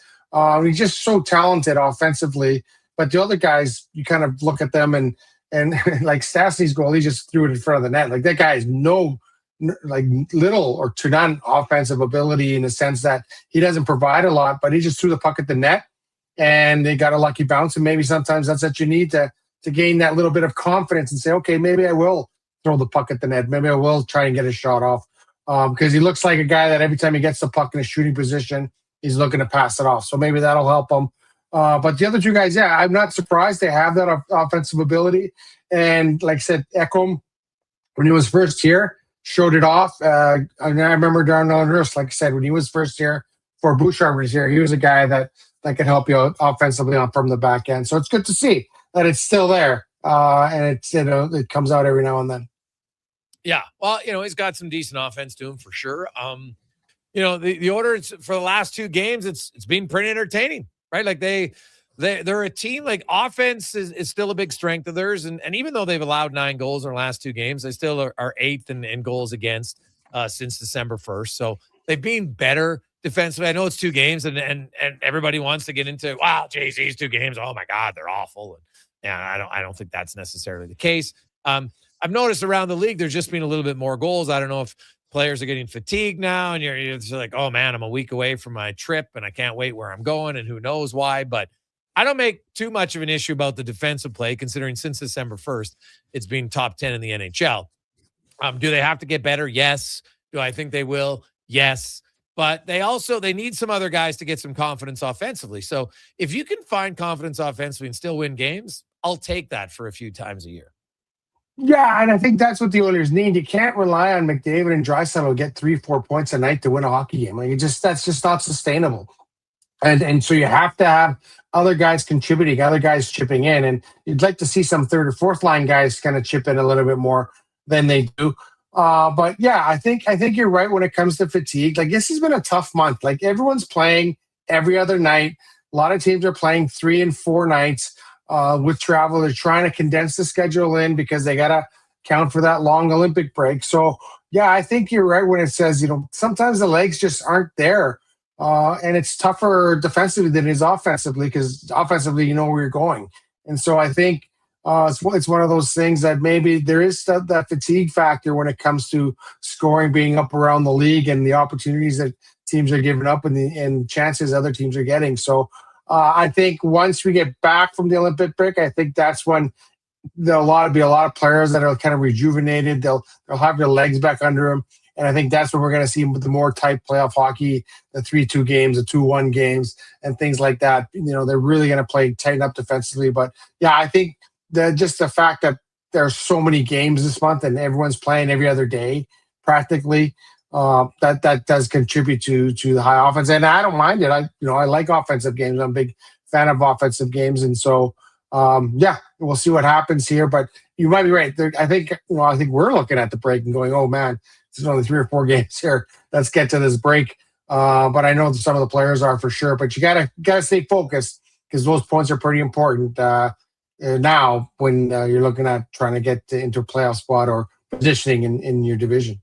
And you have a team that's coming into town tomorrow night, or sorry, on Thursday night in the San Jose Sharks, who are very similar to the Anaheim Ducks in kind of high event hockey where they score a fair amount, but they also give up a lot, as the Sharks have allowed the 3rd most goals in the National Hockey League. And so this could be another game where the Oilers' offensive guys keep their confidence rolling. Yeah, it's going to be fun. I'm going to watch Mac and Celebrini play. I think I'm looking forward to that. Yeah, right. This is another young, talented team that's built through the draft. They probably took a little longer than they wanted to develop. But you look at there's going to be a power shift in this division, in the Pacific Division, and it might come sooner than later when it comes to those California teams. Now, Anaheim looks like they're going to be a really good team. San Jose looks like they got a lot of really young pieces. You got to wonder where LA is going to be in the mix, where Vancouver's going to be in the mix, where the Oilers are going to be in the mix in 5 years. So yeah, you're kind of seeing that dynamic, and I was really impressed with Anaheim, just how fast they were and how hard they played, and how they didn't give up. Like they almost came back in that game, and I think they're a crossbar away from tying it. So yeah, it's going to be interesting to see. But yeah, I think San Jose's got a lot of good young talent. They've gone through some lean years there. And I think you're looking at a team that is on the rise. So, and I'm sure they could be able to skate with Edmonton as well, because the Oilers have a lot of fast guys. But I think you can see that teams with younger legs are being able to keep up with them. So I'm really looking forward to seeing San Jose coming to town here. Yeah. What's interesting, I will say this about everybody's very high. Oh, they're going to be good. You know how many years people said that about Buffalo and Ottawa and Montreal and Detroit? Like, I'm always like, there's one thing about, they got a lot of pieces. Now, they do have some pieces, no question. But people have been saying these other teams have had pieces for years, and it's never really seemed to get there, right? Because usually someone has to come out. Now, maybe the LA Kings are the team. Kopitar is retiring. They're getting older. Now, the rumors are that maybe they're going to get Panarin. So all of a sudden they'd be like, well, we lose Kopitar, but we get a pretty good scorer, and that's what we need. So, we'll see. But I do love the excitement of the Ducks and the Sharks. But we saw even in the Oilers. Like, remember when the Oilers made the playoffs in 2017? Everyone's like, okay, they're back. And then the next 2 years, they didn't make the playoffs. Like, it is. Yeah. I think the hardest thing is to go from being, an up-and-coming team to actually being a playoff team. That step, even though I think that's the hardest one. And we've seen some teams that they look like they're there, and then they can never get there regularly. Yeah, because you have your main pieces in place, but you have to also have your supplementary pieces. And you have to get the right pieces to kind of complement your star players.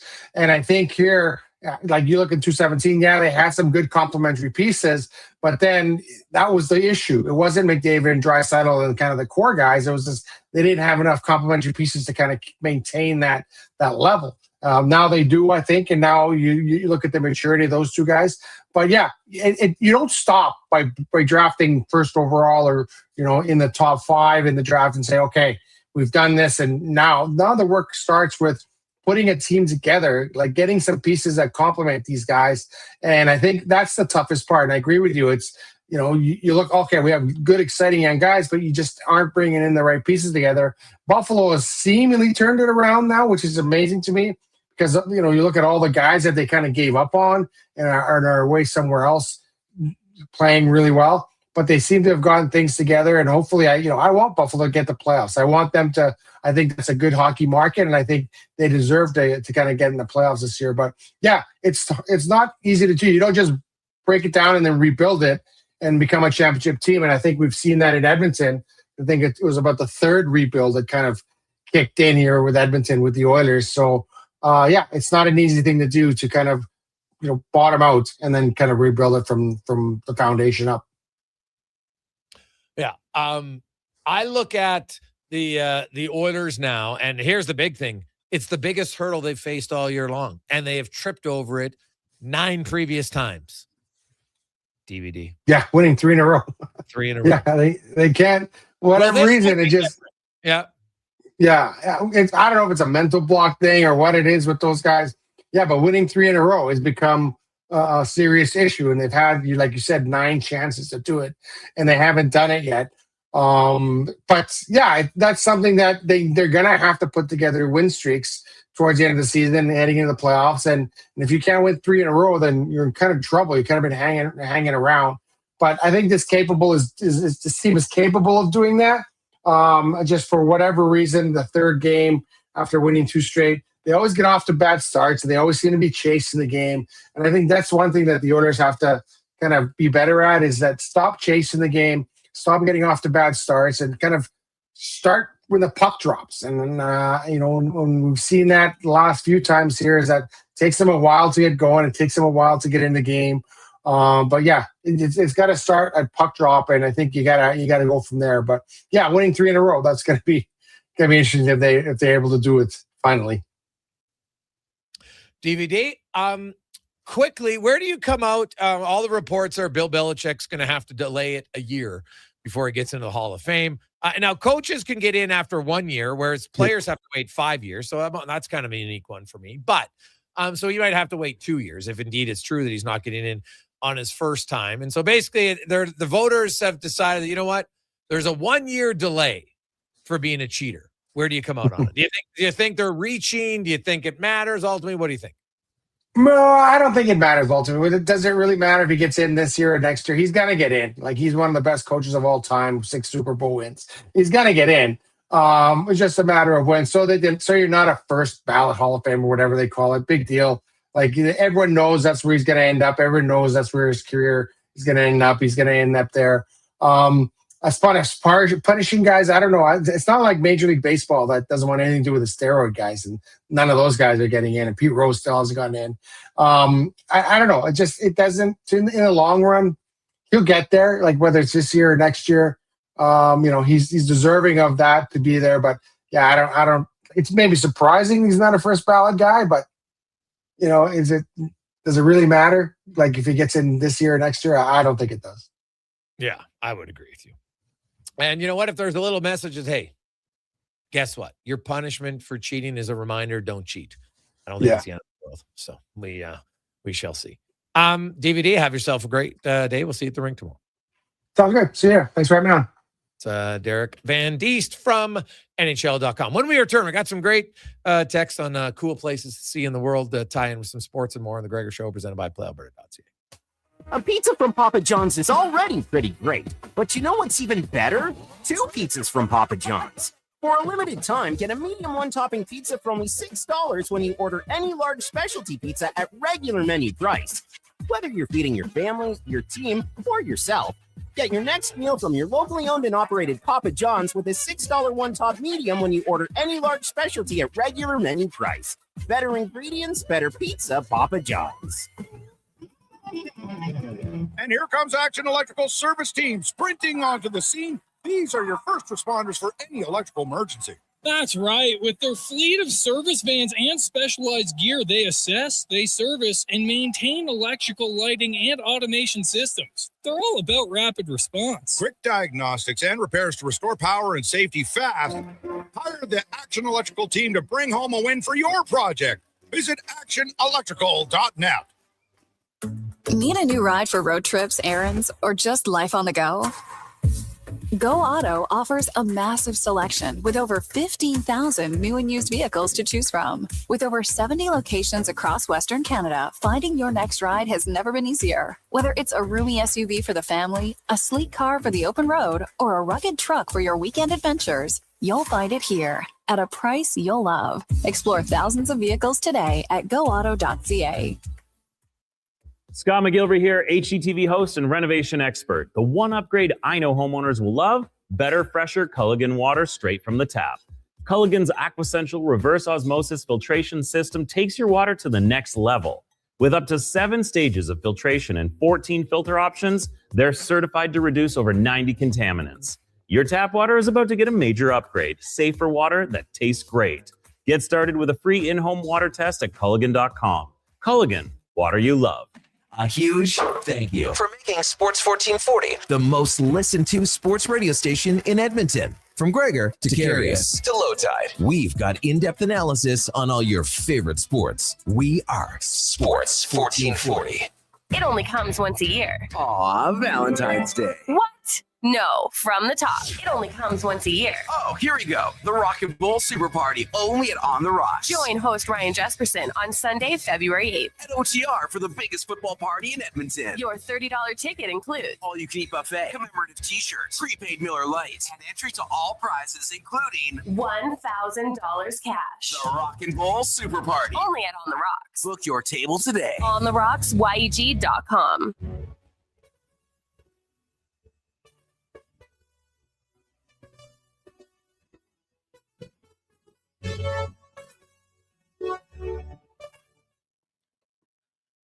Portions of this hour brought to you by Crystal Glass, your clear choice for residential windows. Locally manufactured and installed, Crystal Glass provides a beautiful product and incredible customer services for all of your residential needs. Call 310 Glass or visit crystalglass.ca for a quote. The Jason Gregor Show, the best of Edmonton sports talk and beyond. This is Sports 1440. Presented by PlayAlberta.ca, Alberta's only regulated online gambling website.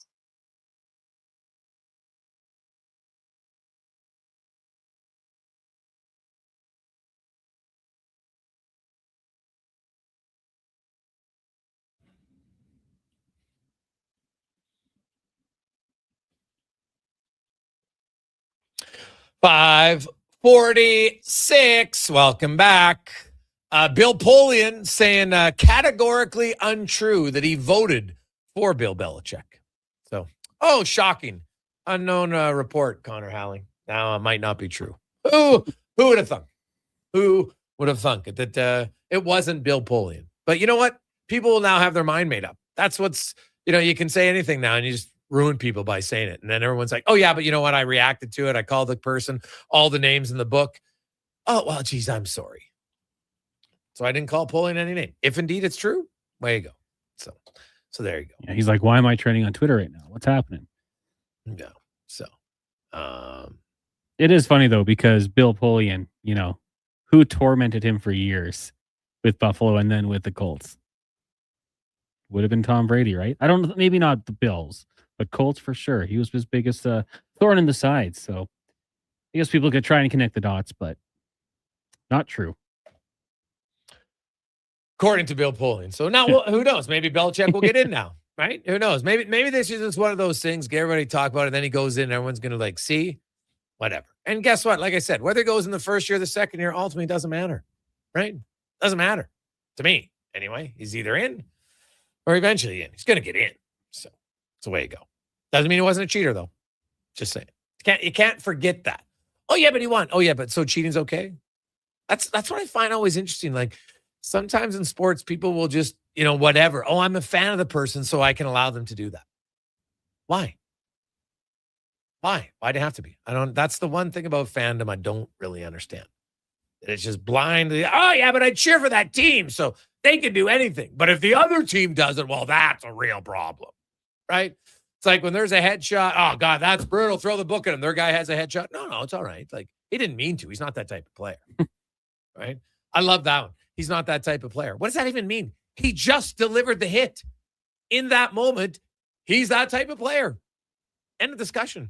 Like, that's just kind of how it goes. So, hey, Hampus Lindholm. He's all fired up, Connor. He got named to Team Sweden today. So what does he do? He goes out and scores a goal. The Bruins lead the Preds in the first period. Maple Leafs and the Sabres, lots of goals in Toronto tonight. It's 2-2 after the first period. Ryan McLeod, his 24th assist of the season. Nice. Rasmus Dahlin also up to 39 points now. The Vegas Golden Knights, who the Edmonton Oilers are currently tied with in the standings, are leading the suddenly kind of slumping Montreal Canadiens, albeit it's only early. It's 1-0 after 20 minutes. Play other games that impact Oilers tonight. The Kings are on the road in Detroit, and the Sharks are in Vancouver. The Kraken are hosting Washington in the those are the teams in the Pacific Division. If you don't know the standings, the Oilers are tied with Vegas, 62 points, but Vegas does have 3 games in hand. The Anaheim Ducks are 3 points back of the Oilers. They have a game in hand. Even if they win it, they'll still be behind the Oilers. Then you have the San Jose Sharks, who are currently 55 points, 7 back of the Oilers, but they have 4 games in hand, as they are currently holding down the second wildcard spot. And the Kings, also 4 games in hand. They're 7 points back. Now, they have to win all their games to catch them. So let's be realistic here. Like, the chances of those teams both winning 4 in a row are pretty slim. And Seattle also at 55 points, 3 games in hand. All these teams have the games in hand. And that's why I've said the Edmonton Oilers schedule here is extremely advantageous coming out of the Olympic break. They will have, when the Olympic break is done, because the Oilers, they will have 23 games remaining, because they got 4 games left, right? So they'll be up to 58. So no, they'll have 24 games left. So they play 24 games. April, 17 days. 31 days in March, that's 48. And they got February 24th, 25th, 26th, 27th, 28th, 5. So that's when they play their 24 games in 53 days. So that is not a taxing schedule. They only have, I think, 2, maybe 3 games where it's 3 games in 4 nights. They don't have a lot of back-to-backs. They have a lot of games against Pacific Division teams like San Jose and Anaheim, and they play Vegas 3 times. Calgary again once, and Vancouver and Seattle, who they seem to beat for fun usually. So pretty good schedule. Don't have to go out east. They got 1 4-game road trip to the Central Time Zone, and that's it. So it is obviously they're going out to the Pacific Time Zone, but nothing, no longer than 1 hour difference anywhere they go. So that is that's pretty good. A few other quick texts: 833-401-1440, 833-401-1440. Guys, I have to agree. If he gets to wait a year, he waits a year. If he gets in, he gets in. Ultimately, it doesn't matter. Why do people get so mad about things that really have no impact in their life? And most of them aren't even Bill Belichick or Patriots fans. For the longest time, he's most despised guy. How can everybody like him now? I like how he started writing in caps. That's why I raised my voice at the end. So I was trying to emphasize the writing in caps for the second part. because it's true, for like 15 years, the Patriots were the most hated team in the NFL because they were the best team in the NFL. Cons? Yeah, I couldn't stand them. To this day, I hate them. Why did they rebuild so fast? But I think it's also like the ones when we hated them and we were younger. Now it's like, damn, I respect them too, though. Like that. Why did we hate them? Because they were so good. Mm-hmm. Even if there was the cheating scandals, they were so good. So I get the outrage. To me, it's almost kind of like when in baseball somebody gets a 99% vote. Like, we get outraged because, well, who didn't vote for them? I think that person's an idiot, personally. But they're still in. It doesn't change it. It just takes them out of that maybe elite club of first time or perfect ballot. Still going to get in, undoubtedly. Hey, Greg, did Belichick actually retire from the NFL? What happens if he returns to coaching? Does a clock reset for eligibility? Yes. So basically is you got to be out of the league for a year. So he hasn't officially retired because, hey, just look at the NHL. Right? Who thought Rick Bowness was coming back? So you never know. You never know. Coming up tomorrow, we got a great, really unique guest in the business of sport tomorrow. Some of you are going to, speaking of hating people in the past, but you're going to like them now, but you hated them many years ago. We'll get to that. We'll have some more on the NFL, a little on Macklin Celebrini, and more. Have yourselves a wonderful Tuesday evening. Let's get to the Con Man and a Sports 1440 update brought to you by Fountain Tire. When you say we're on the road together, they mean it. From tires, wheels, oil changes to vehicle repairs. Visit fountaintire.com. Find out more. Good night. This is the Sports 1440 update. Busy night in the NHL. After 20 minutes, the Bruins up on the Preds 1-0. The Sabres have a 3-2 lead over the Maple Leafs. Canadians at home trail the Golden Knights 1-0. Scores between the Red Wings and the Kings. The Mammoth up on the Panthers 1-0. Jets Devils tied at 1 apiece with about 3 minutes left in the first. Later on tonight, the Stars are in St. Louis. Wild hosts the Blackhawks. Sharks taking on the Canucks. And the Kraken hosting the Washington Capitals. Off the ice, Pittsburgh Penguins forward Brian Rust was suspended 3 games for an illegal check with the head of Vancouver Canucks winger Brock Besser. In the association, 2 games underway. Wizards lead the Trailblazers 47-38 in the second. Early in the first, Knicks up on the Kings 24-20. Later on, Bucks and Sixers. Thunder host the Pelicans. Pistons take on the Nuggets. You got the Nets in the desert taking on the Suns, and Jazz host the Clippers. From the CFL, the BC Lions signing quarterback Nathan Rourke to a multi-year contract extension through the 2028 season. Rourke appeared in 18 games with the Lions last year, throwing 5,000 yards and 31 touchdowns.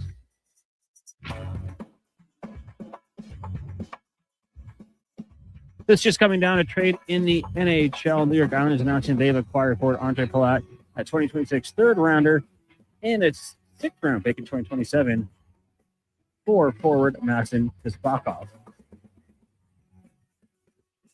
8-time Super Bowl champion head coach Bill Belichick will not be a first-ballot Hall of Famer per reports. Belichick fell short of the 40 out of 50 votes needed for induction into the Pro Football Hall of Fame. His first year of eligibility, Buffalo Bills staying in-house with their new head coach, hiring offensive coordinator Joe Brady for the job, and the Denver Broncos have fired offensive coordinator Joe Lombardi, who's been with the team since 2023. Up next, we've got Fox Sports Radio all night long. Live local coverage resumes tomorrow morning, 7 a.m. with Kevin Carius.